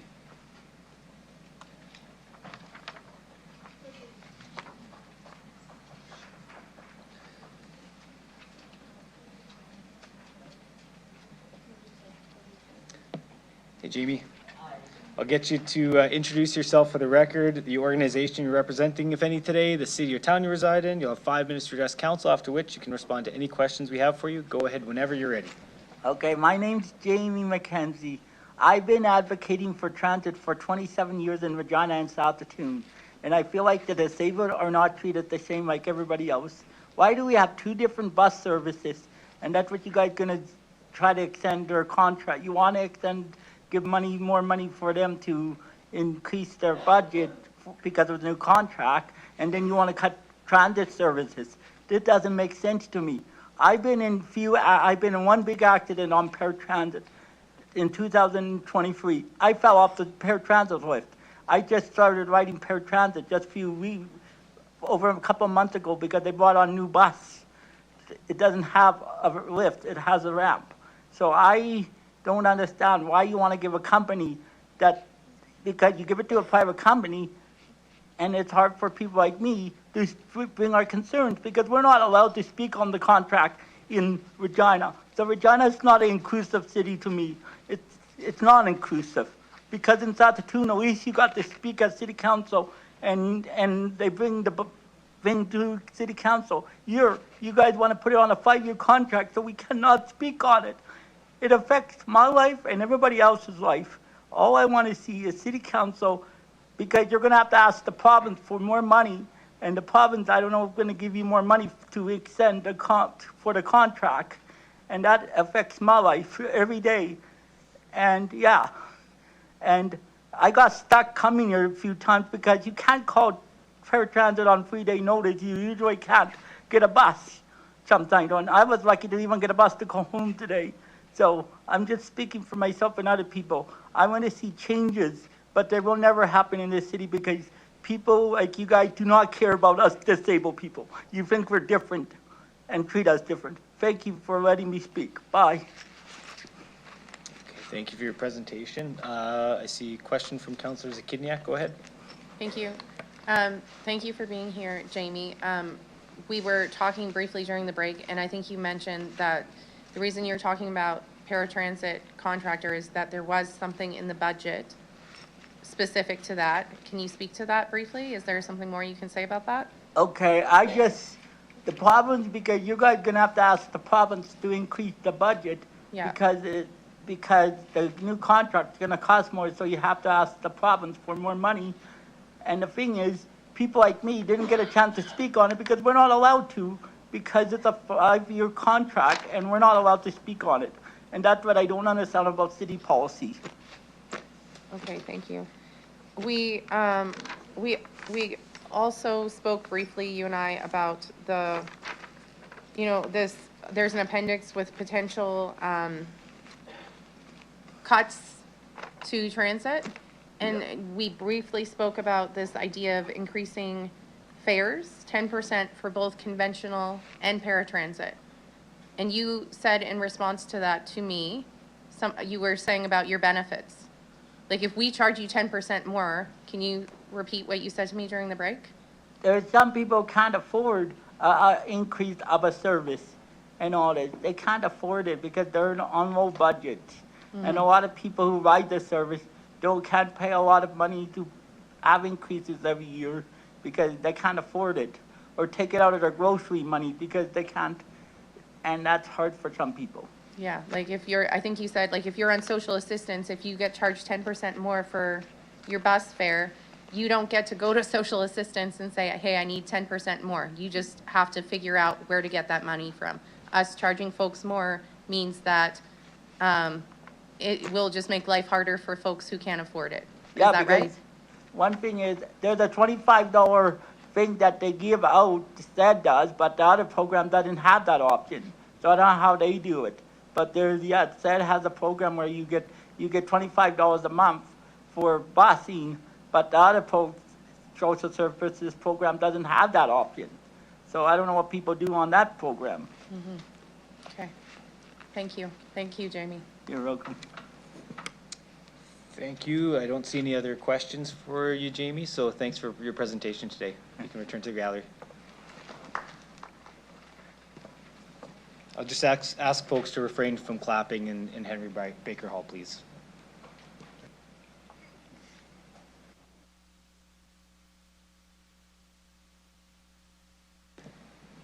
Okay, next, I'd like to call upon Delegation D 25-237, Dylan Morin.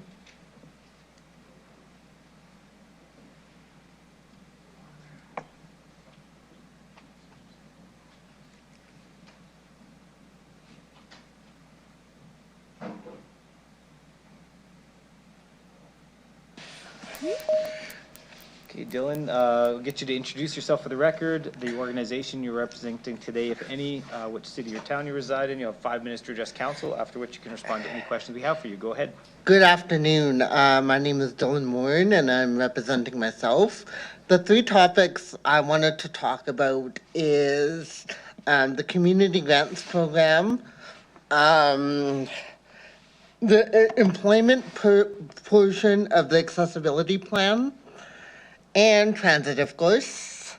I'll start with the community grants program. I'm a board member of the Queen City Disabled Sailing Club, and having the cuts to the community grant program could affect how long we sail and how much we could pay for dock staff.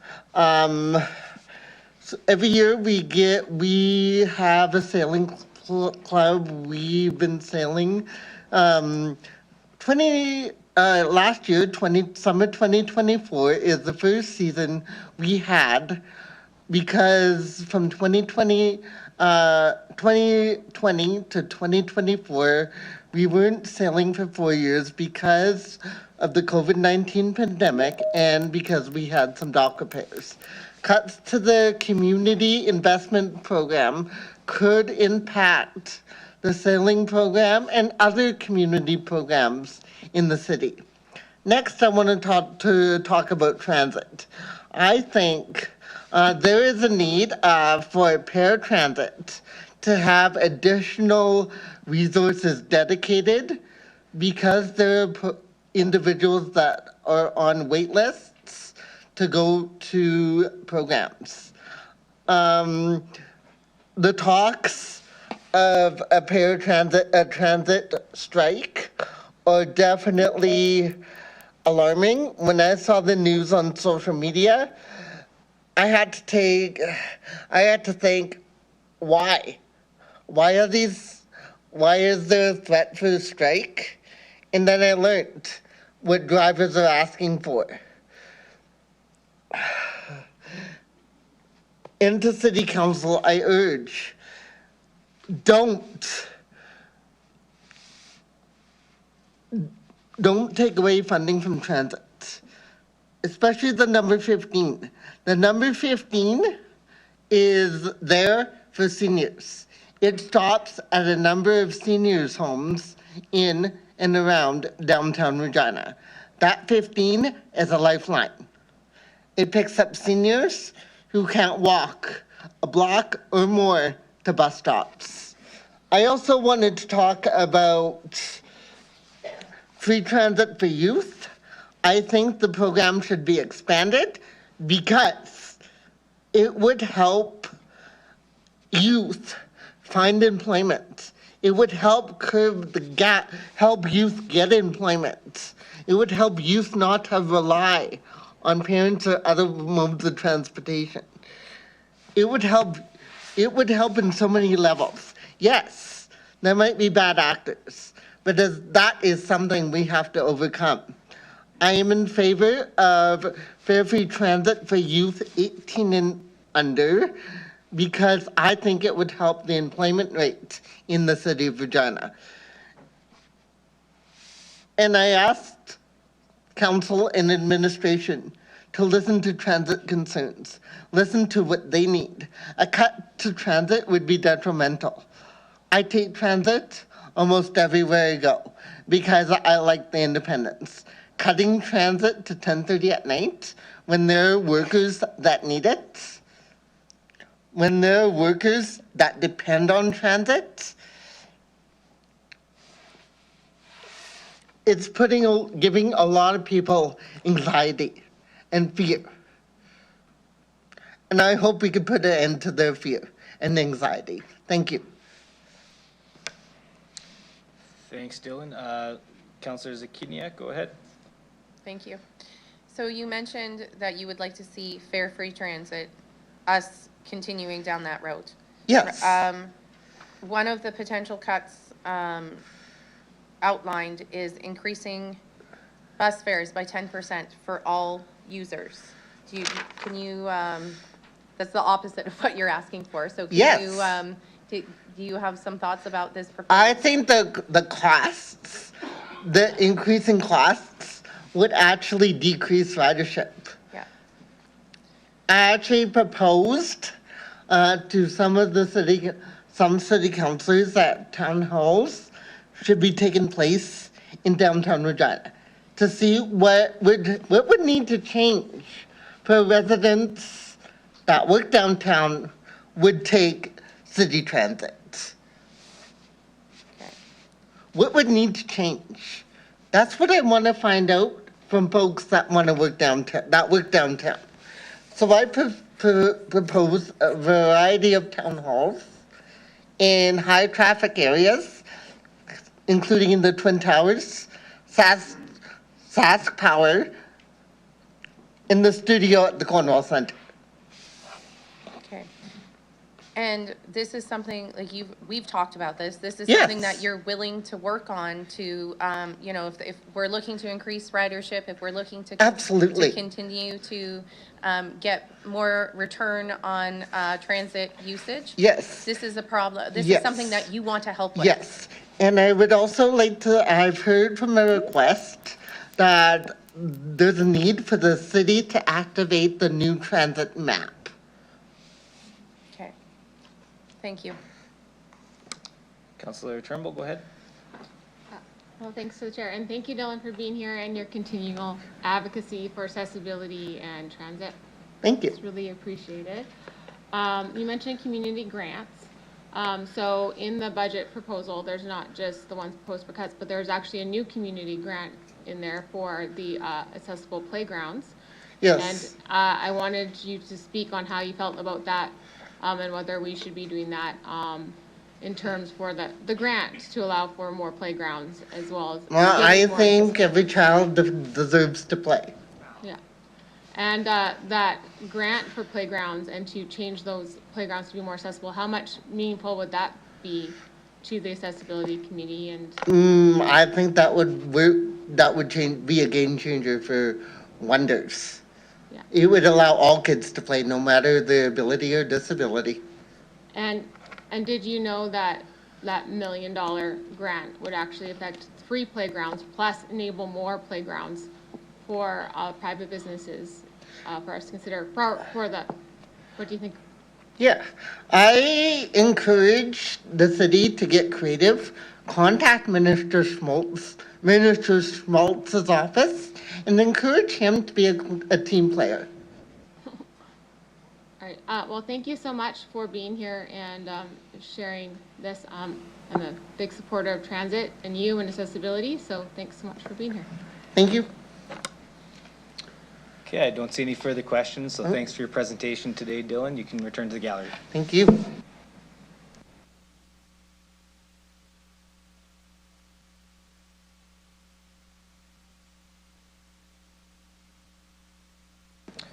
Okay, next, I'll call upon delegation DE 25-238, Terry Sleva. Terry, can you hear me online there?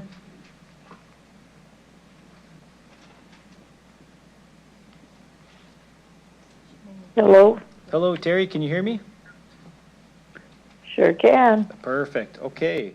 So you're all logged in here, so I'll get you to introduce yourself for the record, the organization you're representing today, if any, city or town you reside in. You'll have 5 minutes to address council, after which you can respond to any questions we may have for you. Go ahead whenever you're ready. Thank you, Your Honor. Mayor Mashinsky, City Council members, and administration. I'm Terry Sleva. I live in Regina, and I'm chair of the Regina Citizens Public Transit Coalition. The lack of funding for public transit doesn't just mean fewer buses or longer waits. It directly affects people who rely on every dollar, especially those living on minimum wage or those who are newcomers to Canada. When transit service is infrequent, unreliable, or too expensive, low-income workers and students face barriers to getting to jobs on time, going to schools, accessing health care, buying groceries, or participating fully in their communities. A missed bus can mean a missed shift. A reduced route can mean walking miles in unsafe or extreme weather conditions. Transit becomes not a support, but an obstacle. But when public transit is properly funded, the benefits ripple outward. Reliable, affordable service gives minimum wage earners stability, more job opportunities, and a better chance to break cycles of poverty. Society gains cleaner air, reduced traffic congestion, safer streets, and stronger local economies. Investment in transit is an investment in equity. It helps ensure that opportunity is not limited by whether someone can afford a car. Well-funded transit supports people, and in doing so strengthens entire communities. When we want lower taxes, address the Regina residents' priorities first. If we want a healthier, stronger city, we need to address the vulnerable people as well. Spending money on Band-Aid, reactive measures, which do not treat people with dignity, isn't just conducive to having productive members in society in our community. It makes it an exercise in futility. In conclusion, thinking of the future, I plan to be a good ancestor. How about you? Thank you. Thank you, Ms. Sleva. I'll check if any of my colleagues have any questions for you. Sure. I don't see any questions, so thank you for your presentation. You can log off. Thank you. Thanks.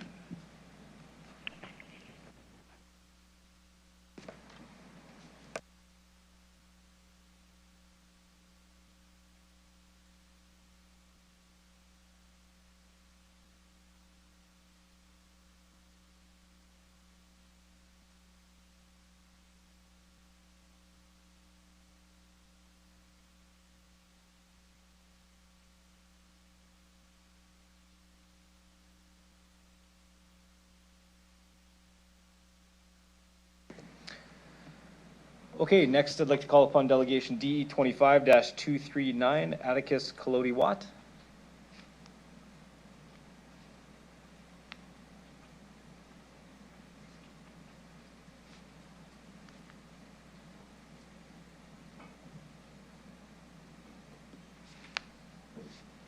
Okay, once you're settled, I'll get you to introduce yourself for the record and the organization you're representing today, if any, the city or town you reside in. You'll have 5 minutes to address council, after which you can respond to any questions we have for you. Go ahead whenever you are ready. Thank you. Good evening, Mayor and councilors. My name is Atticus Clody-Watt. I am the spokesperson and leader for Better Bus Youth, and I'm here because these proposed cuts to Regina Transit accessibility and essential bus routes will deeply harm the people who rely on them every day, including the people in my own life and community. For many of us, transit isn't a convenience, it's survival. It's the only way for transit users to get to work, to medical appointments, to school, to get groceries and necessities, and the services that keep us stable and healthy. When you cut a route or reduce accessibility, you aren't saving money. You're taking away someone's ability to live safely, independently, and with dignity. I've seen firsthand how these systems make or break someone's day. I've watched people struggle to keep jobs because the buses don't come often enough or they are limited due to schedules. I've seen disabled residents wait hours, miss appointments, and be left behind when paratransit is overstretched. And I've seen and experienced families without cars having to walk long distances in the cold in unsafe areas because their route was reduced. These routes you're calling underused are not unnecessary. They're underserved. People depend on them even if the ridership numbers don't look big on paper. Every single person on those buses matter, and when a route disappears, those people don't magically find another option. They lose access to their jobs, their support, and their safety. If these cuts go through, we will see immediate harm. People will miss shifts and lose employments, disabled residents will face even more barriers and isolation, and the youth will lose reliable transportation to schools and community programs. And low-income families who don't own a car will be left stranded. These consequences aren't hypothetical, they are real, and they will hit the most vulnerable first. And I spoke to all of you in January about this very same problem, everything I had to deal with as a young child, which is why I am speaking for those who are facing comparable or worse circumstances. As a result, when these routes are shortened and winter maintenances are reduced, on that day, you will only be demonstrating what I said about children missing schools or dropping out because of our roads and winters being unsafe and inaccessible to them. Regina deserves to be a city where everyone can move freely, not just those who can afford vehicles. Investing in accessible, reliable transit is investing in our economy, our community, and our people. Cutting it now will only cost far more in the long run, both financially and socially. I'm asking you to stop these cuts, protect essential routes, and expand, not shrink, not taking steps back, especially on the topic of accessible transit. Listen to the riders who are living these realities every day. We cannot afford to lose these services. The impact will be immediate and it will be irreversible for many. Thank you for letting me talk, and I hope you choose a path that supports the whole community, including those who struggled with transit that are unaccounted for. Thank you. Okay, I have Councillor Turnbull, go ahead. Thank you. Thank you for being here and your continued advocacy. I'm with you with everything you said. What I wanted to know is, in order to make transit more profitable, do you believe we need to actually find more opportunities to fill up those buses? What incentives would you think we could do to get more people using transit so we do get more operational costs back from it? So what I believe would be beneficial financially is increasing the ridership. That includes the Fare Free Transit pilot project for 18 and under that I proposed in January, which would get much more youth onto buses and onto routes, being more comfortable with going around Regina, using it very independently. And by the time they age out, they'll be able to know how to use buses and start paying for it on their own when they're more financially stable in that department. And I will also echo what Dylan kind of said, is giving more people the opportunity to be on buses, not just cutting it off when it deems necessary, because there's a lot of other people who have different circumstances, whether that be working late or helping a family member, anything that could regard them being out late. So increased ridership is actually the solution to getting more revenue out of it, right? Yes. And so really we should be looking at ways to increase ridership, not actual cuts, in your opinion. Yes, exactly. Just cutting anything that is supposed to be accessible for everyone in Regina. If you really care for the community, you'd be giving them more opportunities to be out in the community, not isolating them and creating more barriers for them every single time.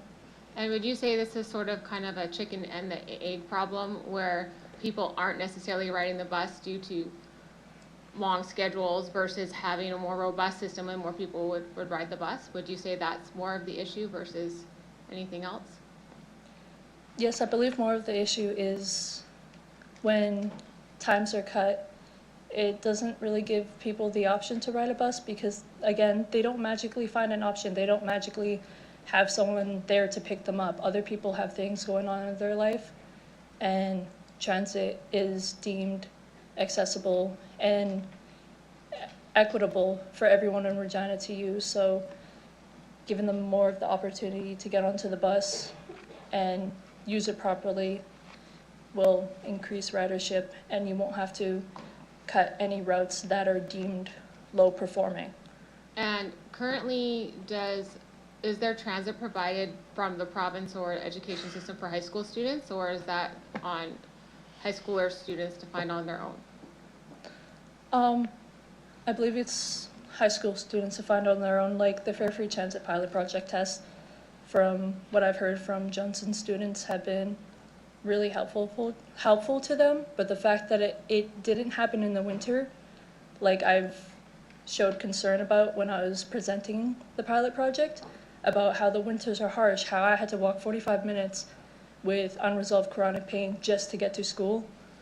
It's kind of counteracting how it didn't happen in the winter, but it happened beginning of school year. But it's up to their families, no matter what kind of income status they're on, it's up to their families to find them rides so that they can still have educational aspects. And lots of people relied for transit to go to school or to jobs and all that. So if transit wasn't available, would that put into jeopardy school or even jobs, and possibly even increase homelessness, possibly, if people can't get to places? Yeah, you're increasing homelessness, you're increasing kids dropping out, not attending school, you're putting more of a financial burden on these families, especially if they're low income or can barely afford their rent or their food, especially with the prices being skyrocketed. You're having them trying to find stuff on their own, which shouldn't be happening. Like, the city should be helping them, as stated. They shouldn't be having to find rides at such a young age and putting their education, their jobs at risk. You'll also be losing employment with that, because a lot of the people who work use transit, especially one of the routes being towards the general hospital. I know quite a few nurses who use that, and if that gets cut, then how are they going to help people in need? Okay. And the Deloitte report we were mentioning earlier has our transit at 12%. So we're actually less than a lot of our comparable cities. And even with that insight from our administration. Councillor, do you have a question in there? Yeah. So do you have any comments on our funding compared to other cities for transit? I'm sorry, could you repeat that one more time? Sorry, I had to change it. So I wanted to know if you had a comment on the benchmarking overview where it says our transit is pretty much less cost than we're putting more into transit than less comparable cities. We're at 11%, and Saskatoon is at 21%. added the other layer from administration saying that we actually have less taxes. So I was just wondering if you had a comment on the comparable numbers between Saskatoon and Regina, us being pretty much half of the investment according to this chart. I feel like the cost should be less for all transit. Like I said, you're trying to increase ridership, not take it away from everybody so that they lose their ability to go from one place to another from point A to point B. I feel like that should be free for all high school kids and hopefully for more like how it's shown in Kingston.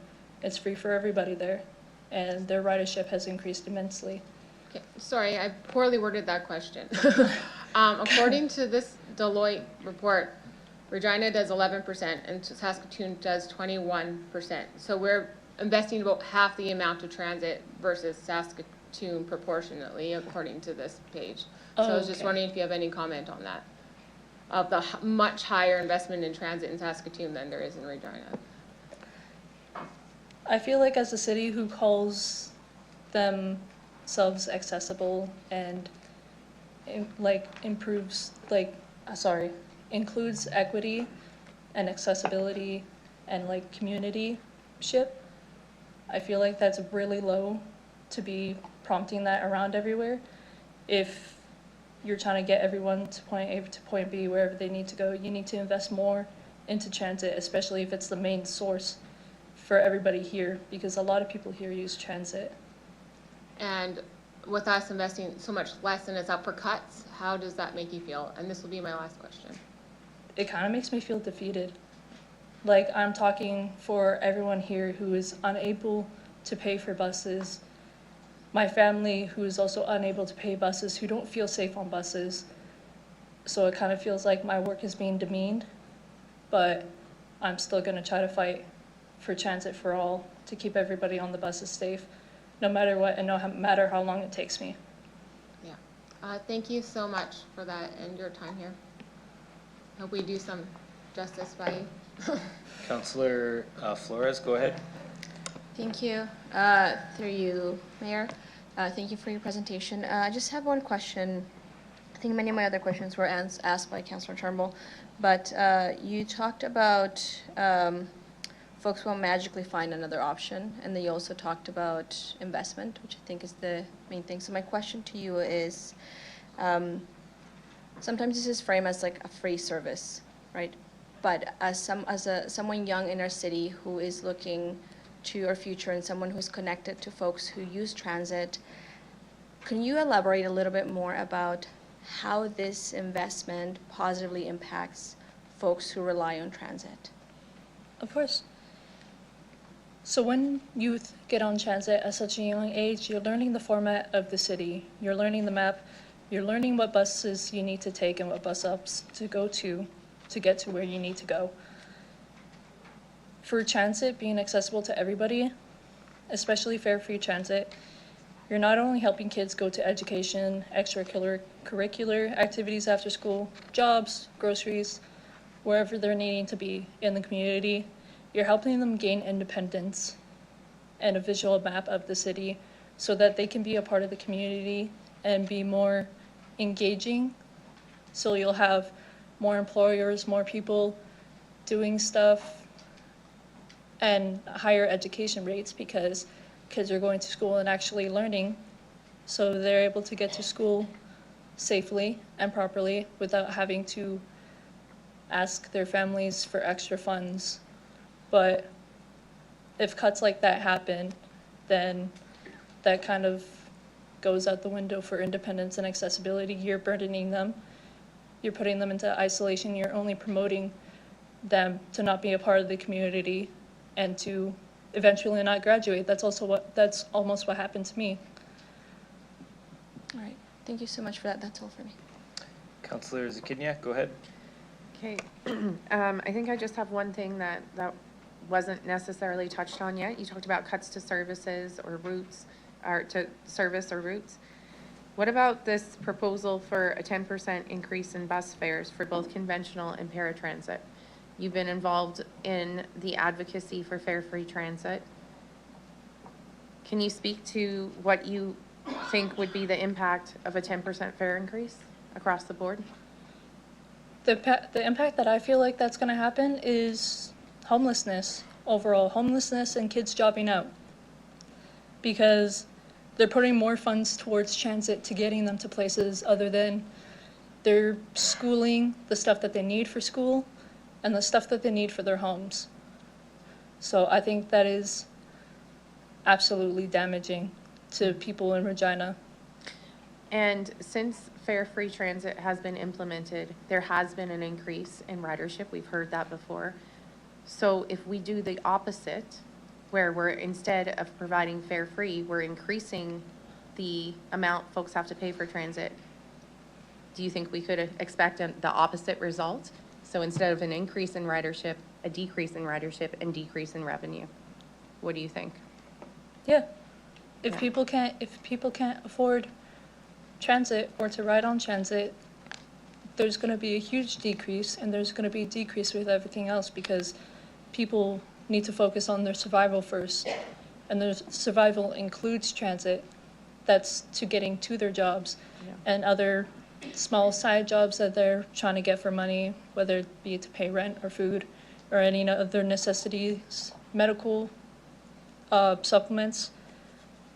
So, yeah, I feel like that would be a huge decrease on Regina transit.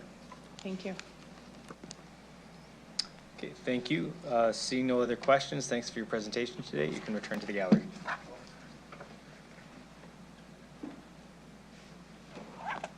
Oh, I didn't see your light on there, sorry. Do you have a question? Atticus, would you mind coming back? I guess there's one more question. It was the last minute light came on for me here. Sorry about that. Okay. Go ahead, Councillor Mancinelli. Thank you very much. Through the chair, appreciate you coming out today and all the answers given. Also appreciate the reasoning, the passion behind protecting the routes and the necessity, especially of workers on those late shifts, often for lower paying jobs, and the need for access for employment and school behind transit. Very hard budget.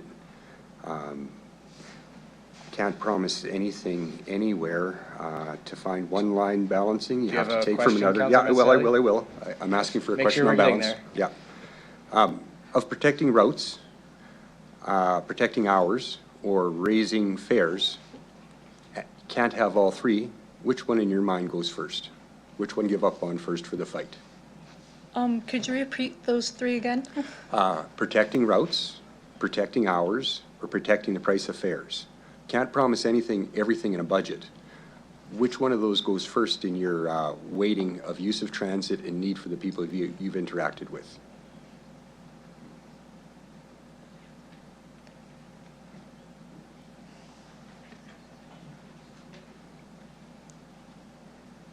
To be honest, I don't have a straight answer for you because you can't just cut one out.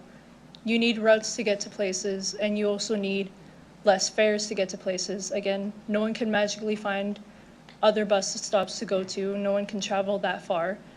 So, to be honest, it would be in the middle between protecting routes and protecting the fares. I appreciate that. It was a very hard question. Sorry to pin you with it so hard. No, but that's your totally experience. fine. Thank you. Okay, and question from Councillor Bezo. Go ahead. Thank you very much to the chair. Thank you for coming here today and explaining some of these things. So just to what Councillor Mancinelli said, we've got some serious tax increases. Okay, I want to make sure, just pause 1 second. I would respectfully say we have a lot of people waiting to speak today. Let's keep the preamble short and ask some questions of our delegates. Thank you. Thanks. So pertaining to Councillor Mancinelli's, we got some people that are going to be on old age security, a lot of our senior citizens. With tax increases over the past 2 years, their entire CPP or old age security check is going to taxes. I don't think this is a fair question for this delegate to talk about CPP. I'm going to ask you a quick question for, that balancing act between the affordability and the routes. The question is, can you afford 25 cents? Yes, I believe you can, but some people don't have 25 cents. Some people are homeless. Yeah, no, that's a question. So as little as 25 cents can make a huge difference on having the routes and the services. Yes. Okay, thank you. Okay, thank you. Thank you for your presentation. Yeah, you're good to go. Thank you.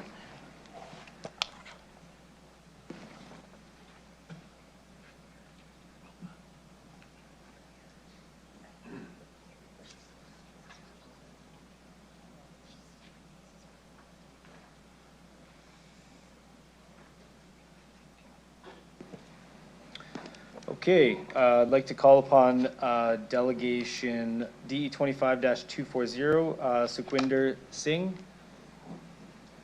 And then also delegations DE 25-249, Kevin Boyko, DE 25-250, Ankit Patel, and DE 25-251, Patricia Nickel on, and they'll be virtual.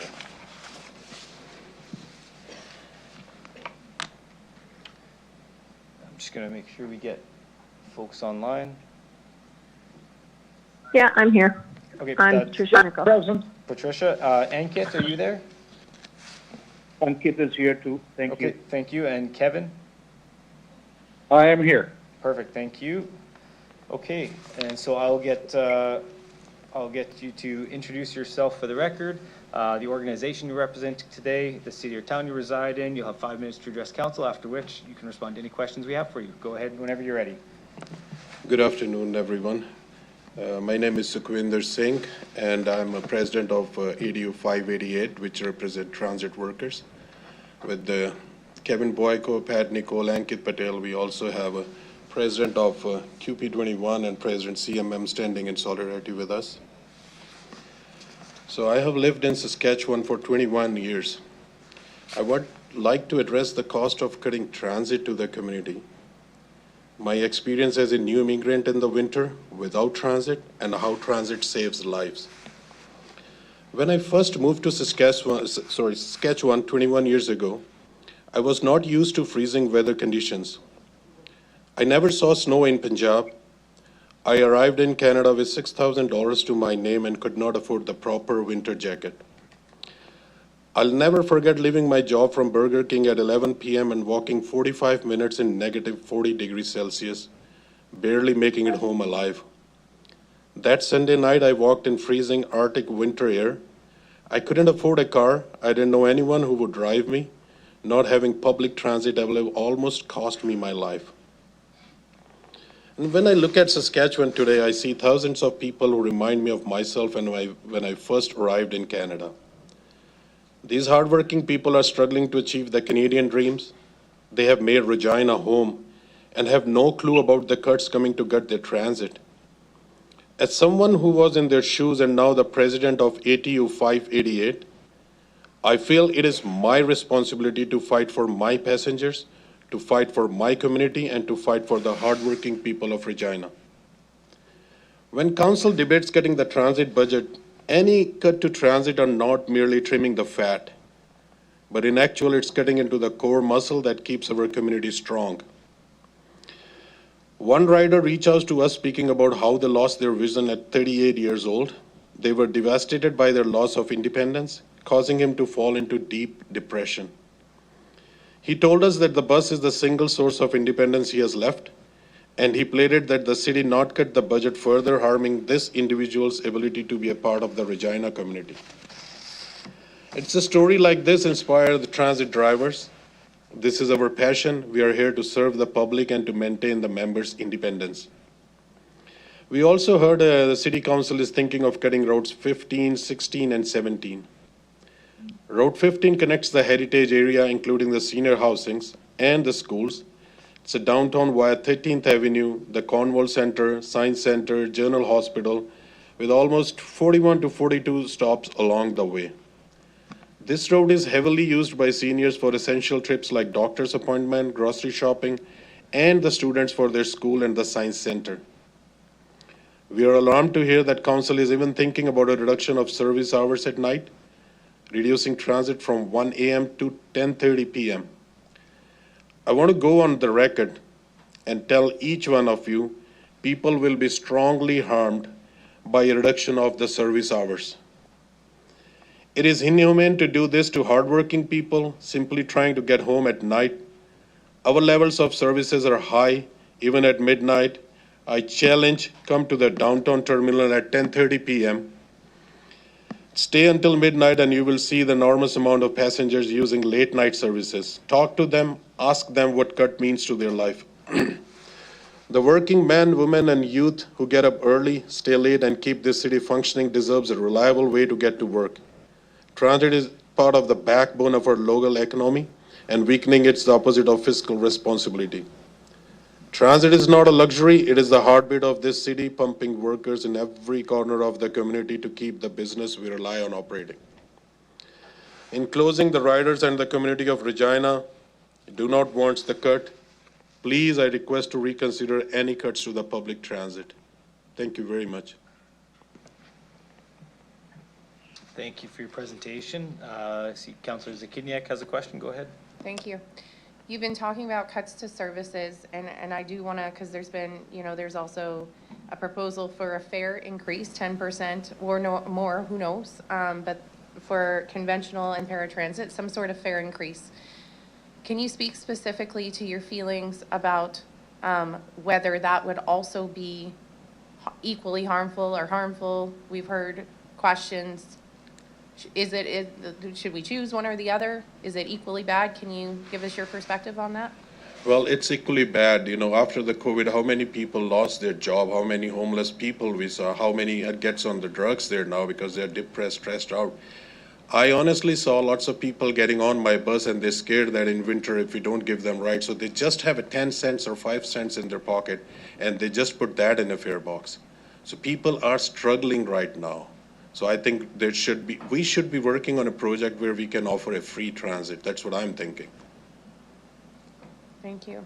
In that same appendix, it notes that Saskatoon's transit is already cheaper than ours. So I don't know if you have any knowledge of that. So if we increase our fares by 10% or any amount, will be even more unequitable with Saskatoon. Did you know that, or do you have any knowledge of that? I don't know about the Saskatoon fares, but yes, if we increase the fare, there will be reduction of the ridership for sure. There will be a reduction in ridership? Yes. Thank you. Councillor Flores, go ahead. Sure, Ed, thank you for that. So my question was actually similar to that. I was going to ask about the long-term impacts of reducing routes and also increasing fares. How, in your experience, and as you've spoken and knowing ridership, how would that impact that in the future in terms of our ability to generate more revenue, or would it maybe be positive? I don't know. What would you say to the long-term impacts of reducing routes and also increasing costs? It will be a very bad impact on our city here. Students not able to go to the school because if I give my personal experience, example here, we are 4 members in the family. We all 4 are working. So if my son not able to go to high school, I won't be able to drop him. My wife won't be able to drop him out. He just rely on the public transit here. So same with the workers. There's some workers, after their schooling, they go for the late night works there. They're done at 11 or 12 in the midnight. They know there's a bus service which can take them back to their home safely. They have no choice but to leave their job because working at a minimum wages, they cannot afford cab every day. Then just one more question in terms of cutting the routes. They mentioned that this is because they're low-performing routes. As someone who drives a bus, would you say, how would you define a low-performing route? Well, I don't think there's any low performing. If you're just going with the number of the passengers on it, that you have a target, you need at least 15, 20, or 30 passengers in the one road, that should not be. Just look how many people are getting benefit. Even if there's 3 seniors getting on the bus, you're helping 3 seniors who cannot take a bus. You cannot take a cab there for their doctor's appointment, for their groceries. So we are helping those 3 seniors. So we should not go by the numbers, we should go by how much we are helping them. So would it be fair to say that you would challenge what is being called as a low-performing route because it might not be taking into account things other than just the number of ridership, but also the impact that it has on riders? On the riders, definitely yes, because seniors, I driven that Route 15. There's mostly seniors, they hardly walk there, but they rely on this because they want to get out of the care home there. They want to go and do their own shopping. It's give them a little side of independence that they can do this, and they can go on their doctor appointment. And even those 15, it's taken by the school kids too, because it covers the school, it covers the science center there, it covers the general hospital. Nurses takes that too. So it's affecting everybody. So I think we should not go by the numbers, how many people are using it. If we talk about the numbers, then there's Route 18, Route 7, Route 9, which is, I mean, one bus is not enough for that. So what we are doing for those runs, if we're just talking about the numbers. So it should be how much we are helping our community, how much we are giving them back. All right, thank you so much for that. That's all for me. Councillor Turnbull, go ahead. Hello, thank you for being here. Thank you. Since you're talking about this, the cost, the hidden cost of non-participation by not being able to use transit, I think that has a lot of value, and you were starting to talk about that. Did you want to talk a little bit more about the cost of non-participation, like how we could be saving by allowing people to participate in life, like jobs and work?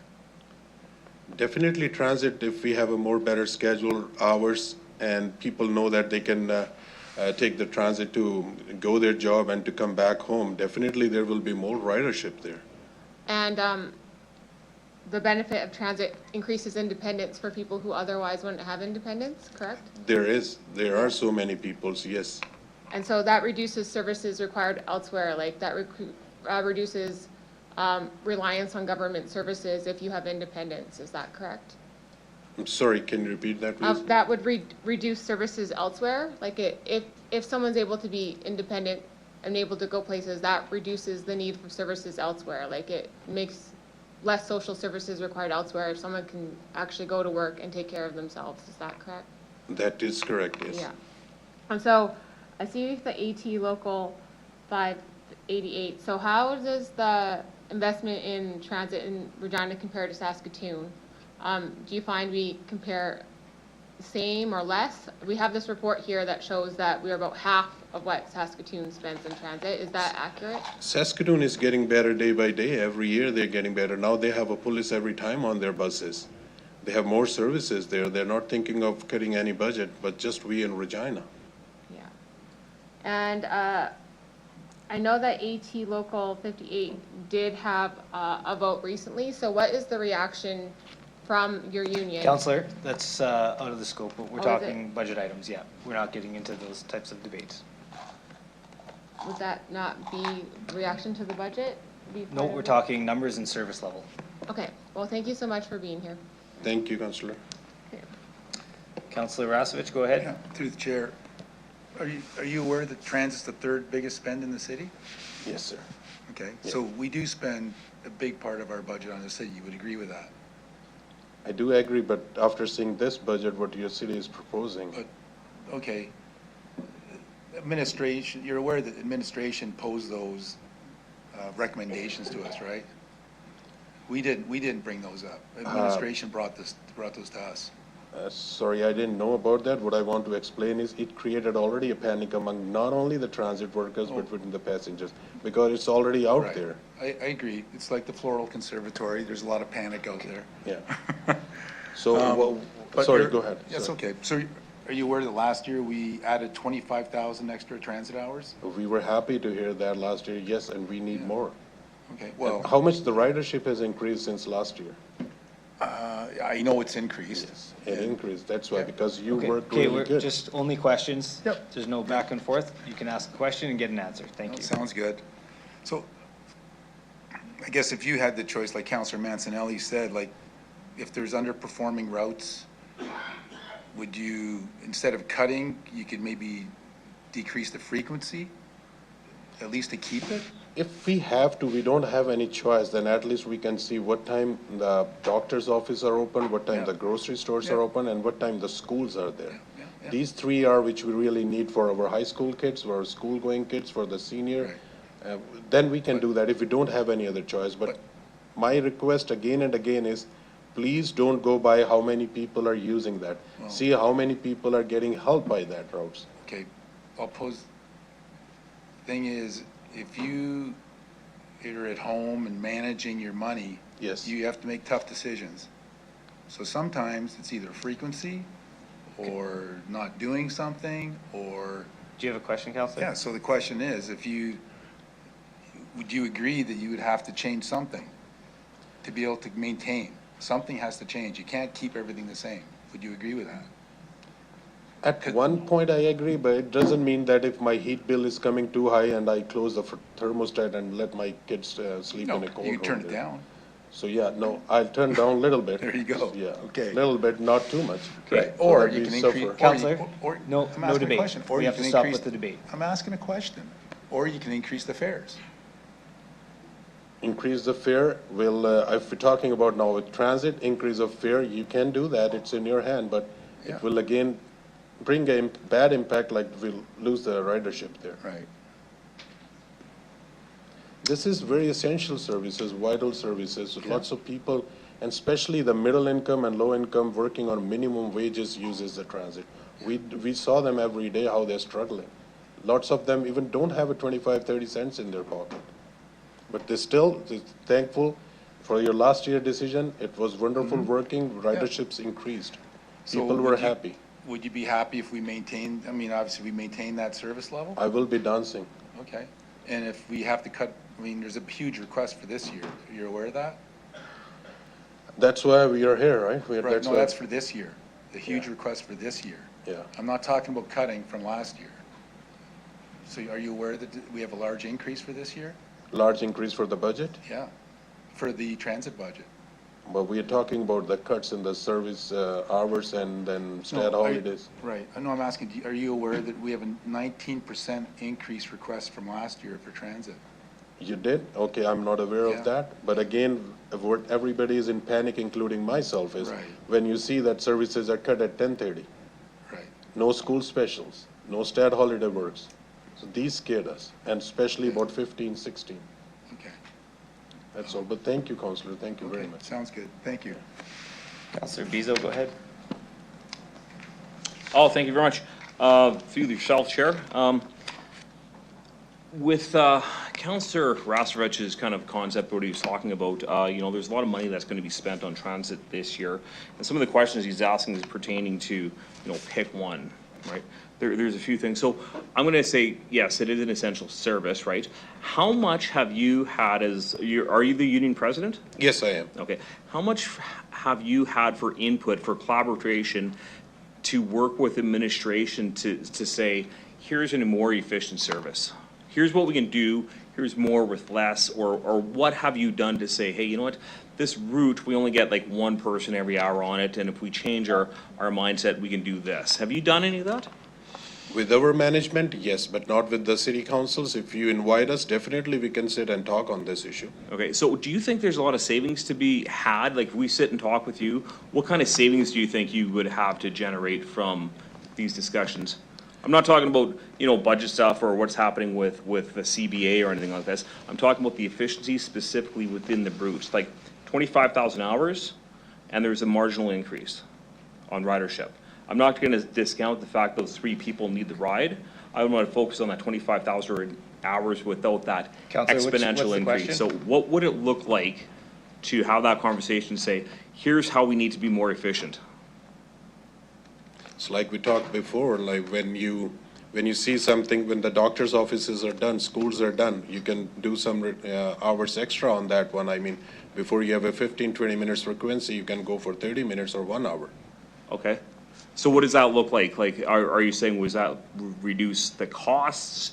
Would that It will reduce? definitely reduce the cost. Okay. Yeah. So there is an opportunity to reduce the costs, is what you're saying? There is, yes. Okay, so I think administration is looking at that as well too. And I just want to be clear, have you worked with administration to look at what it takes to reduce the costs? With our management, yes, but not with the city. Okay. And how has that been received on reducing the costs? What has been worked out to reduce I costs? think our director is already talking to you guys, and he has some good projects with him. So if we want, we can sit again with him. Okay. Yeah, Nathan, he has some good points there. Yeah. Have you noticed like electric buses, has that added to cost or has that reduced cost? If you're asking me, I'm not in favor of electric buses at all. Okay, thank you. Probably a little more costly. It is, and it's not for the Saskatchewan weather. Okay. For the winter, their battery dies very quickly, and they can just run for 2-3 hours, that's all. That's very interesting. So if I was gonna ask you a question, say, if we cut electric buses, got rid of that fleet to maintain services, would you be happy with that from the I union will be president? happy with that. Before, we were happy with the electric buses also, when we haven't seen them on the road there, because it will save some fuel, we were thinking, and it's going with the environment there. We are happy with that, but now when we see after 2 hours of drive, their battery comes to 15%. Oh, wow. Didn't even know that. It's on the Facebook everywhere. Last Friday, there was 4 buses. 4 buses we have to change off with a 15% battery. Well, with that in mind, I have no more further questions than you. I will of the city manager in this case with some of these questions, but that's for me and the manager now. Thank you, But sir. thank you very much. Thank you, sir. Bye. Councillor Mancinelli, go ahead. Thanks, I got pushed in here.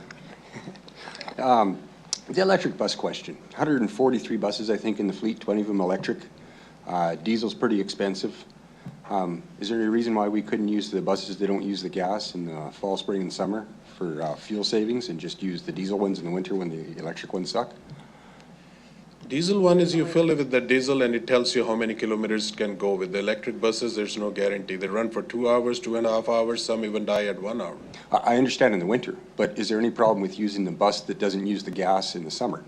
We haven't tried in summer yet. We have to wait till summer now for the electric buses. This is first time we got during the winter time. Yeah, I guess that's what I'm asking now, before we prejudge them, knowing we have over 140 buses in the fleet and only 20 are electric.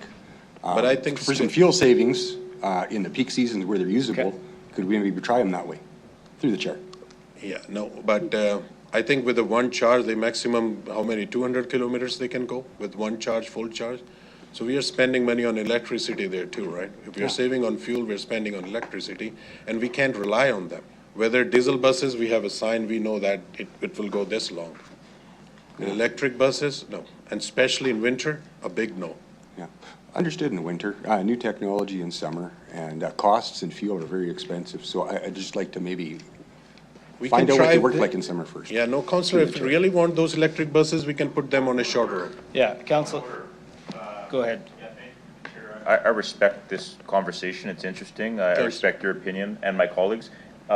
Looking to the chair and to the clerk's office for a recommendation as to whether this is the appropriate time to discuss and debate electric buses. In light of all the people that are waiting here to speak this evening, I'd just like us to be mindful. If it is, great. If it isn't, let's save it for the appropriate time, please. I'm gonna rule in favor of what Councillor Froese brought up. I think this is a better conversation, better served with administration. Any further questions?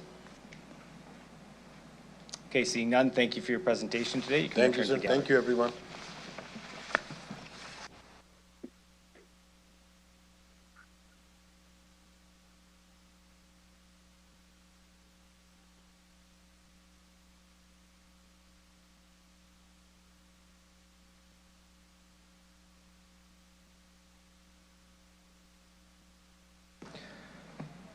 Okay, we'll now hear from delegation DE 25-241, Kea McKnight.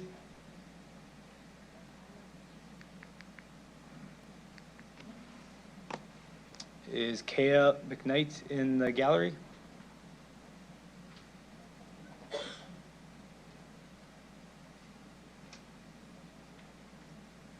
One more time for Kea McKnight.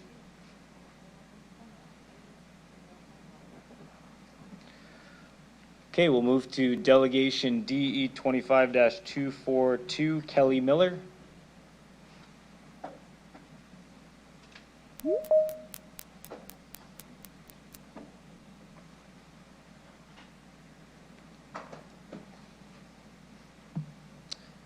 Okay, once you're settled, if you can introduce yourself for the record, the organization you're representing, if any, the city or town you reside in. You'll have 5 minutes to address council, after which you'll have the opportunity to respond to any questions council may have for you. Go ahead whenever you're ready. Okay. Hello, my name's Kelly Miller. I'm not representing anyone besides myself. I live in North Central, and first off, I'm going to make reference to what we've just heard. Police budget sent up over 10 years. It will connect. Item that was already considered, so we'll Oh, have to no, stick okay. to the item that What I'm we're in saying front of is, us. well, you've all heard it. In comparison to the transit, they are at 50% compared to the other one, 110% of what's average for a city to be spending. I can remember back years ago when the SGI said a bunch of the buses were not fit for the road. And city, because of the transit, didn't have any money. So they had to go and get buses that had been abandoned by the city of Moose Jaw in a field and make them fit for service. And they were not in any good shape but that's all they could do. And the only reason that it's not worse now is because later on, the federal government came along and gave money for new buses, garage, etc. And that has been the lifeline that has kept the transit going. I live in North Central where Regina Transit is a necessity of life. It's an essential service. It should be treated as an essential service as other essential services. And I'm a transit user, and my husband works for Regina Transit. It doesn't get the respect that it's due. It has been underfunded. It is actually an efficient and affordable public transit that's the backbone of our city. Regina has the lowest transit spending per resident. It's got the fewest service hours among cities and the most efficient cost per service hours because it's running at 50% of average. The information on this is all included in your own agenda. Our spending is 12% below average, yet our Regina's transit's usage has increased over 30% recently from 2019 to 2024 by over 2 million rides. But no one's focusing on that. They're focusing on anecdotal things like, I saw a bus that didn't have anybody on it, which can happen because of the fact that you have at times new buses going in for split shifts. They're going to start empty, they're going to end empty. You have slow periods. These things happen. And you have to look at the overall data. I don't see any kind of an impact study. We're talking about 15 over and over again and how it's for seniors, how it's how people get to the hospital. And there was no impact study as to how it affects people, just looking at the overall number. Oh, this has less usage and we'll cut this one. It's not being done in a very good way to be looking at it that way. And it's going to have a detrimental effect on a lot of people if you're going to do a 24% cut on transit, which is already at 50% of average for spending. A $12.15 million cut that causes a 24% reduction and a 10% fare will break Regina Transit. Transit's a necessity for many. They can't shift to other options. It ensures that every resident has a means to participate fully in the job market and society. Cuts to services risk severely affecting those with disabilities, low-income residents, new immigrants, single moms, students, seniors, who all depend on transit being accessible and reliable and affordable. Public transit is an essential service and a life that allows equal access to health care, public services, amenities, jobs, education, food, shops, affordable housing. Transit has a direct impact on the local economy and quality of life. Every $1 invested in public transportation generates $3 in economic returns. One job is created for every 20,000 invested in transit. Many tourists expect to have the option. Reliable transportation is more than just an affordable is more affordable than owning a vehicle. And when people choose public transportation, roads become less congested, travel times decrease, and the overall traffic efficiency improves. Traveling public transit is 10 times safer and reduces collisions. It reduces vehicles on the road and is an efficient system lowers energy consumption, vehicle emissions, and increases air pollution. It is good in so many ways. Canceling transit past 10:30 limits jobs opportunities for many and businesses. It reduces the number of potential job Ms. Miller, candidates. I'll get you to wrap up your. Okay. Your And some will no longer be able to attend late-night events. All of this applies to the stat holidays also, and eliminating the high school routes and eliminating routes 15, 16, and 17, and reducing the fleet and the fleet reserve. I'm against all of it. Okay.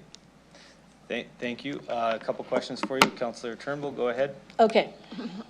Thank you for being here. Well said with everything. I agree. I do want to ask, you said something about $3 in returns. That is from, I was looking at two studies, a Canadian study, and I was also looking at a US study of transportation as to, the US study said was higher. $3 is from the Canadian study of what, of the effect of transportation, public transportation. And how does that work? Is it just by allowing people to work and be independent and less reliant on social worker? But how Well, does the $3 in returns work? That, because of the, like it said also, it creates jobs because people are able to work that wouldn't otherwise be able to work with the limitations. It enables hours to be increased. It's along those type of lines that it has the impact on the economics. And it would reduce some of the needs on social service type Yes, works. yes, exactly. Yeah. Like a hand up versus hand down independence. Right, I mean, it's instead of being on social services, you can actually go out and work. Awesome. And then I did want to ask the question of I think we agree that the solution is to increase ridership, to increase revenue. So what would you suggest to help us increase ridership or some incentives here in Regina? Well, first off, we've already increased it. In 5 years, we increased it 2 million. Second, I would not, the problem with the fare increase is that right now you've got a situation where with threats of violence and that limit the amount of money you can make on a fare increase unless you actually increase the peace officers that are also planned. And so either way, you're spending money. So there's limits to what you can do as far as making money off of that. I think it would be better to focus on actually increasing the amount of people on transit. And one way is just to have it more reliable, to have people, be able to trust it more. And that is already happening. And that's why you have a 2 million increase in 5 years. Okay, so to increase ridership is your answer, I think? Yeah, I think it's better to increase the ridership than it is to increase the fare. Agreed. And would you see some of our programs, such as the high school or the fare decrease actually increased our ridership, correct? Like, yes. It would actually increased our ridership? Yes, that has increased our ridership, such as has expanding it. And it would be detrimental to get rid of the high school. Agreed. So would you suggest something like maybe more like a employee discount to City Hall employees and increase one of those or something to increase our ridership or incentives like that? Incentives can probably work better because what you're trying to do is get more people to try the bus and get accustomed to the bus and rely on the bus. And once it's something that people will, once they get used to it, they can do it more. Okay. Well, thank you so much for being here. Okay. Thank you. Any other questions from colleagues? Seeing none, thank you for your presentation today. You can return to the gallery.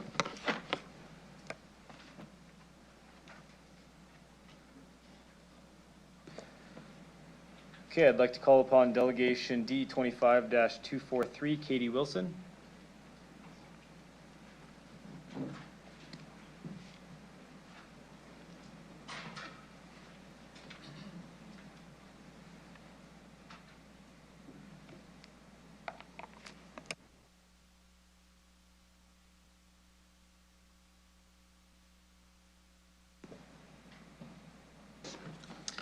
Okay, once you're settled, I'll get you to introduce yourself for the record, the organization you're representing, if any, today, what city or town you reside in. You'll have 5 minutes to address council, after which you can respond to any questions we have for you. Go ahead whenever you're ready.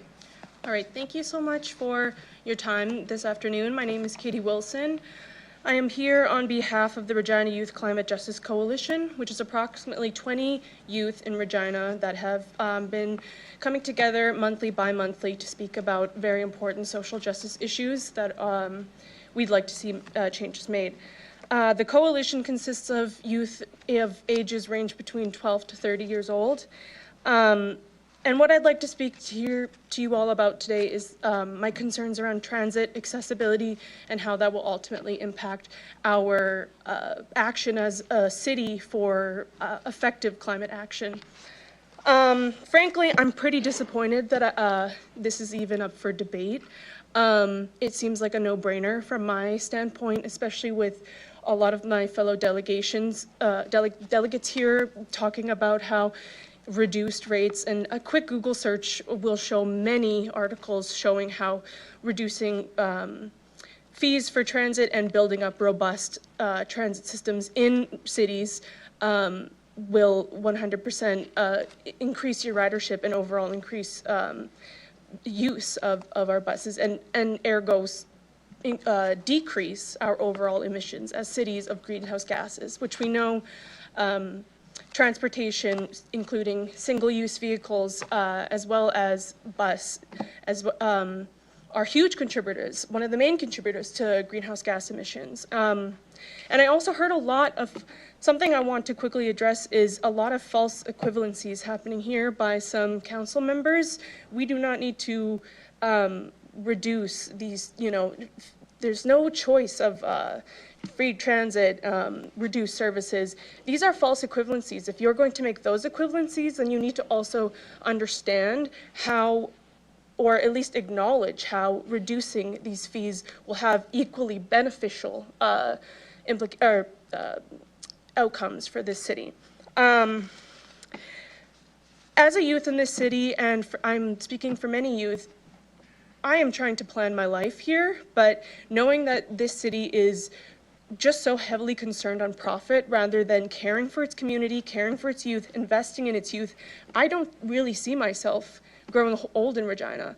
And I need you all to understand that I am one of many youth that are trying to plan our futures. But when we're seeing you guys not invest in our futures, there's something as simple and so no-brainer as free transit. It really just comes off as lip service and performative. And you don't really want to invest in the youth or care about youth. So that's one thing I would like to address for sure. I would love to congratulate this council on your decision to approve the waste reduction, or the waste facility through Cowassis, that partnership. That is a great example of using infrastructure building to build sustainable and economically sound decisions as a community that also addresses issues of equitability and reconciliation. This city council has proposed 7 big moves. One of these big moves for a more sustainable Regina under your sustainable framework and plans is to increase transit and ridership. You've had many people here today telling you explicitly, if you reduce fees, you will see more usership in transit. By eliminating routes such as 15, 16, and 17, you are also failing to acknowledge that these routes, while they may be low use or low profit, basically is what you're saying, they also still provide vital connections to some of our high use transit systems. So I need you all to understand that there are some false equivalencies here being made, and it really does. I think one of my other delegates said it's going to use some of your creativity. And I would really encourage you to also, hearing that you want to invest in economic development, along with a huge increase in police, which don't even get me started, which I obviously can't. But you need to include youth in that decision, because we are going to be the next ones sitting in your seats. And if we're not being invested in, then we're going to hold you accountable. And if needed, we will get your spot and we will move you out of here so that we can make decisions for ourselves. How much time do I have left? About 20 seconds. Okay. With that, I would love for councillors to please do not increase fares by 10%. Do not remove 8 high school bus routes. That is unrealistic for so many students. Do not reduce late night transit services, weekend services, holiday services, and any reductions to paratransit. That is deadly. Do not cut routes 15, 16, 17. It makes much more equitable and economic sense to do an impact study with town halls and to amend those routes to make sure that they are getting used. And finally, I would just like to say we will be watching you as youth. Will you be prioritizing your people in this budget, or you will be prioritizing profit? Because we prioritize people and we will hold you accountable to that. Thank you. Okay, thank you for your presentation. Check if anyone has any questions for you today. Seeing none, thank you for your presentation. You can return to the gallery. Thank you. Thank you.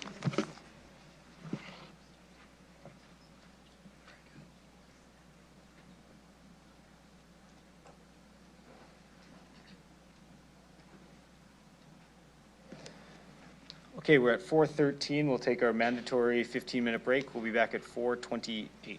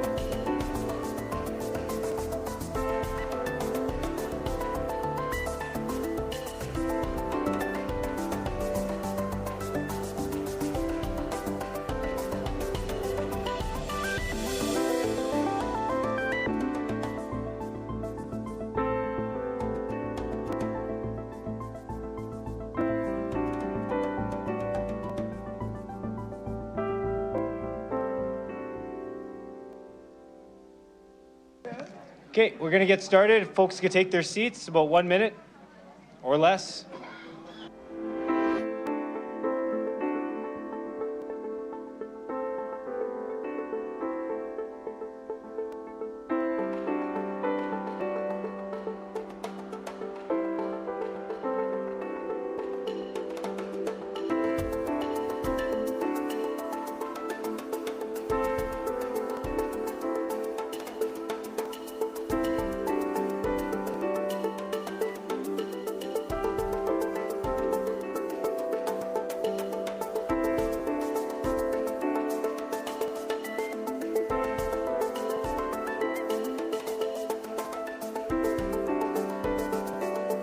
Okay, we're going to call the meeting back to order.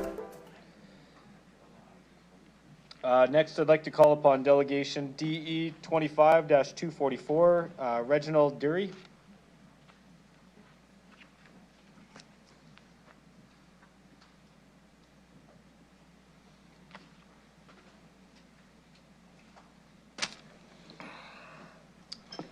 Okay, once you're seated and ready, I'll get you to introduce yourself for the record, the organization you're representing, if any, today, what city or town you reside in. You'll have 5 minutes to address City Council, after which you can respond to any questions we have for you. Go ahead whenever you're ready. Thank you, sir. Respect the privilege to appear and speak on Treaty 4 territory in the homeland of the Métis in Regina, Saskatchewan, Canada. Sending greetings to our mayor and council.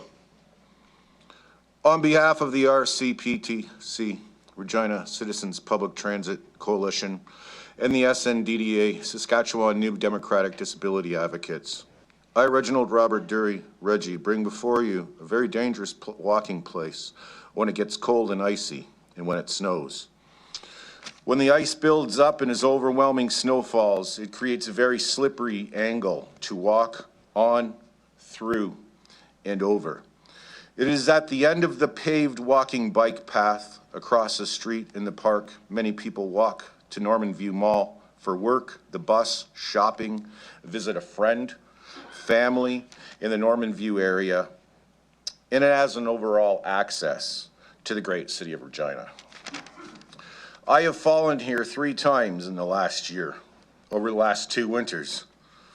I propose to continue the walking and bike pathway to the 9th and McCarthy 4-way walk in lights, in that we build a wheelchair-friendly ramp, all access at the roadside of Edenwold in 9th and McCarthy, with the paved path in between. I'm also requesting that it be plowed. Thank you. And if I may say, in conclusion, last night, for the first time in about 4 or 5 years, I just recently graduated 2 colleges. That's what I did in COVID. And so last night, I missed the bus from Normanview to the Exchange to hang out with the Sask Music community and the Regina Songwriters Association. I had to make a decision if it was very important for me to go there and if it mattered. And I did, and I was grateful to make arrangements to get there. I knew I did not have a bus home, but in respect to all of you in the Saskatchewan, in Saskatoon Council who got on a bus a few months ago to see what it's like and experience it, I chose to walk home last night from the Exchange up to Normanview area, 9th McCarthy. It took me 1 hour and 90 minutes, and I'm grateful that I can do that with a disability and acquired brain injury. If it was minus 45, most of us would have froze to death. Walking up the Pasqua underpass was horrifying, and I'm a grown man. There's no walkway. There's cars coming head on, and I just can't imagine anybody in our community to have to go through that. Me, I was fine. I did it. We definitely need some more walkways. But I would just like to say, please don't cut the service. Most of us don't have cars. A lot of us don't. Our hope and courage is to get on a bus to go out and experience life in our community and partake. And when the bus is cut on statutory holidays or late at night, we cannot even go out and partake in our community. So I ask you to please reconsider, maybe evaluate at the less busy times. Instead of a bus every 15 minutes, make it publicly noticed. It'll be every half hour. So instead of there being 3 buses, we have 2 buses. But let the townspeople, let our city people know, hey, we're going to change this, and this is when it's available. But we definitely need to be able to get Regina residents to and from different places in our community from whatever particular reason it is. And About 30 seconds left. I'm not richest or the poorest, but I will tell you that based on rent and food and just overwhelming price of everything going up, the best of us sometimes have a hard time getting a bus and having the money to pay for that bus that day. So I thank you all. I wish you season's greetings, and I really appreciate the opportunity that a reg like me has an opportunity to speak with you all on behalf of our community. Okay, thank you. Councillor Turnbull, you have a question? Thank you, and to the chair, and thank you for being here. Being a disability activist, can you speak to how many people with disabilities there are in Regina, and how it's not just a small amount? I can tell you that from what I understand, it's almost 30% of our entire province that has disabilities. So that would be 30% of our province, which would rely on things like the bus, who may not be able to drive or otherwise? That's correct. So that's not just a small number of people who are affected? No, and anybody, sadly, anybody in the blink of an eye can have a disability. Yeah, and that's mental, that's physical, even things like getting epilepsy or anything like that would affect your ability to drive?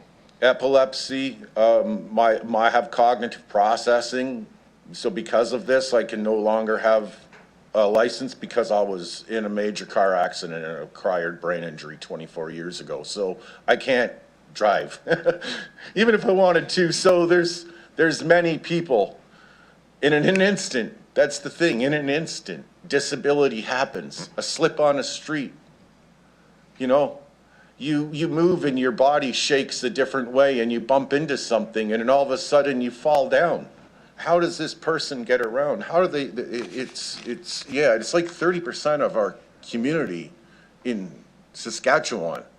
It's much less, I'm a foster child survivor, and it's much like that. It affects every community. Everybody knows somebody with a disability, and we have to take care of each other. Yeah. So it's not simply a choice of not being able to drive.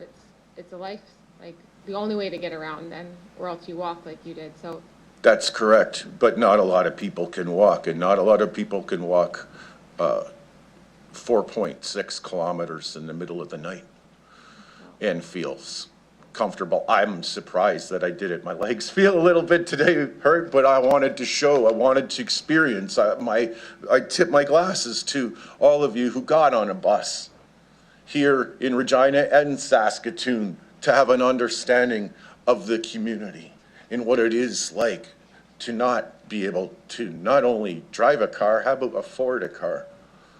The best of us sometimes, we just can't afford to get on a bus sometimes. And without that bus, there's no way around.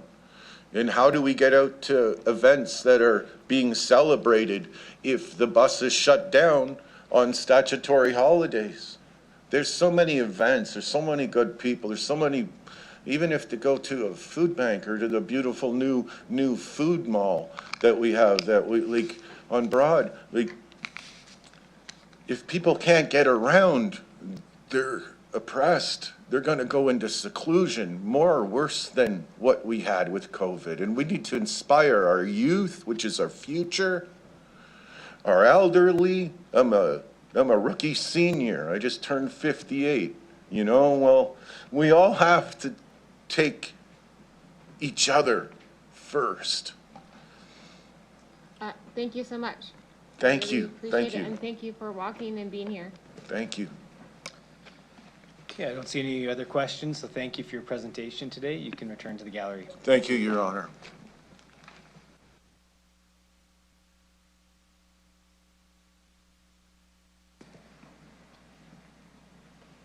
Okay, I'd like to call upon Delegation D 25-245, Ronley Arnold.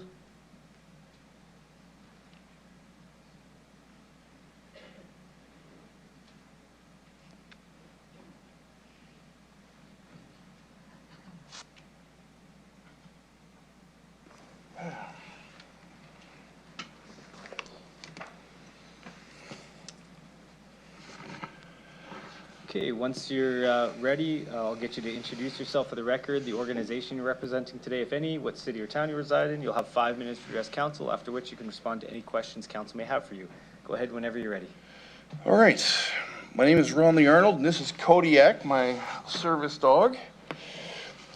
And I work at the Canadian Mental Health Association Saskatchewan Division and member of the Saskatchewan Government and General Employees Union, which represents a number of community-based organizations in our community. However, I am here representing myself as a resident of over 20 years. So, cutting budgets for a vital municipal service like public transit will not meet the needs of this city. I work within a community-based organization, but I'm here as a representative of the community and not my employer. Every day, when my child has classes, they must take the bus to the university, and they encounter people and situations that bus drivers must deal with regularly, but are not trained to deal with. The transit buses and their drivers provide warmth and stability across the city to every level of society, rich or poor, skilled or unskilled, homeless or not. The people I provide support and advocacy to are in need of this service nearly every day.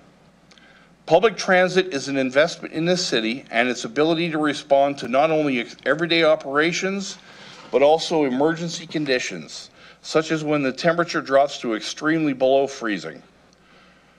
The transit operators in this city need skills taught to them just as much as they need perfect driving records.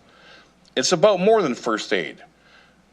Transit buses can and should be rolling referral agencies to services within the city for places to get warm, find food, and stretch into finding how to locate job referral and emergency services.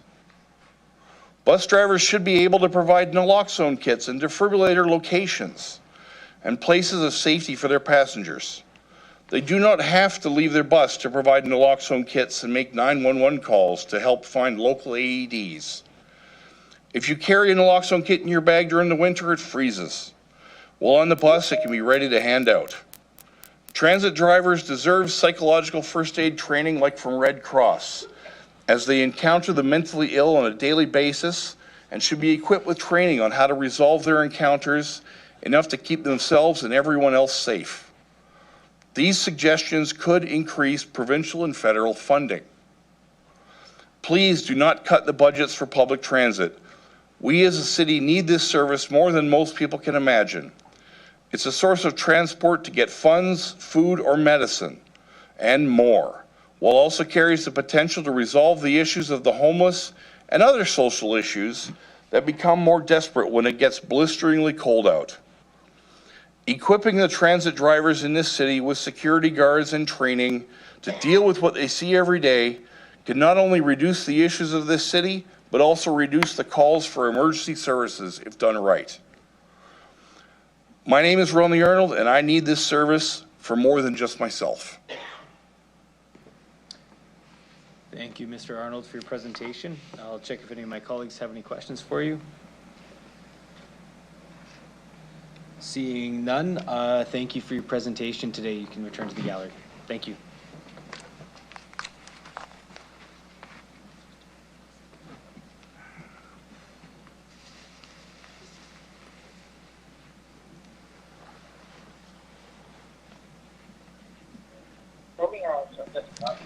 Okay, next, I'll call upon Delegation DE 25-246, Marmik Patel.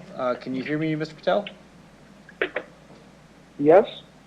Okay, I'll get you to introduce yourself for the record, the organization you're representing, if any, the city or town you reside in. You'll have 5 minutes to address council, after which you can respond to any questions members may have for you. You can go ahead whenever you're ready. Okay, sir. So I'm living in city of Regina, living in Harbor Landing.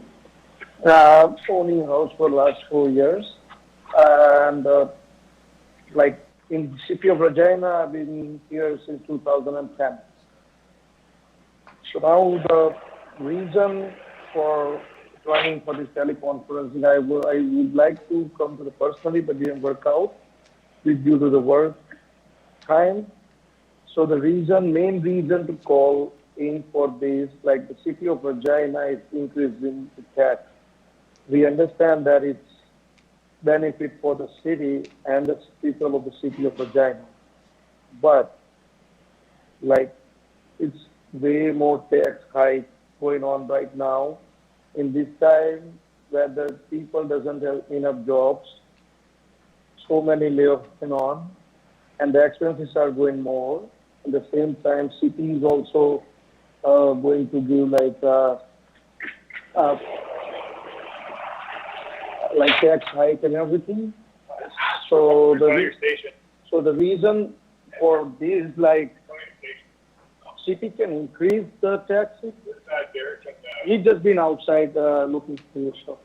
So the reason for why we are telling that, because like city has so many different options they can go for, rather than the bigger tax hike at the same time, and it's continuously going for 3 different years, yeah, in a gradually. So right now you guys increasing around 6%, 7%, whatever will be decided in your meeting, but it's like really hard. Like in 3 years time, like 17 to 20% tax hike. Rather, you should go for gradually, slowly, or try to postpone this tax hike right now and do the meetings with the communities and try to gain more ideas how to make more money for the city. We obviously want that the city doesn't go in that, but still, like city also has to think about the people as well, which are already in the stressed out in this situation. Also, like city has taken the steps to take like $300 million plus some swimming pool.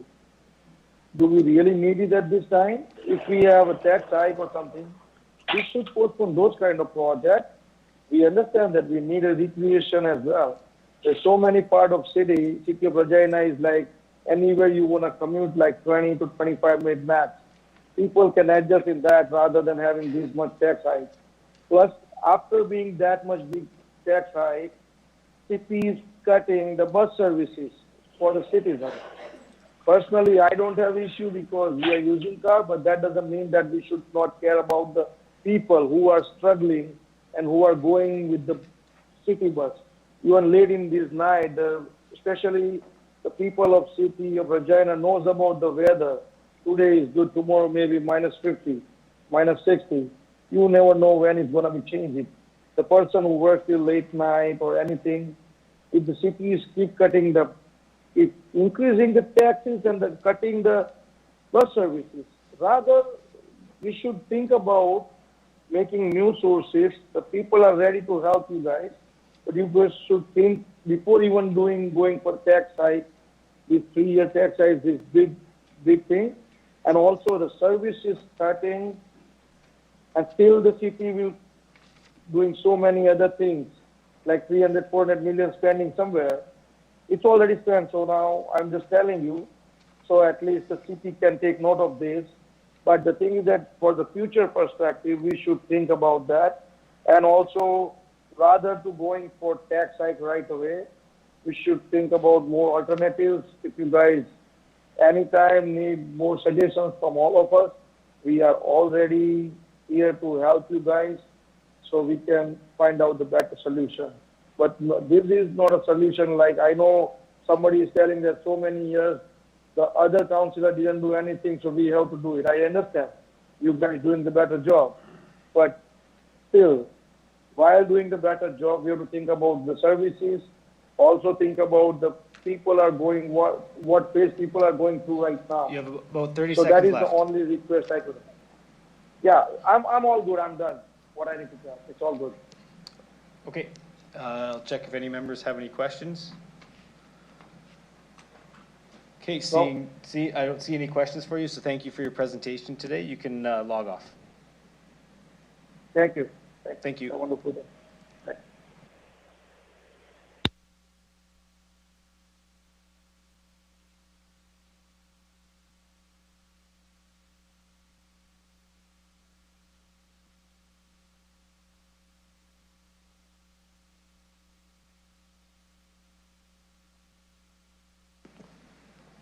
Okay, next I'd like to call upon Delegation DE 25-252, Jolene Norleen.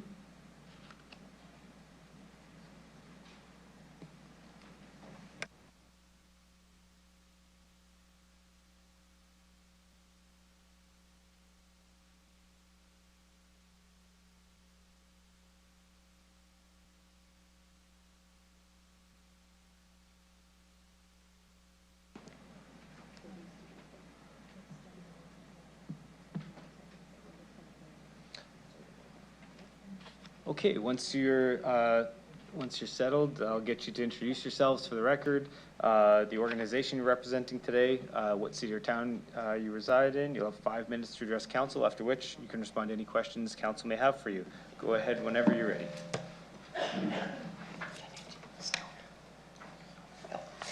We're here for the Regina Floral Conservatory. I'm Jolene Norleen, and I'm on the board representing the new Floral Conservatory Committee. Do you want us to introduce ourselves? It's on. Is on? Okay. My name is Ron Sharp. I'm the president of the Regina Garden Associates who operate the Regina Floral Conservatory, and I live here in Regina, Saskatchewan. Through the chair, my name is Mariana Hinojosa Centella. I am the vice president of the Regina Floral Conservatory. Thank you for the opportunity to speak to your honor, Mayor Brzezinski, and the city councilors. The announcement that the city is considering the possible decommissioning of the Regina Floral Conservatory, item number 45, Appendix M13 of the budget, came as a shock to the board, to our members, and to the general public. The Regina Floral Conservatory is operated by the Regina Garden Associates, which is a volunteer charitable organization.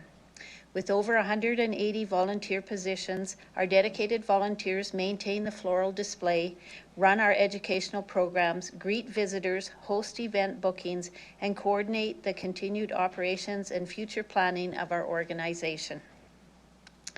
The RGA is a growing organization, and our stats from last year highlight this success. Our visitor numbers increased by 11% to over 23,000 people. The RGA membership has increased to 487 as of December 14th. That's an increase of 70% since November 18th, when all this started. We want to share with you the value of the Floral Conservatory. Travel and tourism have been considered one of the world's largest economic sectors, and garden visiting has been suggested as an important segment in the tourism industry. Our visitors in the first 6 months of 2025 came from all across Saskatchewan and Canada, as well as the US, and 28 unique locations outside of North America. Colleen indicated, this is insane. I live 4 hours away from Regina and stop to visit when I am in the city. This is a beautiful, peaceful place to visit. Floral conservatories foster a deeper connection with nature, offering a sanctuary for relaxation, contemplation, and reconnection with the natural world. Every day we see the value of green space has on our visitors. One story that I would like to share is a student that was nonverbal. After a short period of time in the conservatory, he spoke. His teacher had never heard this child speak before. A floral conservatory with a natural view lowers stress, reduces blood pressure, and increases energy. It can also increase focus and creativity. Leanne indicated, when my daughter was learning to walk and the winter days felt long and dark, it was one of the few places we could go to feel warm and calm. The Regina Seniors Care indicated this space is vital to our community, our seniors, our families, and our city's natural beauty. It brings joy, education, and connection to so many. Please reconsider the plan to close it. Growing wellness is our theme. There is a growing body of scientific evidence that shows how spending time in nature and green spaces is good for our mental and physical well-being. Doctors in 4 Canadian provinces, including Saskatchewan, are now prescribing time in nature. Danielle indicated, as a mental health professional from Regina who experiences seasonal depression, the Regina Floral Conservatory is on my self-care plan for winter. And it is also for many of my clients for self-care and safety plans. Elsie indicated, I have a son who is autistic. As a child, this was one of the safe places he loved going to because it was quiet and beautiful. Think of all the special needs children who don't have access to this option if it is decommissioned.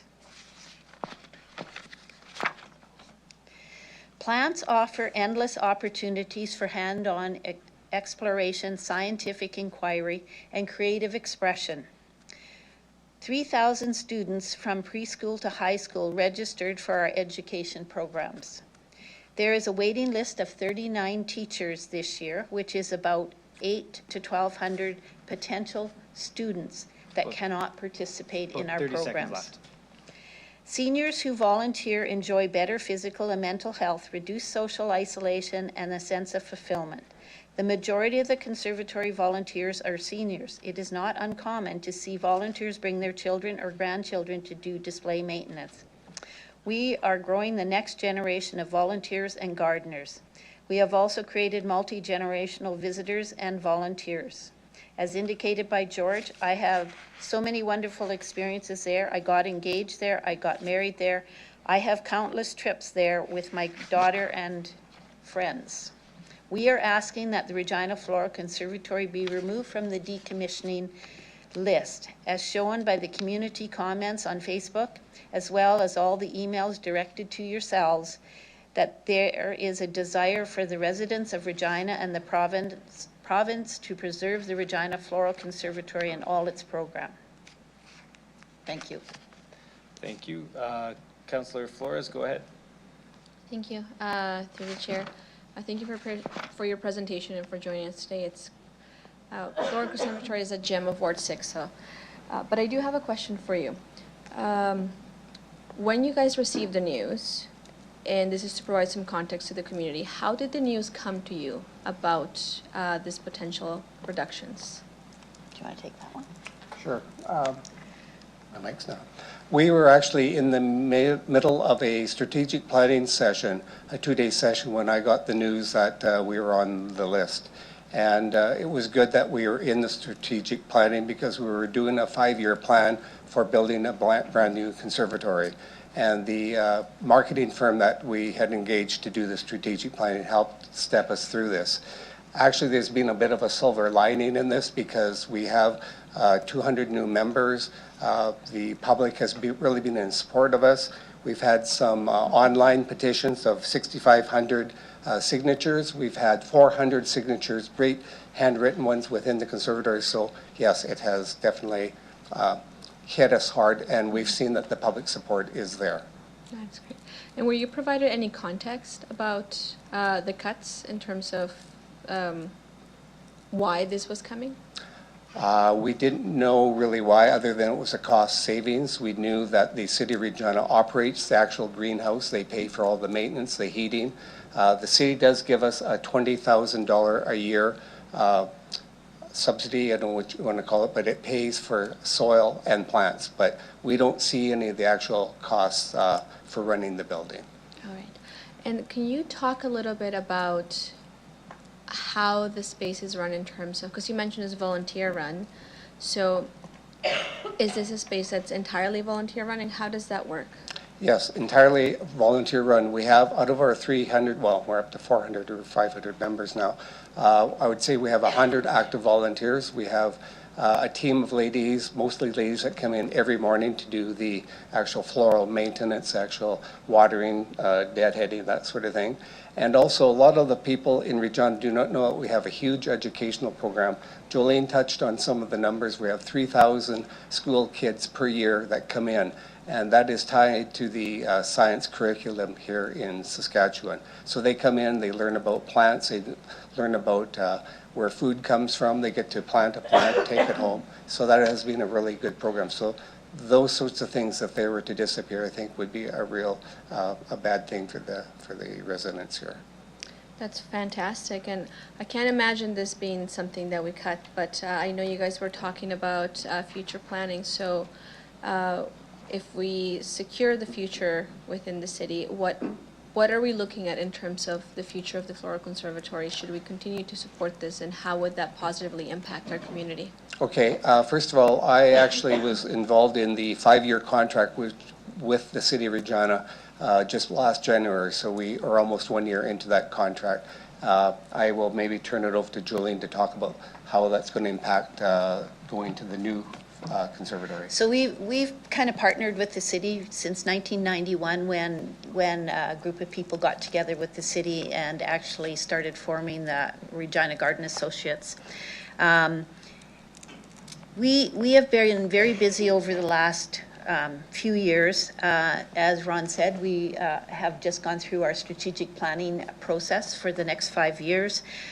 We've been working with the Provincial Capital Commission and with Saskatchewan Builds and Procurement to get a letter of intent for land in Wascana Park. We have partnered with the South Saskatchewan Community Foundation to help us with our donation pages and some of how to process our complicated donations and that. We have donors that have been coming out and indicating that there's an interest in donating to a major project like ours. We have a lot of new members who have just joined our Floral Conservatory in the last month. On our committee, we have accountants and auditors, construction people, project management, land developer, a communications person, government and city advisor, a bioengineer, a biochemist. So we have a lot of business experience in our program and our committee that is looking at the new Floral Conservatory. We are hoping to have something in the next, by 2028, 2031, to have shovels in the ground. And all these things that we've done, the letter of intent, the South Saskatchewan Community Foundation partnership, and some of these other things have really moved us forward in the last couple months, so. Yes, I just want to add through the share to Victoria about the impact that it has in the community. I will say it's endless. This is such a pillar for the community. We have people that have been volunteering there for more than 20 years. It's part of their life. They have devoted themselves there. I want to name a gentleman, Gilbert Genovese. He devoted his last decade in the Floral Conservatory. As me, a newcomer, he found a welcoming place in the Regina Floral Conservatory, and now through her sister Gilma, that legacies continue. And she just does it because it's a part to remember his heritage, you know. And for me, is as I mentioned it before, this is a place that opened me with open arms, that welcome me. And as a newcomer, that is important. That makes you feel part of a community, that you can build something. It makes you embrace your new heritage and also do something positive for the community. And I feel like not that long ago, the Open Door Society went there we had a language barrier, but we spoke through nature. It was beautiful to see how nature and community comes together to celebrate this diverse community. And I feel that right now, Regina is changing, it's more diverse, and this is one place where not only the newcomers, but the people that have been building the city can come together and celebrate. This is such a beautiful place. We have full circle moments from people that went there when they were like a kid, and now they're part of the board. They're coming with their kids, and it's such a beautiful place. It just really brings you everything. To society. And especially like me, I'm from Monterrey, Nuevo León, Mexico, and that is a really hot place in regards to Regina. And it's such a beautiful place where you can see plants from everywhere. You see poinsettias, which I don't know if you know, they're originally from Mexico. We call it Nochebuenas. We have the paradise plant that comes from South Africa. We have the hibiscus plant that comes from Asia. So if you see it there, we're also representing this diverse community. Such a beautiful place. And as Jolene mentioned, it's just a place that inspires you and helps you. It's been proven in multiple articles, and I want to phrase one in particular, the Journal of Physiology Anthropology. And it's stated that yes, in fact, going to green places is strongly improve the mental health. That is something that I believe it's important here in Regina. And this reduces stress and generates well-being. So, and it's important to remark that this place is one of those few places that still is entry by donation, which makes it this is equally accessible for everybody in the community to come there and enjoy. And we even have complimentary coffee and tea. So I feel this is a public accessible place that benefits an extent across the population, and it just helps reduce mental health issues and also improve social equity among everyone. So that's what I will complement to saying that's why it's important to keep it. And I know that the city has been a strong advocate for us, and I truly think that you guys will make the right decision. I know it might be reduced to numbers, but I think here you can see stories that are beyond numbers, stories that has transformed people's lives. So thank you. That was fantastic. You put it really well. Thank you so much for that. And just have one last question. Given that now with this, folks have been more aware about all of the work that the Regina Floral Conservatory does and how it impacts community. For anyone who's interested, how could they support it? Well, right now we're still embracing memberships. This is something that we want to clarify, that you can be a member, not necessarily volunteer, but it helps us out to show this impact that it has in the community. And of course, if you have the inspiration to become a volunteer, of course, we have different areas and we have multiple volunteers. And just visiting us, it's a beautiful way. Not that long ago, we had the Santa coming to the conservatory, and we have record-breaking assistance. Almost 500 people show up yesterday, and we have Santa, and we have a singer and a performer, which was lovely. And also complimentary cookies that the volunteers made. So it just shows you how much we are willing to give back to the community. We put endless hours, we wear different hats, and we just want to make this place a better place. And I think we need to make Regina a better place, and essentially the Regina Floral Conservatory is part of leaving the city in a better state that we came. No, so I just feel it's such a beautiful project. I'm completely passionate, not only because you're counselors, I am speaking to you, I speak it because this project truly transformed my life. I think it's not only for me, for everybody here. It transformed our lives forever, and for me, it just makes me embrace my new heritage that is being from Regina, which is a place that I adore. The people that are here are so welcoming. They love this place, and that is the beauty. When you see so many people enjoying a place, it's just so hard to not get transmitted that love, and that is a pillar, the Regina Floral Conservatory. Thank you, Ron. I'd like to tag on to your question about how the city can help. Get Tourism Regina involved. I think if we could partnership with them and bring, like we've got a lot of tourists, if we have a year-round facility in Wascana Park that we're working on, I think Tourism Regina can benefit from this. Everybody's always looking for financial benefits to the community. I think we could be that player in that game. So yes, I would appreciate help from the city in that regard. Fantastic. Thank you so much for that. That's all for me. Councillor Zakiniak, go ahead. Thanks. I just wanted to ask a clarifying question. So I think where you saw yourself listed, the Floral Conservatory is in Appendix M13, is that right? Yes. Yeah. And so were you, Councillor Flores was asking about some of the communication. Are you aware that this, so there's a list, it's a list of possible things for you to actually receive, for there to actually be a proposal to cut the Floral Conservatory would take a motion from someone. So if there's no motion, were you aware there's no cut unless somebody moves a motion for a cut? I just wanted to check in if you knew that, because, no? No. Okay. No. We just saw that they were planning to do a decommission by June of 2026. And of course, that got us a little anxious and got us started with our promotion throughout the community and stuff to get people behind us. Absolutely. Okay. I just wanted to provide that clarification. Thank you. Because it sounded like there's still, you know, some confusion around that. So yeah, it would actually take a motion for that to happen. Thank you. Okay. Okay, thanks. Councillor Radens, go ahead. So this is kind of a part for both administration as well. So it's only for the delegation right now. So sorry. if it's a question Never for mind. administration, Next we'll have time. a chance to do that after. Thank you. That's okay. Carry on. Okay, I see no other questions for the delegation, so thank you for your presentation today. You can return to the gallery. Thank you.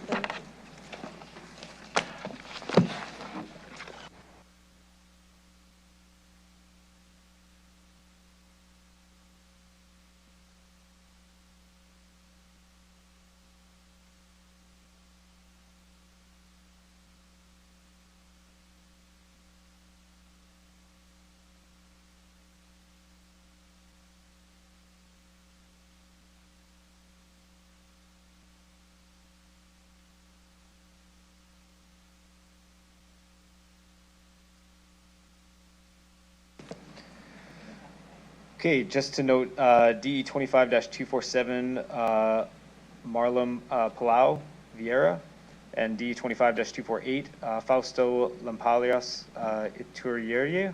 Ituriuria. Both of those folks have not called in, so we are going to go to DE 25-253, Jenna Schrader. Jenna, can you hear me online? Yes, I can. Can you hear me? Yep, can hear you just fine. So I'll get you to introduce yourself for the record, the organization you're representing today, the city or town you reside in. You'll have 5 minutes to address council, after which you can respond to any questions. Go ahead whenever you're ready. Great, thank you. Good day, Your Worship, members of council and city officials. My name is Jenna Schrader, and I'm the Executive Director of the Provincial Capital Commission based in Regina, Saskatchewan. On October 15th, I presented the Provincial Capital Commission's 2026 and 2027 budget to the Executive Committee. For 2026, we are requesting a status quo budget of $2.719 million from the City of Regina. This funding will support operating and capital infrastructure. I'm here today to answer any outstanding questions members of council may have with respect to the Provincial Capital Commission's budget request. Thank you. Thank you. With that, do any members of council have any outstanding questions? Councillor Zakiniak, go ahead. Yeah, I just want to touch base on your budget. So as you noted, it's a status quo budget. I don't believe we've asked you previously to reduce your budget, but my understanding is that, is it a shared contribution like that where all partners need to contribute equally? Can you just give some clarification on that, please? Thank you for the question. And through the chair, the 3 main funding partners for the Provincial Capital Commission are the Government of Saskatchewan, the City of Regina, and the University of Regina. And each of those funding partners has representation on the board. Now, grant funding is not contributed equally in terms of percentages or dollars. It's based on a legislated funding amount that's in the Provincial Capital Commission Act. So what is within the Act says that 55% of the funding is to come from the Government of Saskatchewan, 30% is to come from the City of Regina, and 15% is to come from the University of Regina. Okay, and, okay, so not equally. Do the numbers the percentages that you just mentioned, does that match, your status quo budget ask?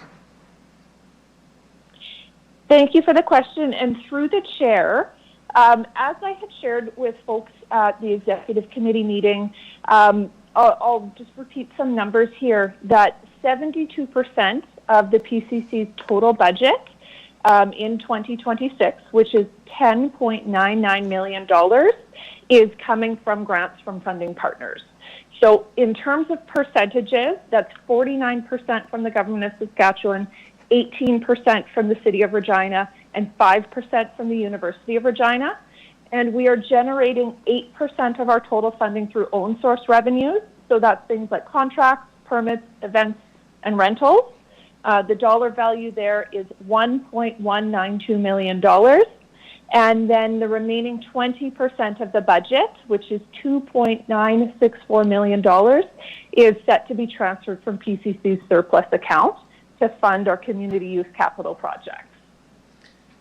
Okay, so thank you for that reminder. If there was a desire from council to see you reduce your budget, then that would not fall outside of your funding agreement. Like, I'm sure that wouldn't be preferable, but it would be possible then, just to make sure I understand.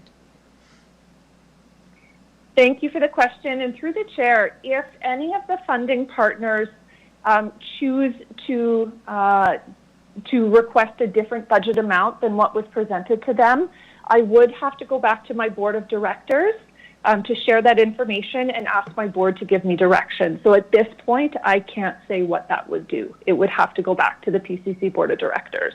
Okay, so I understand that, and it is the case, just to make sure I have this right, that it doesn't impact your funding agreement because you are. Is that correct? Like, you'd have to go back to your board of directors, but you're not offsides with your agreement. You would just have to get direction from your board of directors. Thank you for the question. And you cut out for a moment, Councillor Zakidniak. So I think the question was, if the city were to reduce the budget, would that be in any way against the funding agreement? And currently, the city is only contributing 18% of the total budget to the Provincial Capital Commission, and the Provincial Capital Commission Act says it should be 30%. Mm-hmm. Okay. Okay, I think that's all I have. Thank you. Thank you. Okay, seeing no other questions, thank you for your presentation, Ms. Schrader. You can log off now. Thank you.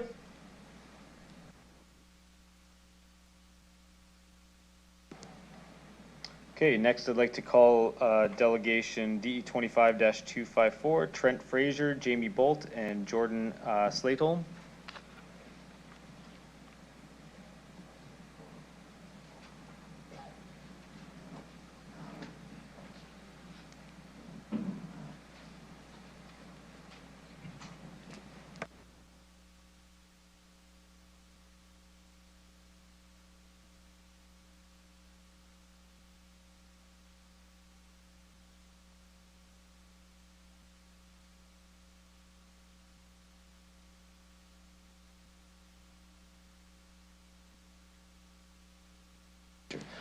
Okay, I'll get you guys to introduce yourselves for the record, the organization you're representing, the city or town you reside in. You'll have 5 minutes to address council, after which you can respond to any questions council may have for you. Go ahead whenever you're ready. I'm Jamie Bolt. I'm the chair of the board. I reside in Regina. Hi, Trent Fraser, acting president and CEO of REAL. I reside in Regina. I'm Jordan Slateholm. I'm the CFO at REAL, and I reside in Regina. All right, so I'm going to kick us off here. Thank you, Mayor and members of council, and on behalf of the board, thank you for your continued partnership. Over the past year, our focus has been clear: restoring community trust, strengthening direction, and ensuring long-term financial sustainability. That work has guided every direction we bring forward to you today, and every decision we bring forward to you today. So this past year required difficult and at times uncomfortable decisions, alongside significant operational progress. And I'm proud of the board and management team for the discipline shown and the results achieved. Hosting major national events, delivering sold-out concerts, strengthening partnerships, and managing over 1,400 events and welcoming millions of people across the district. As directors, our role is stewardship, taking the time to truly understand the business, protect Real's financial health, and act in the long-term public interest, while also doing the necessary work to responsibly assess what Real can and should be for this city, our community, and Saskatchewan. We're not here asking for more funding. In fact, we've reduced our ask and are forecasting further reductions in 2027, driven by stronger oversight, improved forecasting, and a clear focus on our fiduciary responsibility. There's a slide in our slide deck that shows the strengths of Real's upcoming event pipeline. What's important from a board perspective is not any single event, but the diversity and consistency of activity across the calendar, sports, entertainment, trade, and community use. This pipeline reflects growing confidence from promoters and partners, supports more predictable revenue, and reinforces why disciplined oversight and conservative forecasting remains so important as we move forward. I'm going to hand it over to Jordan to walk you through. Perfect. Thanks, Jamie. So the 2026 budget ask is $10.8 million. And again, that's down from $11.2 million in 2025. And the operating subsidy is down $1 million from 2025. There's additional capital requirements that are outlined in 2026 that are required through contractual commitments. And in 2027, there is the risk of the SAS Gaming income maintenance funding going offline, and that's why you see a jump in the operating funding, and that it's a net neutral 10.8 million subsidy in the conservative scenario that we've outlined in our package. And in the optimistic scenario, we've already began discussions on that replacement of that funding. Nothing's guaranteed, there's no approvals, but work is undergoing to replace that. So with that and a forecast of $1 million of additional bottom line, we actually see 2027 coming in at about $7.8 million. So there's a trend to improvement across the district. We do have significant capital requirements at the district. We've been spending $1 million a year on capital, and we have we have 1 million square feet of buildings. So there has been a deferred maintenance piece that has built up over the years that we will have to address in the future. But that is our ask, and maybe pass it over to Trent for some final comments. Thanks, Jordan. And certainly our budget submission reflects Real's progress towards stability, towards alignment, and towards a more disciplined operating model. Over the past few months, we've been collaborating closely with city administration on finding efficiencies. Our goal is to restore public confidence in the organization, and with the assistance of a dynamic and dedicated board of directors and a focused leadership team at Real, we believe we can achieve that objective. Real matters to this community and to this province. Real is 1 million square feet of buildings that provide great community benefit. We have people that play ringette and soccer and pickleball, all the way from hockey to being a Pats fan, to being a Rough Riders fan, to actually visiting the Canadian Western Exhibition at Real grounds. This is important to the city of Regina. And, oh yes, we're an event center, right? We, this year alone, in 2025, almost 1,500 events, and that's not counting the hockey practice or the soccer games. So it's an important institution in our city. Our commitment is clear. We will continue to operate with transparency and responsibility. We will continue to work with council and city administration as a trusted partner. So on behalf of the board of directors and the entire Real team, thank you for your time, thank you for your oversight, and thank you for your continued partnership. Thank you very much for that presentation. A couple questions. Councillor Fro, go ahead. Thank you. Through the chair, welcome back. My first question is, when you look at your presentation this year, understanding that there's some uncertainties there, and that's fine, but also with the casino or grant moving away. And I think, strong commitment from you to sort of generate revenue. Do you feel that your sort of financial projection and picture is realistic or optimistic? I'm just trying to get, I'll tell you where I'm going with this here, but I just want to make sure that, as we go through this process, that we're sort of accurately reflecting your needs and ideally meeting those needs. Yeah, I would say that this budget, we have forecasted conservatively in a number of areas, and this is a stabilization budget, right? We want to stabilize the business, go into next year, not have any surprises next year in terms of additional funding asks, and that's why it's important, that we receive the funding that we've required, because we have, looked at this and sharpened it up and ensured that there's no fat in this, and we have trimmed it down quite a bit, but it is going to take a number of years to reverse, what has happened over the past, 5 years at Real.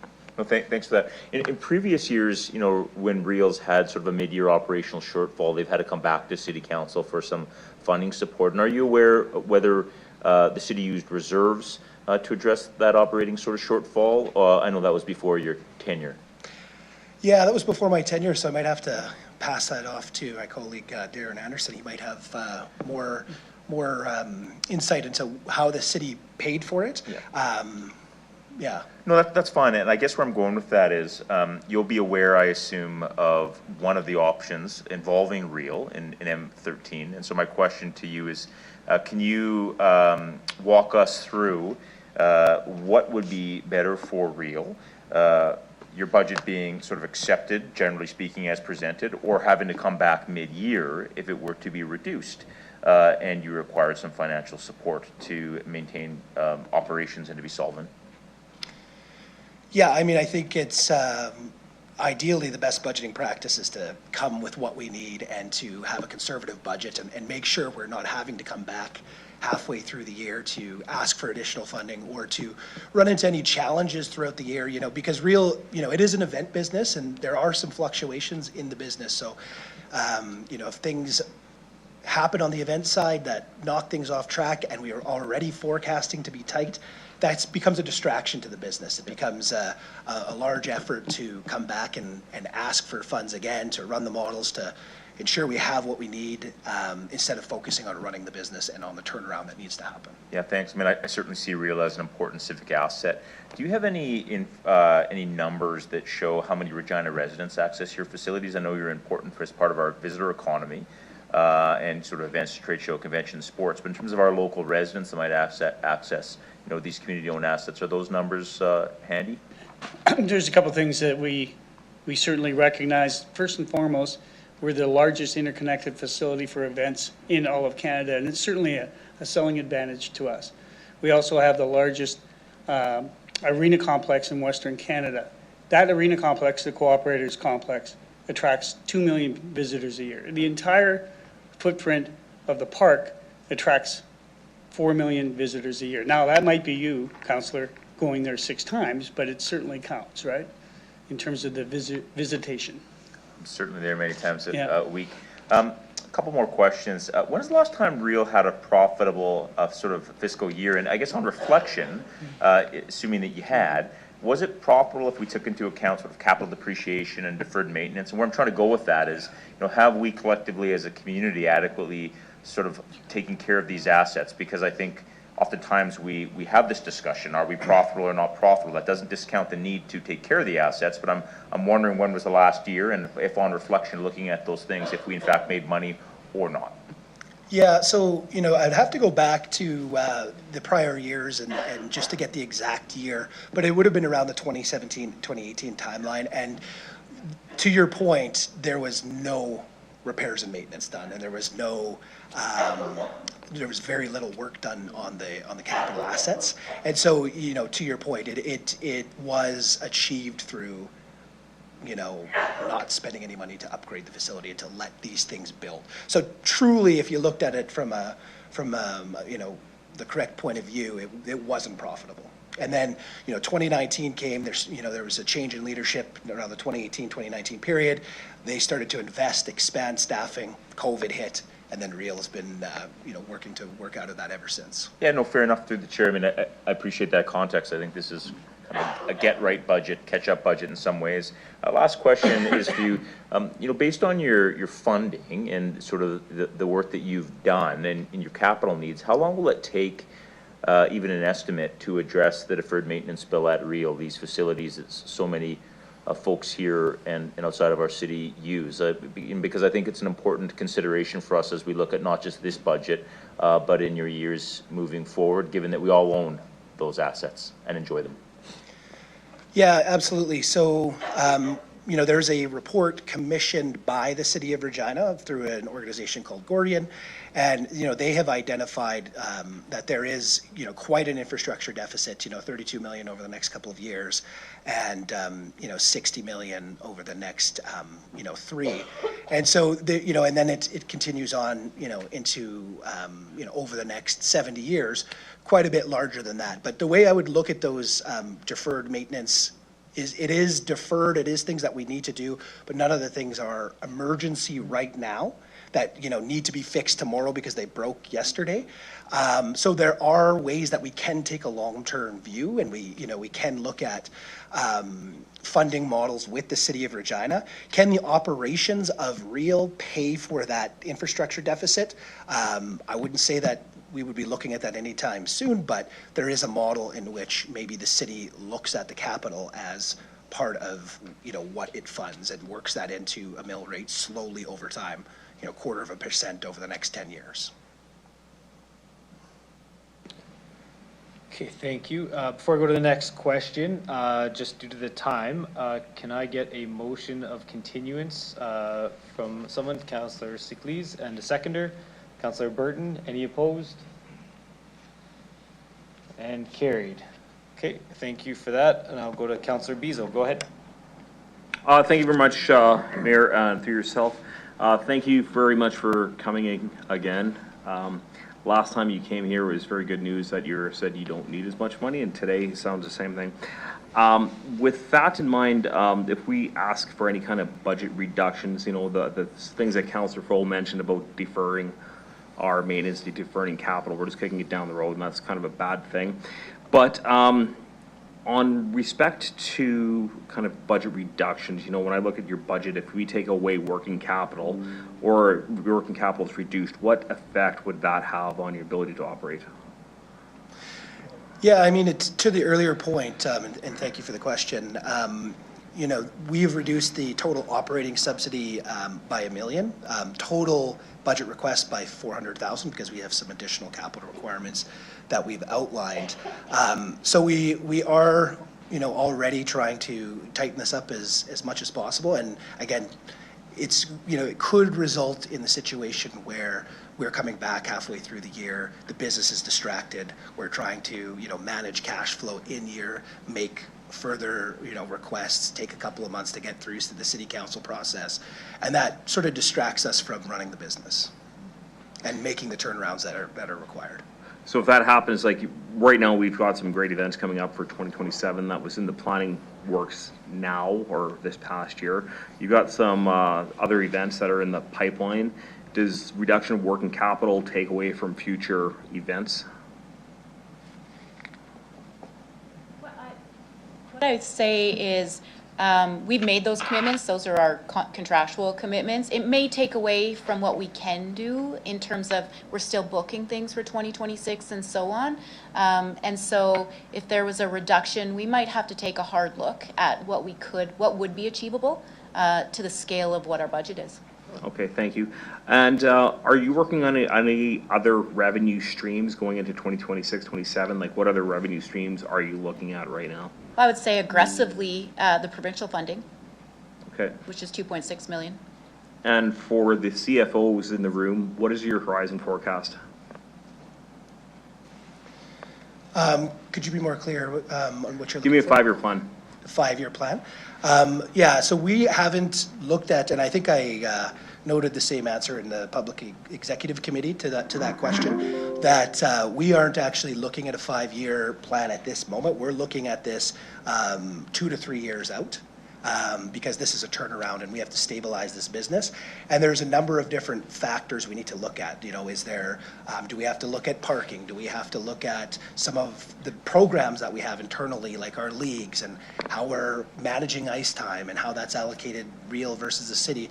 There's probably about 10 to 12 opportunities that we need to dig in and explore to look at how those layer in and what are realistic and what are achievable to drive further revenue in the business. So we need to dig into a number of different areas of this business and flesh those out. And in the meantime, we need to look at what does this business need to operate in the meantime while we flesh all of that out. But right now it's a turnaround. It's a 2 to 3 year turnaround versus, steady state, everything's great and we're going to have X percent of growth per year over the next 5 years. Real is not in that state right now. Okay. I can add to that, Councillor, is that we are looking at, actually, I've only been back for a little bit more than a month, and I've already had phone calls from potential hotels, et cetera. So monthly recurring revenue would be something, it's a 100-acre park, right? So we do have space to do land leases and those types of things. So we're going to explore that avenue as well. Okay, perfect. And then the last question, last time you were here, I'm going to say budget cycle of now, but it was back in March. We asked about, is there anything done to work with the city on reducing cost with shared resources with the city? Yes, so the discussions on that front are early, but there has been discussions between myself and Mr. Anderson about potential opportunities where that would make sense to leverage city resources. There's some assets at the stadium, from a network perspective that we could potentially, nothing's approved or finalized, but something that we're talking about in order to avoid future capital outlays at Real. And there's, probably some ways that we could work together on things like servers and a number of different operational items. And so yes, that is something we are discussing at the moment. Okay, are we looking at longer term savings, a 3 to 5 year plan, or are we looking at the 1 to 3 year plan for those? Yeah, I would say that a number of those things could be something we turn around in a year or less. Okay. Yeah. And if it turns around, it's a good news story, like 7 figures? We still have some more work to do on that before we can share anything publicly. But yes, it would be something that would be interesting. Okay, thank you very much. Yeah. Okay, Councillor Zakiniak, go ahead. Okay. We've talked about Appendix M13 a bit. You folks are included in there as a potential $9 million reduction to your budget. Do you know where that number came from? Okay. Have you had any conversations with administration since then? No? Okay. Now, last time when you came here, there was the request, well, could you reduce your budget further? And you did, and there was the possibility that you might have to come back to us, and you didn't have to do that. So I guess I'll ask the same question again. You have reduced your budget, I understand that. Do you think there's a further reduction that you could put in place? With the caveat that you may need to come back to us? Yeah. So I think a year ago, you'd been in your seat for 4 weeks, we'd been in ours for 6 maybe, something like that. And we didn't have a full picture. So that was a terrifying ask, I'm not gonna lie, sitting here as a new person and saying yes to that because we had no idea. Yeah. Now we know deeply. And this is the budget. This is the budget that will stabilize us. This is the budget, we sharpened the pencils. We understand this is public money. This is, the mill rate increase. We understand that deeply. And that's why we did sharpen the pencils and reduce operating by $1 million. That didn't just happen in budgeting. That actually happened over the last number of months. And so we're not, saying we're going to have to do these things to reduce it by $1 million. That work happened over the last 11 months. To be able to say to you today, we can reduce our operating budget by $1 million and our overall ask by $400,000. We do have an infrastructure piece that we need to deal with because it's a contractual with the soccer of $1.2 million. If we didn't have that, we would have been coming back with even less. because we have sharpened the pencil, we have done the work, the hard work. Okay, thank you. And there was some talk about other revenue opportunities, and I understand that you're exploring those. It's my understanding that some of them could happen pretty quickly. Like we talked about, you mentioned parking. So there could be some changes to how parking currently works, right? That could happen pretty quickly. But, so are you just trying to understand everything without implementing something hastily? Just to understand.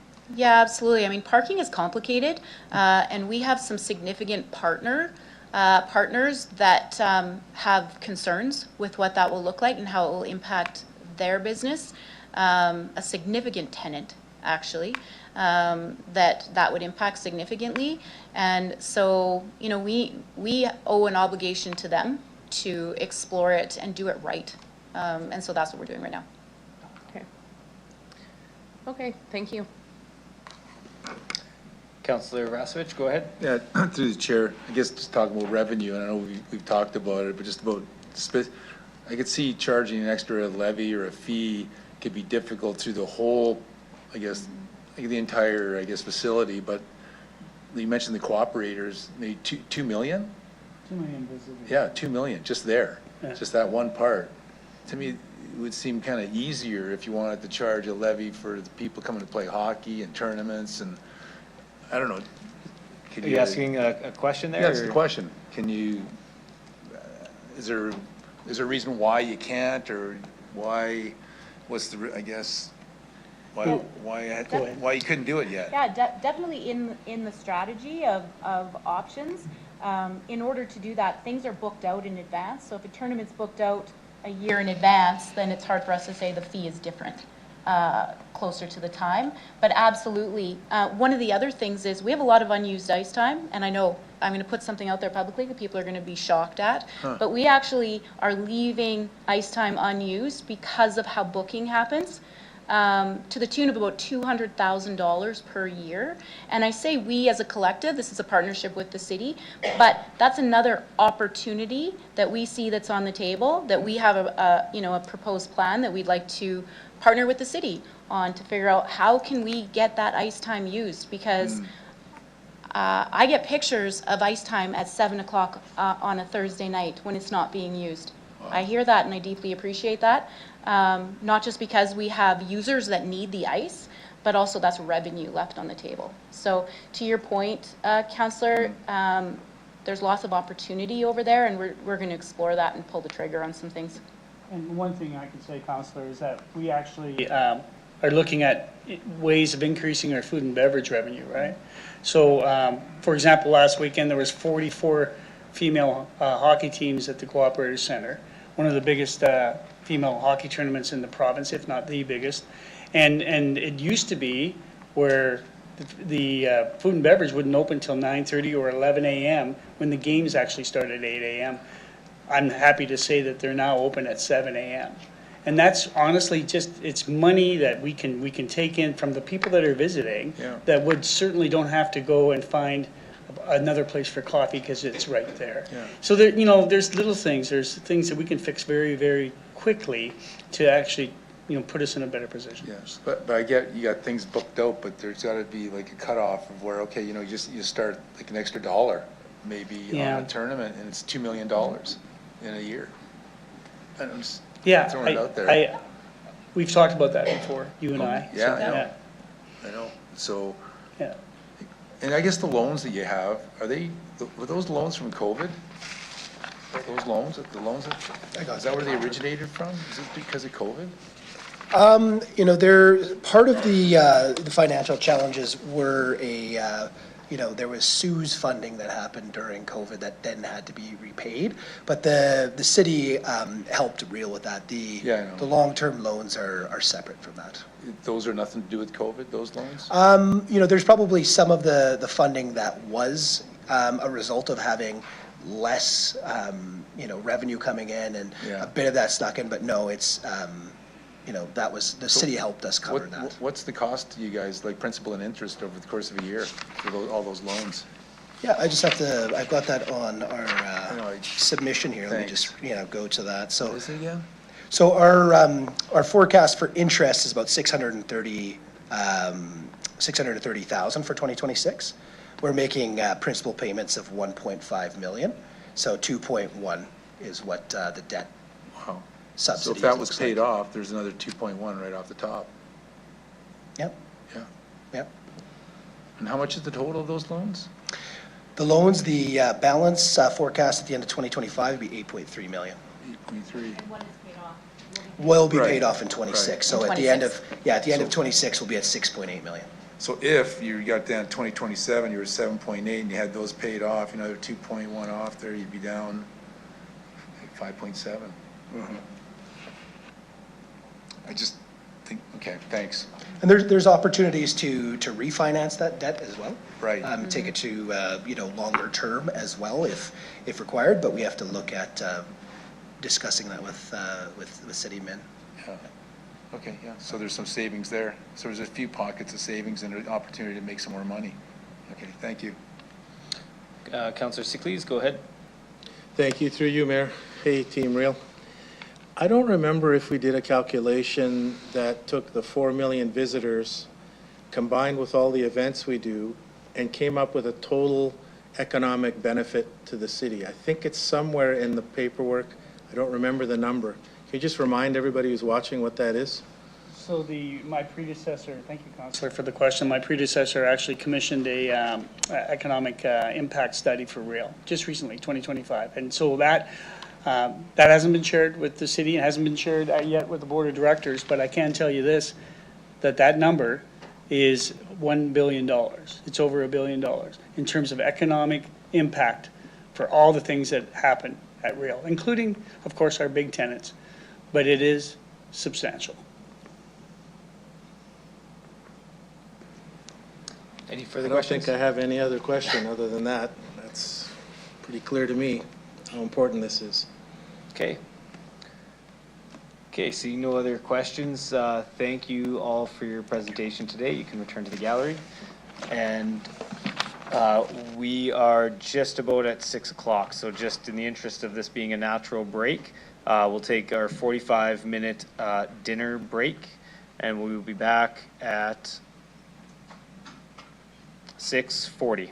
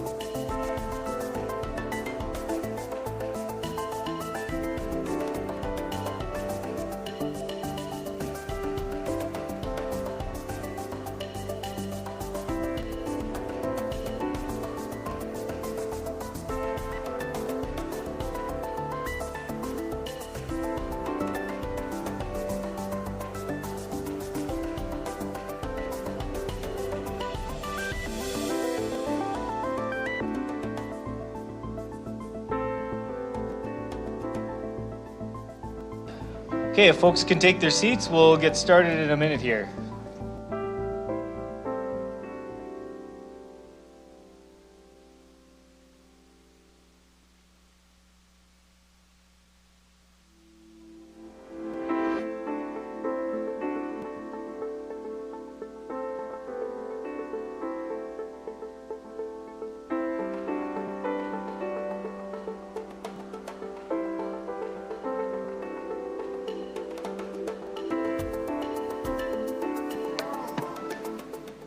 Okay, we'll call the meeting back to order. We're now going to hear from delegations registered to speak here. DE 25-255, Jen Pilsner, Darren Howden, and Tina Holtby.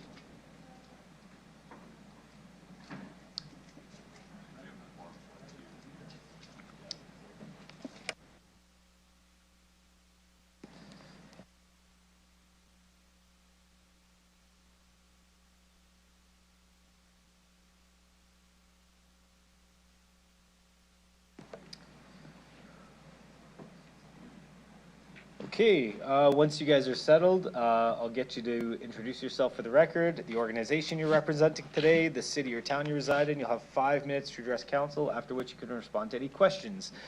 Go ahead whenever you are ready. Manager, Finance and Administration with Economic Development, Regina. Jen Pilsner, Acting President and CEO, Economic Development, Regina. And Darren Howden, Chair, Economic Development, Regina. Your Worship, Mayor Bashinsky, members of council and city administration, thank you for this opportunity to speak with you today. At a previous council meeting, EDR requested $2.1 million in status quo funding to execute our 2026 plan. However, understanding the difficult decisions before council this year, EDR has voluntarily revised its 2026 core funding request to include a one-time reduction of 5.7%, enabled by operational cost savings achieved in 2025. Our 2027 budget remains unchanged. EDR is an aligned partner of the city, with the willingness to work together to achieve economic growth for the region. For every dollar the city provides to EDR, this allows us to unlock additional funding from multiple levels of government. As highlighted in the briefing package provided to council, over the last 3 years, EDR has built an investment lead pipeline valued at $1.46 billion. Looking at our top 5 investment opportunities, which are profiled in your briefing package, the combined construction is estimated to contribute $660 million to Regina's GDP and create more than 6,300 jobs. Once operational, these investments are expected to contribute $423 million annually to Regina's GDP and support more than 4,000 jobs. In 2026, EDR will continue to support these companies with market intelligence, partner and supply chain introductions, and site selection.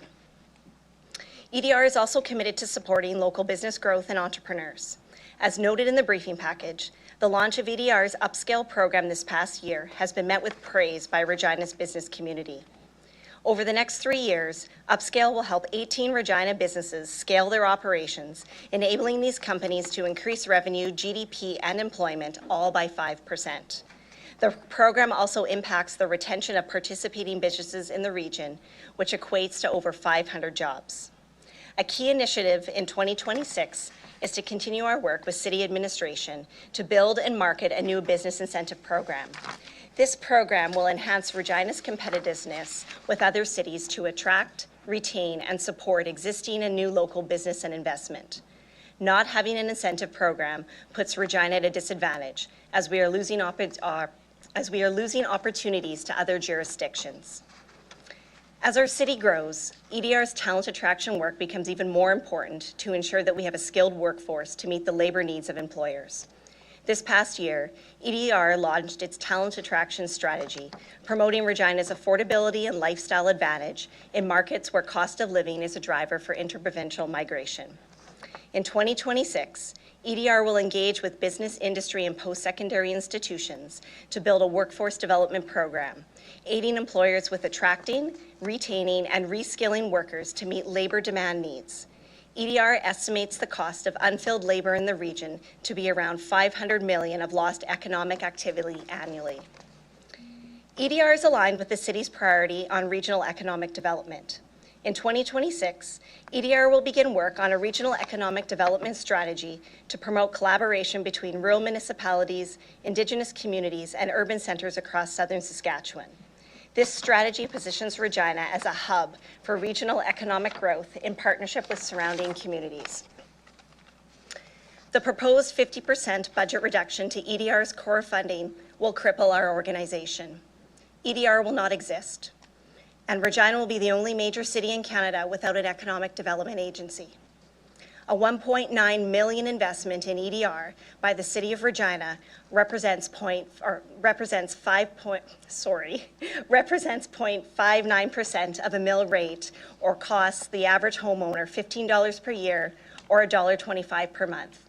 This enables EDR to complete our work on the business incentive program, expand our talent attraction strategy to include a workforce development program, support the growth of local entrepreneurs with upscale, formalize a regional economic development model, and market and promote the city for business, investment, and workforce talent. And we do all of this with the long-term goal of growing the city's commercial tax base. Thank you. Okay, thank you for your presentation. I'll look to my colleagues for any questions they may have. I'm just going to check.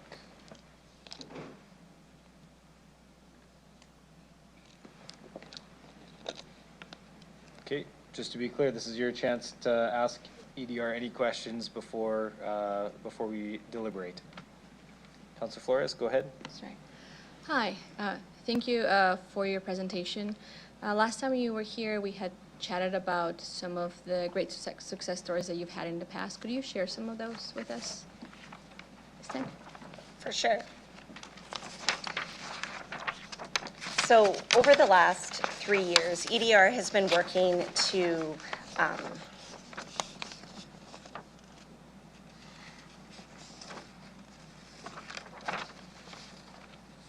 sorry, can I ask a clarification of the question? Sure, like you've talked about some of the work that has been done and the investment that has been accomplished as a result of your work and your connections. I would just, if you could share some of that for us to be able to picture what that looks like and what we would be losing if we were not to fund this. For sure.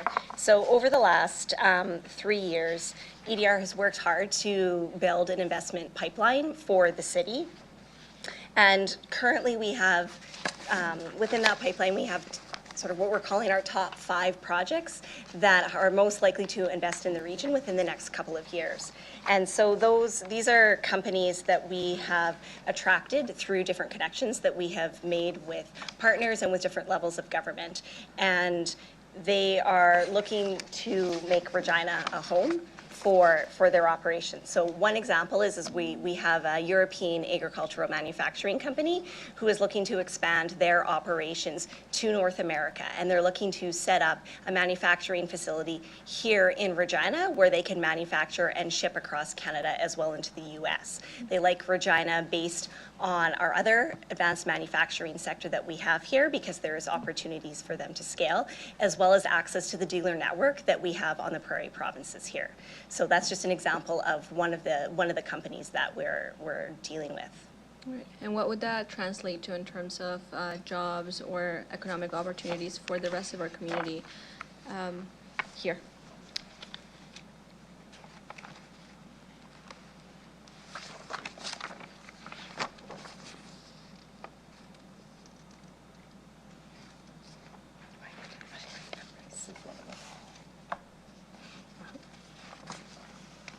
Sorry, just give me a second here. So this specific example that I'm referring to, the construction value is around $5 million in construction costs with operational of $3.5 million. So this will provide $7 million of output and $3 million to Regina's GDP annually, and 30 jobs and $2 million in labor income for families during the construction period. Meanwhile, we're also estimating that the annual operations will add $5 million to Regina's economic output, $2 million to its GDP, 21 jobs, and over $1 million in employment income annually. And so that's just for one of our companies that we are dealing with. All right. And would you say that the rest, because you mentioned there's a few, are they at that similar scale or in terms of both economic output and investment that's coming to our city? Yes, absolutely. So we do have another two European agricultural manufacturing companies that are looking to do a similar type of scale. When we look at all five collectively together, all five of those opportunities, we're looking at adding about 6,300 jobs during the construction phase and 4,000 jobs when those businesses are operational in our region. So you can see there's a significant impact to our local economy and household income. All right. Thank you so much. That's all for me. Thank you. Councillor Turnbull, go ahead.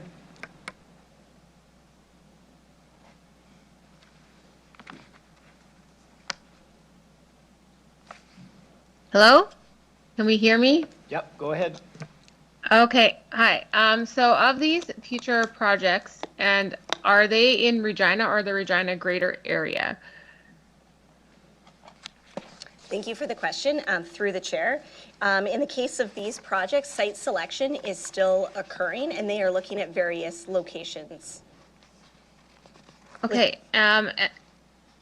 sorry, I interrupted you. Go ahead. No, that's okay. Various locations within the city and the region, just based on the needs and what other suppliers they need access to. Okay, and then last time you were here, we did ask a lot about the actual results. And now there's been some time. Do you have an example of an actual business or something that you have brought to Regina? No time frame, just over time that or a client referral. Again, last time you were here, we asked maybe if you could give us a client referral or something that's you could take pride in, which brought business to Regina, an example. For sure. Thank you for the question. Through the chair.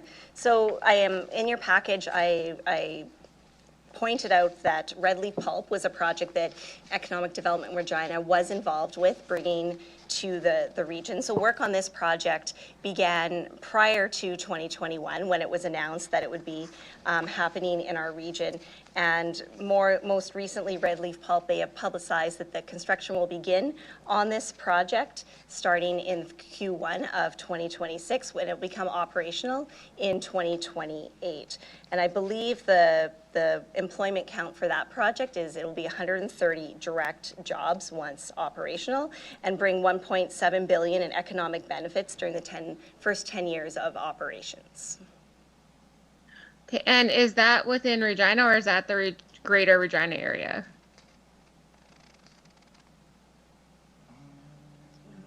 I think it's in Regina. It's in, it's headquartered in Regina. Yeah, headquartered in Regina. Okay, and then the headquarters in Regina, but is the actual I'm going to say the wrong word, probably factory in Regina, or is that somewhere else?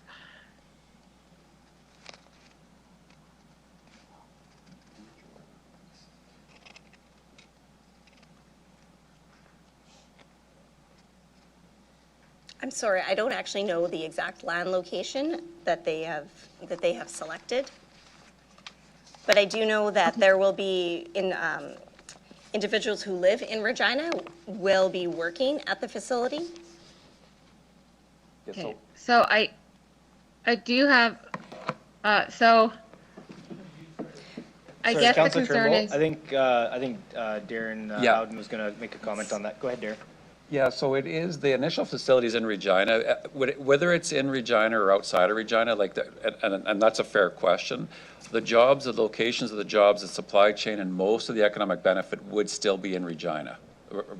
So Regina would benefit from any of those investments. Okay, do we have any examples of where the actual business or factory are in Regina proper?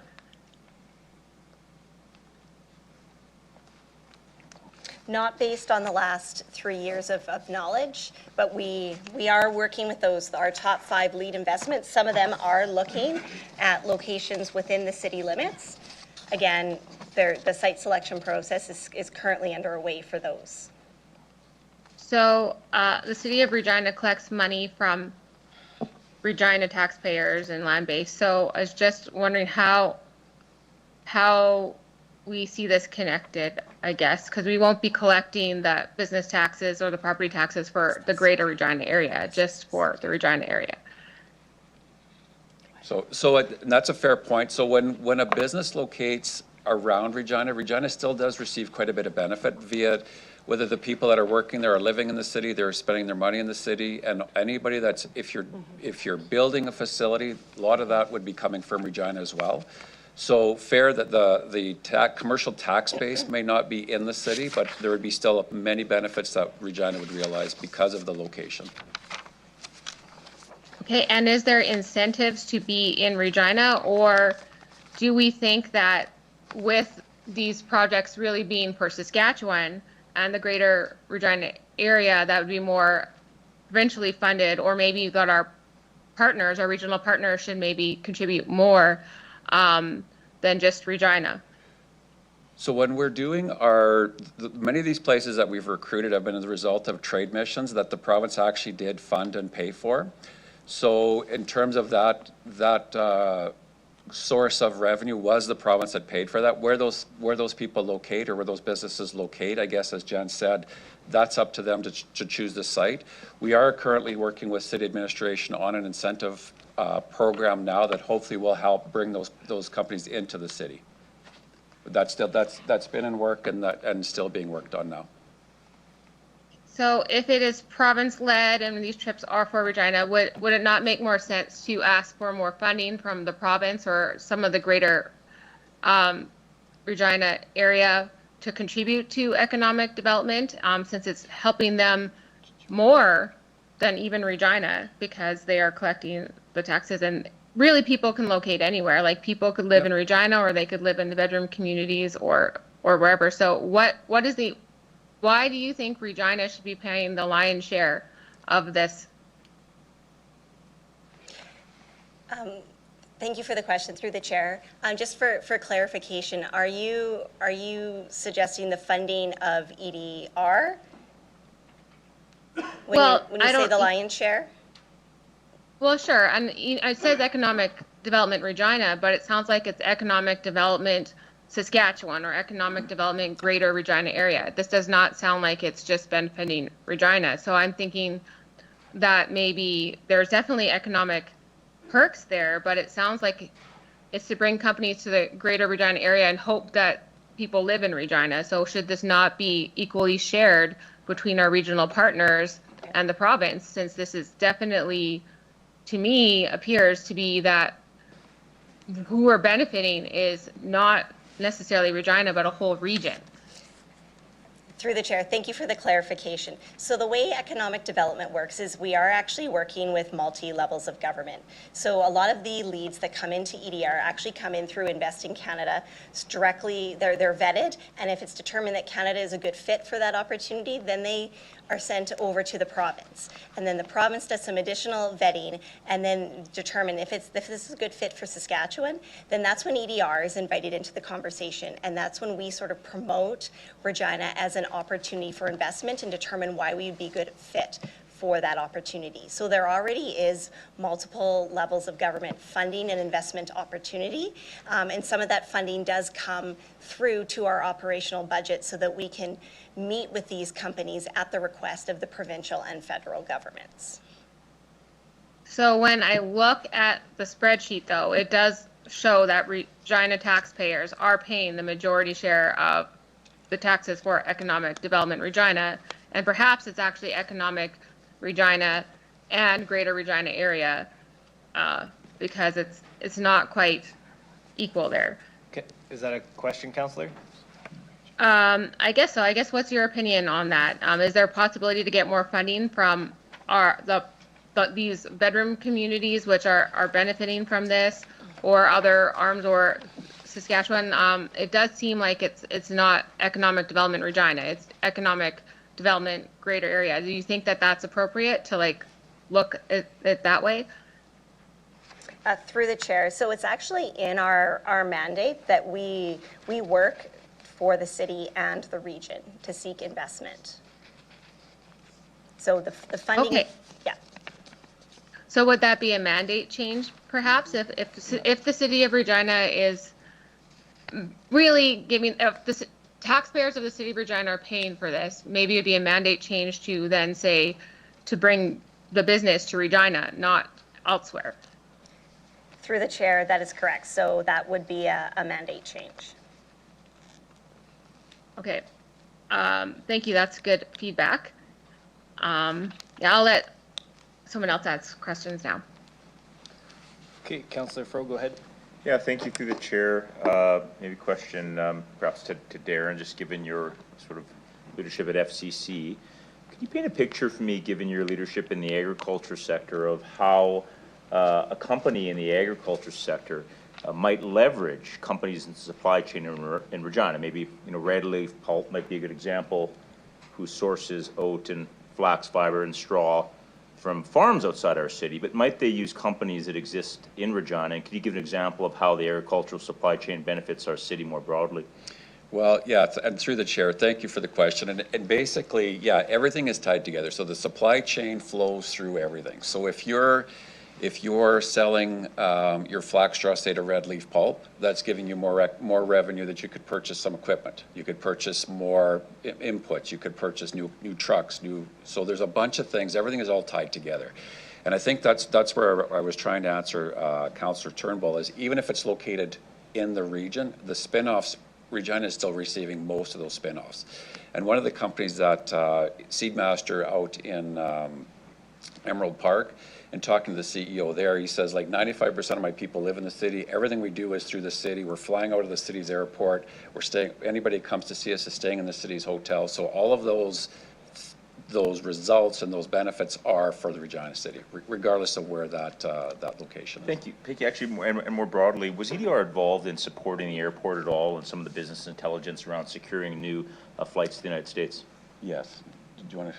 Yes, we were. Great. For sure. We provided some economic input to them and also helped support through the revenue guarantee program that we did. Thank you. I understand as well you helped the Regina with the FCL AGT integrated ag complex. My last two more questions. One being, I understand the interest in focusing on the boundaries of Regina. Can you tell me why it might be appropriate for certain types of companies to set up the physical location in the greater Regina area, but perhaps source staff and inputs from Regina? Why might there be certain types of companies that we might not necessarily want a couple blocks from here?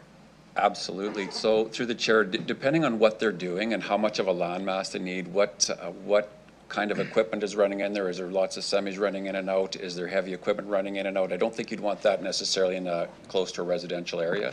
You'd want that out where the services and the roads, et cetera, are going to be able to support that and not be a deterrent or a negative to the community. Thanks. I think we've heard some really good questions from my colleagues about how we focus on Regina. Are you open to working with City Council and the city on sort of shared priorities and realignment? And more specifically, are you open to looking at how we grow our existing commercial tax base? 100%, absolutely. Through the chair, yes, we are, for sure. And we have talked about that, and with some of the councillors we've been having one-on-one meetings with, for sure that's something that we'd be very interested in. Thanks.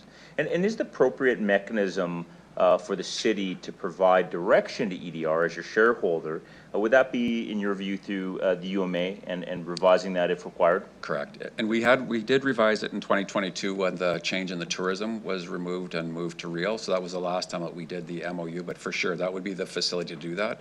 The city provides us overall direction, and then it's our board of directors that actually does more of the strategy and the implementation of things. So for sure, if there was a change in terms of what the city is looking for us to do, we'd absolutely be open to that discussion. That's great. I mean, I think realignment is natural and sometimes useful. My last question is, given that you believe, I think you said that a 50% reduction would effectively close down EDR, what message do you think it would send to the business community, outside investors, and the broader community in Regina if we did not have an economic development agency, I guess making us the only one in Canada to have that distinction? It would be, through the chair, it would be quite a statement, for sure. In fact, we've got 10 grow partners in the package. We've actually signed up another one since this package is put out. So all those businesses that are putting in investment into us, they see the benefit of Economic Development Regina going forward and helping them grow their businesses and attract people. If the city decided that we did not want that and we're going to shut that down, it would send quite a signal to the business community as well as other potential investors. Those companies that we've been talking to that are international would send a signal to them as well as, are we really open for business? Are we looking to attract and advance, or are we looking to maybe shrink the game a little bit? Yeah, and sorry, to be clear, those grow partnerships, are you telling us that for every dollar we give you, that you go out and raise money from the private sector to fund your operations? Are those Grow Regina external dollars that we're leveraging to do our core business? So those dollars are, they're helping us develop our program. So those would be outside of that to fund some of the projects and things that we're doing. Where we use the City of Regina's funding is more to unlock some provincial or federal funds that we've got when we need to have a matching component. So if that fund shrunk, then that would take away that ability for us to access some other funds as well. Thank you. But to be clear, would I be correct in that we provide EDR a certain grant, and that you also raise money? Correct, yes. From the broader business community? Sorry, yes. Yes, Correct. thank you very much. Yeah. Thanks, guys. Thank you. Just a couple questions just to follow up on some of the regional partnerships there. Is it fair to say, you kind of mentioned this, but is it fair to say that a regional asset or business is still beneficial to Regina? When we talk about tax dollars, it may not be commercial tax dollars, but there's people living and paying taxes, living in houses in Regina, working out at those facilities? Yeah, through the chair, through you, I guess. Yeah, absolutely it is. So anytime there's anything around the city absolutely benefits. So if we have a choice between, do we want to have a new manufacturing facility or a sustainable aviation fuel company at GTH or Saskatoon?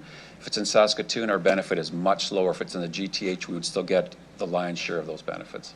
And also, is there some challenges, and it's in our best interest to have those partnerships because there's challenges in the land, the serviced industrial land available to us, so it's in our best interest to have those partnerships and work within the means that we have for area? Yes.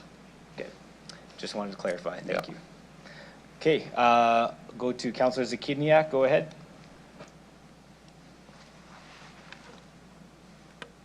Thank you. So I guess on the whole regional benefit question, would you say then that when a company locates not specifically within Regina, but the greater Regina area, the biggest thing that we miss out on then would be the commercial property tax? Is that accurate? Through the chair, yes. Yeah. Okay. And is there a possibility, I guess, in your regional economic development work, is part of that working on expanded contributions from other regional partners who are benefiting from these opportunities? That'd be the long-term goal. Go ahead. Through the chair, thank you for the question. Yes, that definitely would be something that we'd be working towards. Yeah. Okay. Now, sorry, I missed the beginning of your presentation. Was there a reduction in the ask that you are making to council? And sorry if I missed that, my apologies. Through the chair, no worries. Yes, EDR has voluntarily making a 5.7% one-time reduction of our funding request for 2026, and this is achieved through operational cost savings in 2025. Our 2027 budget remains unchanged. Did you say 5.7%? 5.7%, correct. Which equates to what in dollars? $120,000. $120,000, yes. Yeah. Okay. And then if there was a request for an additional reduction, where would you find some of those? I guess it depends on how much, but what would be the first things to be impacted by an additional reduction request? Thank you for the question. Through the chair.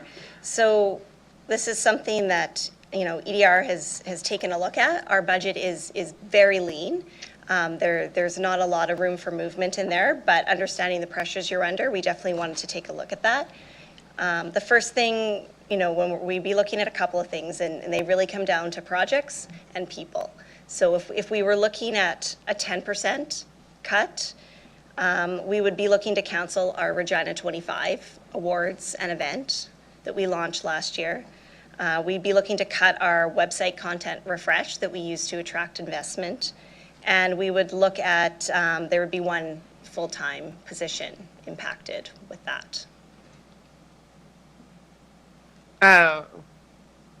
One currently.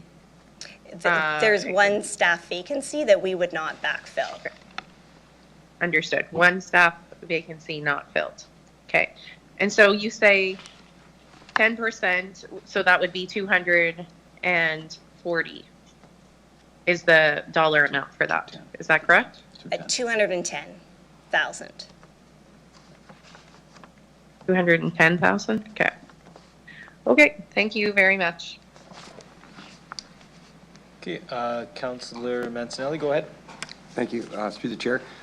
Do you track what like agencies in our competitive markets operate off of for revenues? Say economic development in Winnipeg or Saskatoon? Do you have any idea your operating costs compared to those who do like work?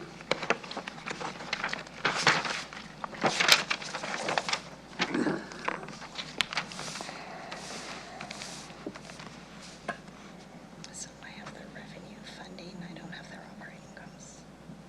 Sorry, through the chair, I didn't hear your question very well, Councillor Manson. I was asking if you have any data on operating costs for like institutions in other cities, like Economic Development Saskatoon or some of the competitive agencies across the country that represent others. That's revenue. Oh, okay. Yeah.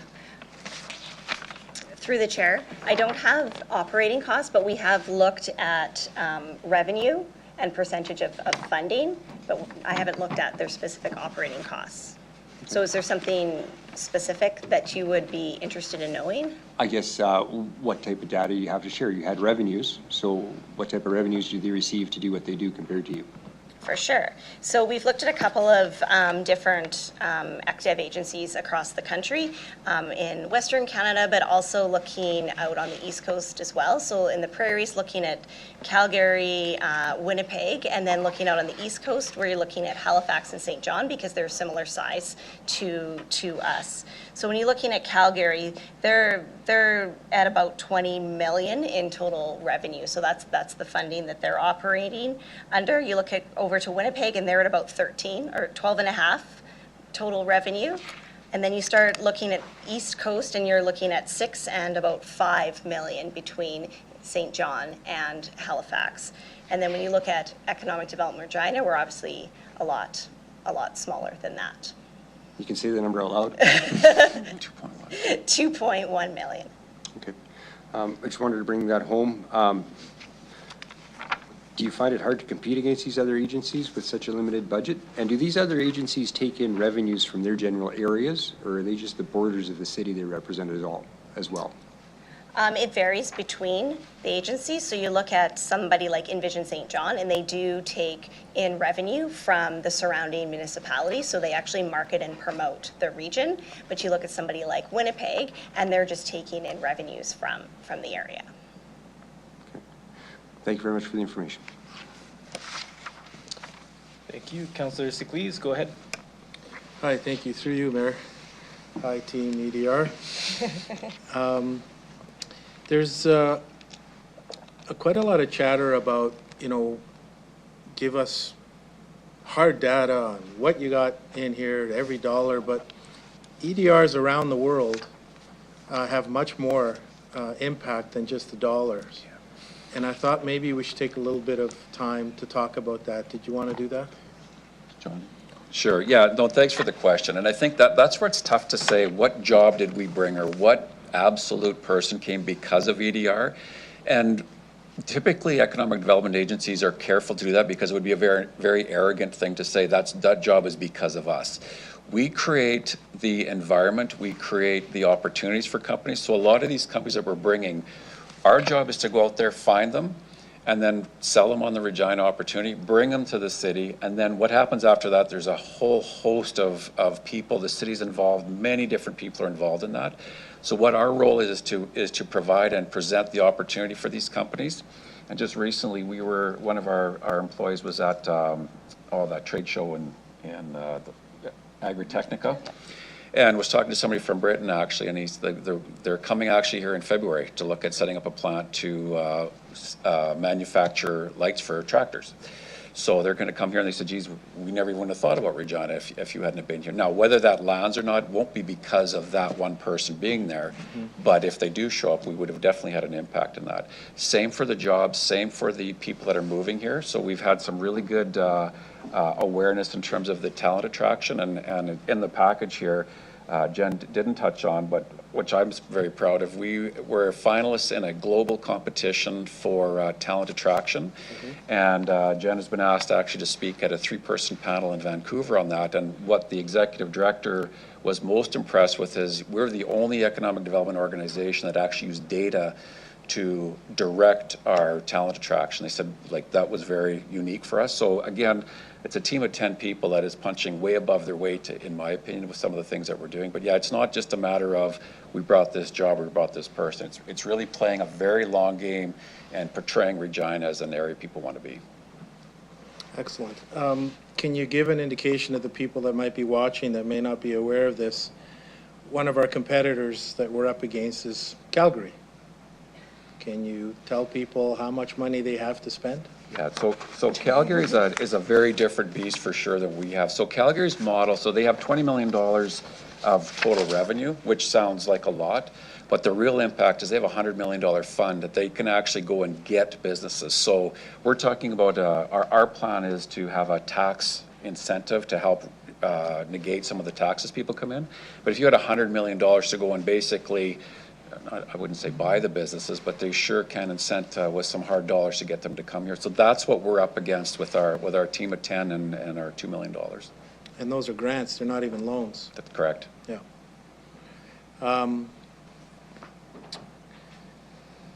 Do you see yourselves, in 2026, taking a closer look at your UMA and figuring out what you want to be?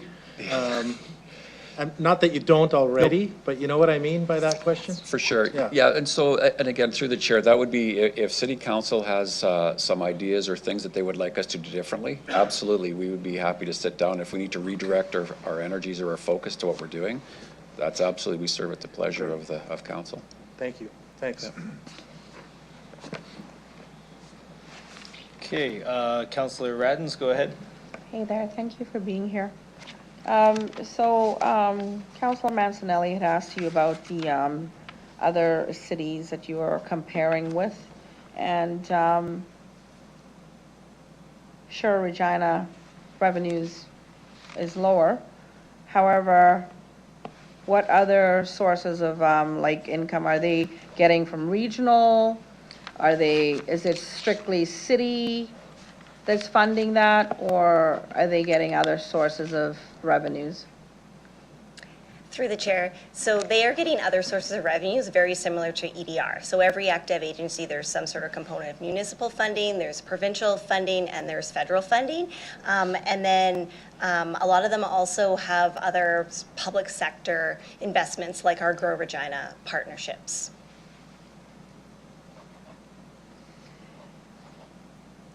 Okay, thank you. Okay, Councillor Burton, go ahead. Thank you, through the chair, for your presentation. So EDRs, as you mentioned, is kind of tough. Proven something happened, and I have made the comparison in the past that EDRs like Chuck Woolery on Love Connection. And you're trying to get some people together at business, Regina.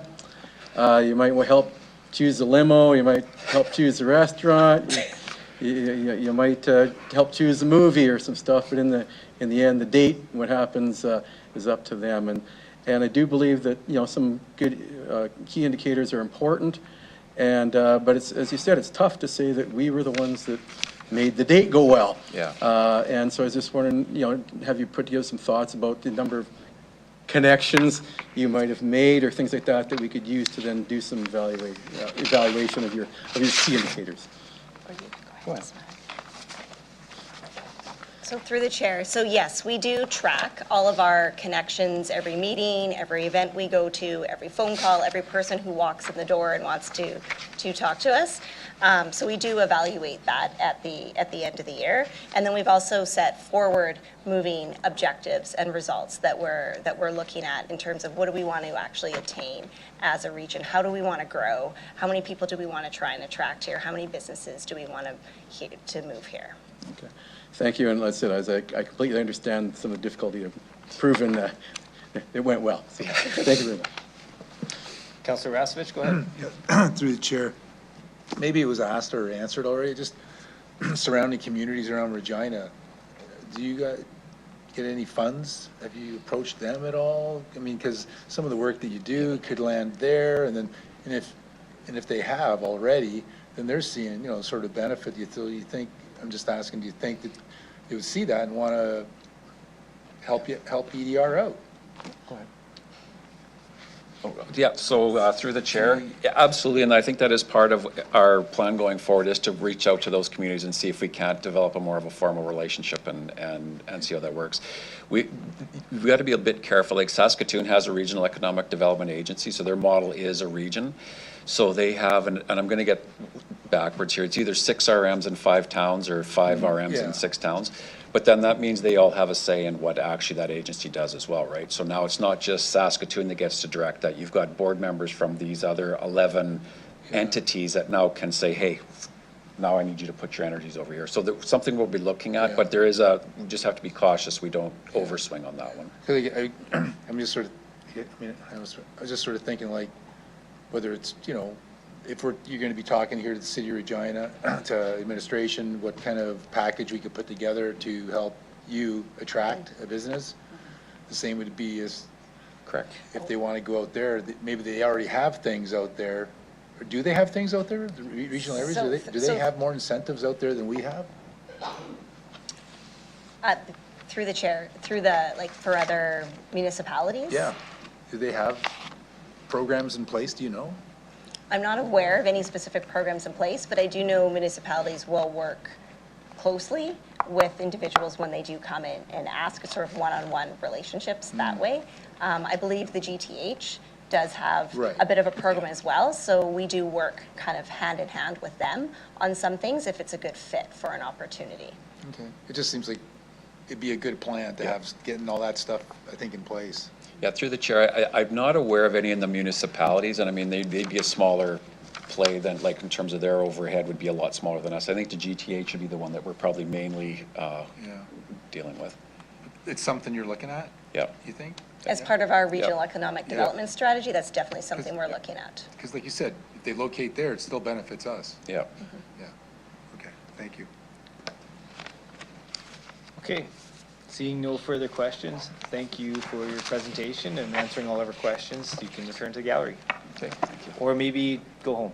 I want to see how this ends up.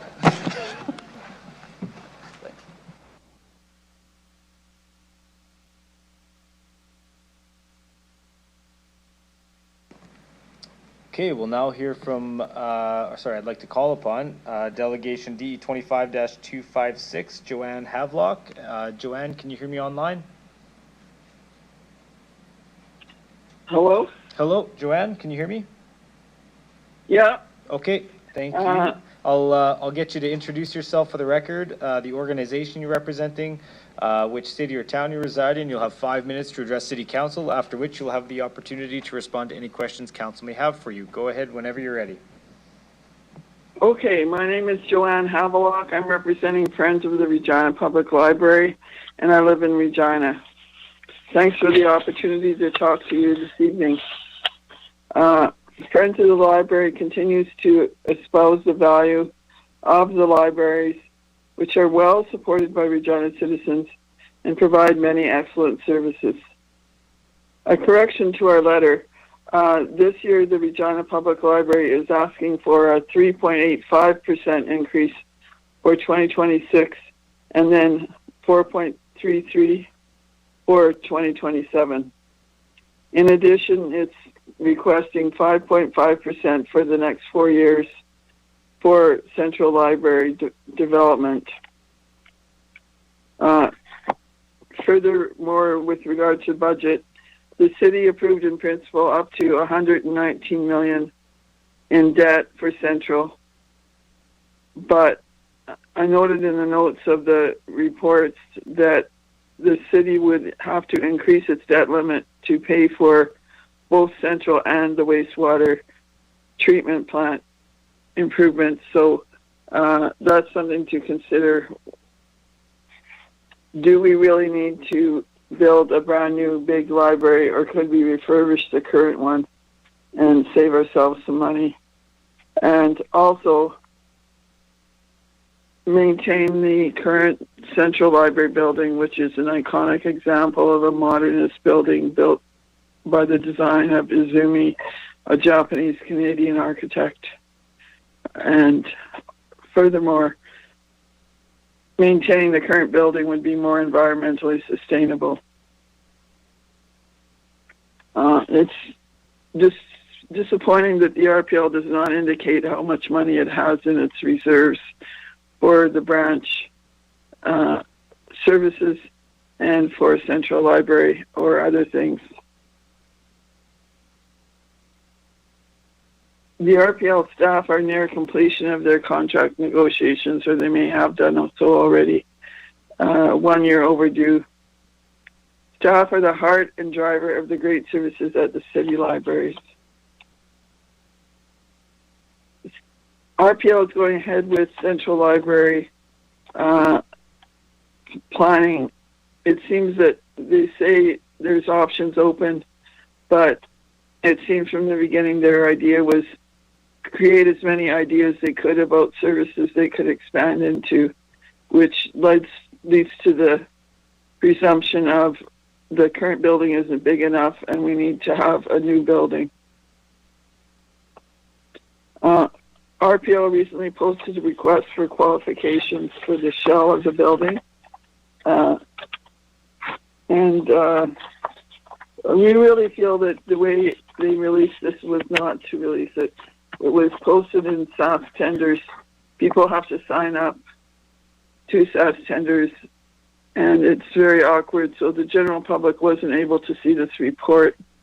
This report was important because it has all sorts of details in it about philosophy, vision, different services, the space in it, or the space the library feels is needed. And that should have been circulated to the public more broadly rather than hidden. The RPL continues to say Central Library is not built to last, but that's not true. It may need some improvements, but those problems can be fixed. People are concerned about spaces such as the Film Theater, Dunlop Art Gallery, Outreach Services, and the Prairie History Room. It's good news that the RPL is looking at the Service Point Master Plan at branches across the city, but this should have been done in advance of the push on Central Library. Where will the funds come from for that? This is not clear. Patrons missed the easy location of equipment in the closed outreach services room at Central and the loss of dedicated outreach staff. How much money will be spent on equipment and training? About 20 seconds, about 20 seconds left. Okay, for branches across the city. Security is a concern. The cost of that is a concern. And how RPL policies are carried out regarding the unhoused, details in our letter. The RPL board seems to be holding back on giving out information again, and we're not getting much response from city councilors either. So I'd surely like more discussion and debate. Other issues are important, but library issues address many things, And I'd really like to see both the library being more open and city councilors to be more responsive on library issues. Okay. So thanks for the opportunity. Yep, thank you for your presentation. I'll check if any of my colleagues have any questions for you. I don't see any, so thank you for your presentation today. You are free to log off. Okay, thanks. Bye-bye. Bye-bye.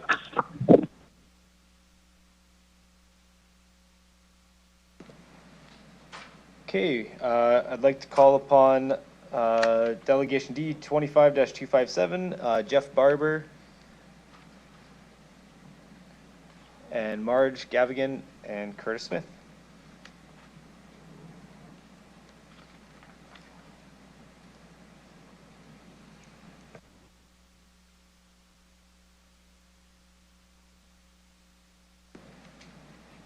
Okay, once you're settled, this is the last time I say this today. I'll get you to introduce yourself, the organization you're representing today for the record, what city or town you reside in. You'll have 5 minutes to address council, after which you can respond to any questions we have. So go ahead whenever you're ready. Marge Gavigan, I'm Chair of the Regina Public Library Board, a resident of Regina. Jeff Barber, Library Director and CEO at Regina Public Library and live in Regina. Curtis Smith, Executive Director, Finance and Strategy with the library, as well live in Regina. Well, thanks for hanging in there and having us here tonight. We have provided you with a PDF that outlines our mill rate requests. Those are the requests that we originally made in October, one for our general operations and the special mill rate for Central Library renewal. I very quickly want to summarize our requests today. While the PDF outlines both our 2026 and 2027 in-principle requests, I'd like to focus today on our 2026 budget and mill rate request. We are requesting a library operations mill rate increase of 3.85%. That's equivalent to 0.35% of the city's mill rate increase. It's $8.16 per year for the average homeowner, or 68 cents a month. RPL's 2026 budget was developed through a careful review and selection of our top priorities. We started with a projected increase of 6.5%. It took a lot of work, but we trimmed it back to 3.85%. That equates to over $700,000. Turning now to Central Library, we are here to confirm the annual 5.5% mill rate increase for Central Library renewal. In 2026, this amounts to $11.52 per year. That's a 96-cent per month increase for the average homeowner. These funds will repay the debt approved in July 2024 and be used to fund project costs. Central Library is a vital city service. In 2025, Regina Public Library participated in a study by Canadian Urban Libraries Council to learn the role and value of public libraries in their communities. In that study, 65% of non-users surveyed in Regina agreed that a public library is one of the most valuable resources a city can offer its community. It is core social infrastructure, not a discretionary amenity. It was a surprise to read in the city's budget document that the city's current debt limit will, and I quote, only allow for either the Central Library Renewal Project or the upcoming wastewater treatment plant without another increase in its debt limit. This was news to us. We were assured of debt funding 18 months ago. Now it appears that our funding might be in jeopardy. We've been engaging with the city about our work on Central Library renewal. We were surprised at this comment that seemed to come out of nowhere. We have spent over $2 million advancing the project since getting debt approval. We are presently working through a 2-phase procurement process to identify a developer. Phase 1, which is shortlisting qualified proponents, is nearing completion. We expect to provide City Council with an update in January. Phase 2 is scheduled to begin in late January, and we expect to announce our developer partner later in 2026. The commitment of debt funding and the special mill rate sustains project momentum, covers debt repayment or lease payments, and supports initial capital costs. Continued, predictable funding signals to developers and partners that Council is committed to advancing this project. Without it, progress will stall, costs will increase, and benefits will be delayed. And this may jeopardize a downtown library service. We are committed to the health of this city. We understand it's a particularly tough year, but momentum matters. We must continue to advance this project, and that will require debt funding and a dedicated mill rate. As always, we are happy to talk further about ideas and solutions. Thank you. Thank you. Thanks for the presentation. Do any members have questions for our library folks? I see no questions for you guys. Oh, sorry, Councilor Zakiniak. I did it again. Go ahead. That's okay. I'll try and be quick. So just to confirm the 5.5%, the dedicated mill rate, is for whatever there's any iteration of improving the central library. So it's still possible. All options are wide open in terms of how you will use that money for a central library refresh. Is that accurate? Through the chair, yes. It's really no matter what form it takes, that mill rate is dedicated to both getting the project started and also servicing costs on an ongoing basis.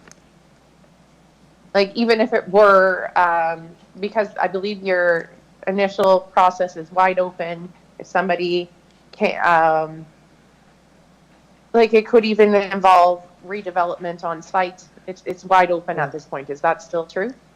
It is. So as we as Marge mentioned in January, the results of the first phase will be finished, and I do not actually even know what is proposed myself yet. So yes, anything is still possible.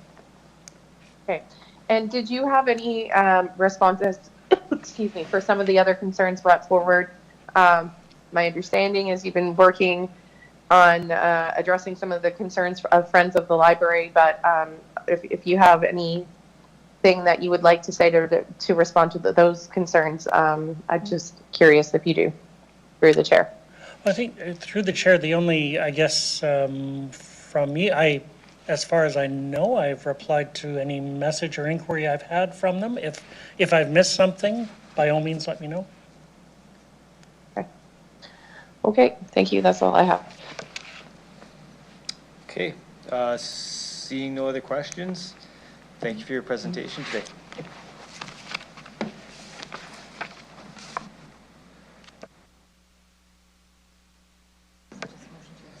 Okay, can I have a motion to recess to tomorrow at 9 a.m.? Councillor Sickley's and the seconder, Councillor Burton. Any opposed? And carried. We'll see everybody tomorrow morning, 9 a.m. sharp.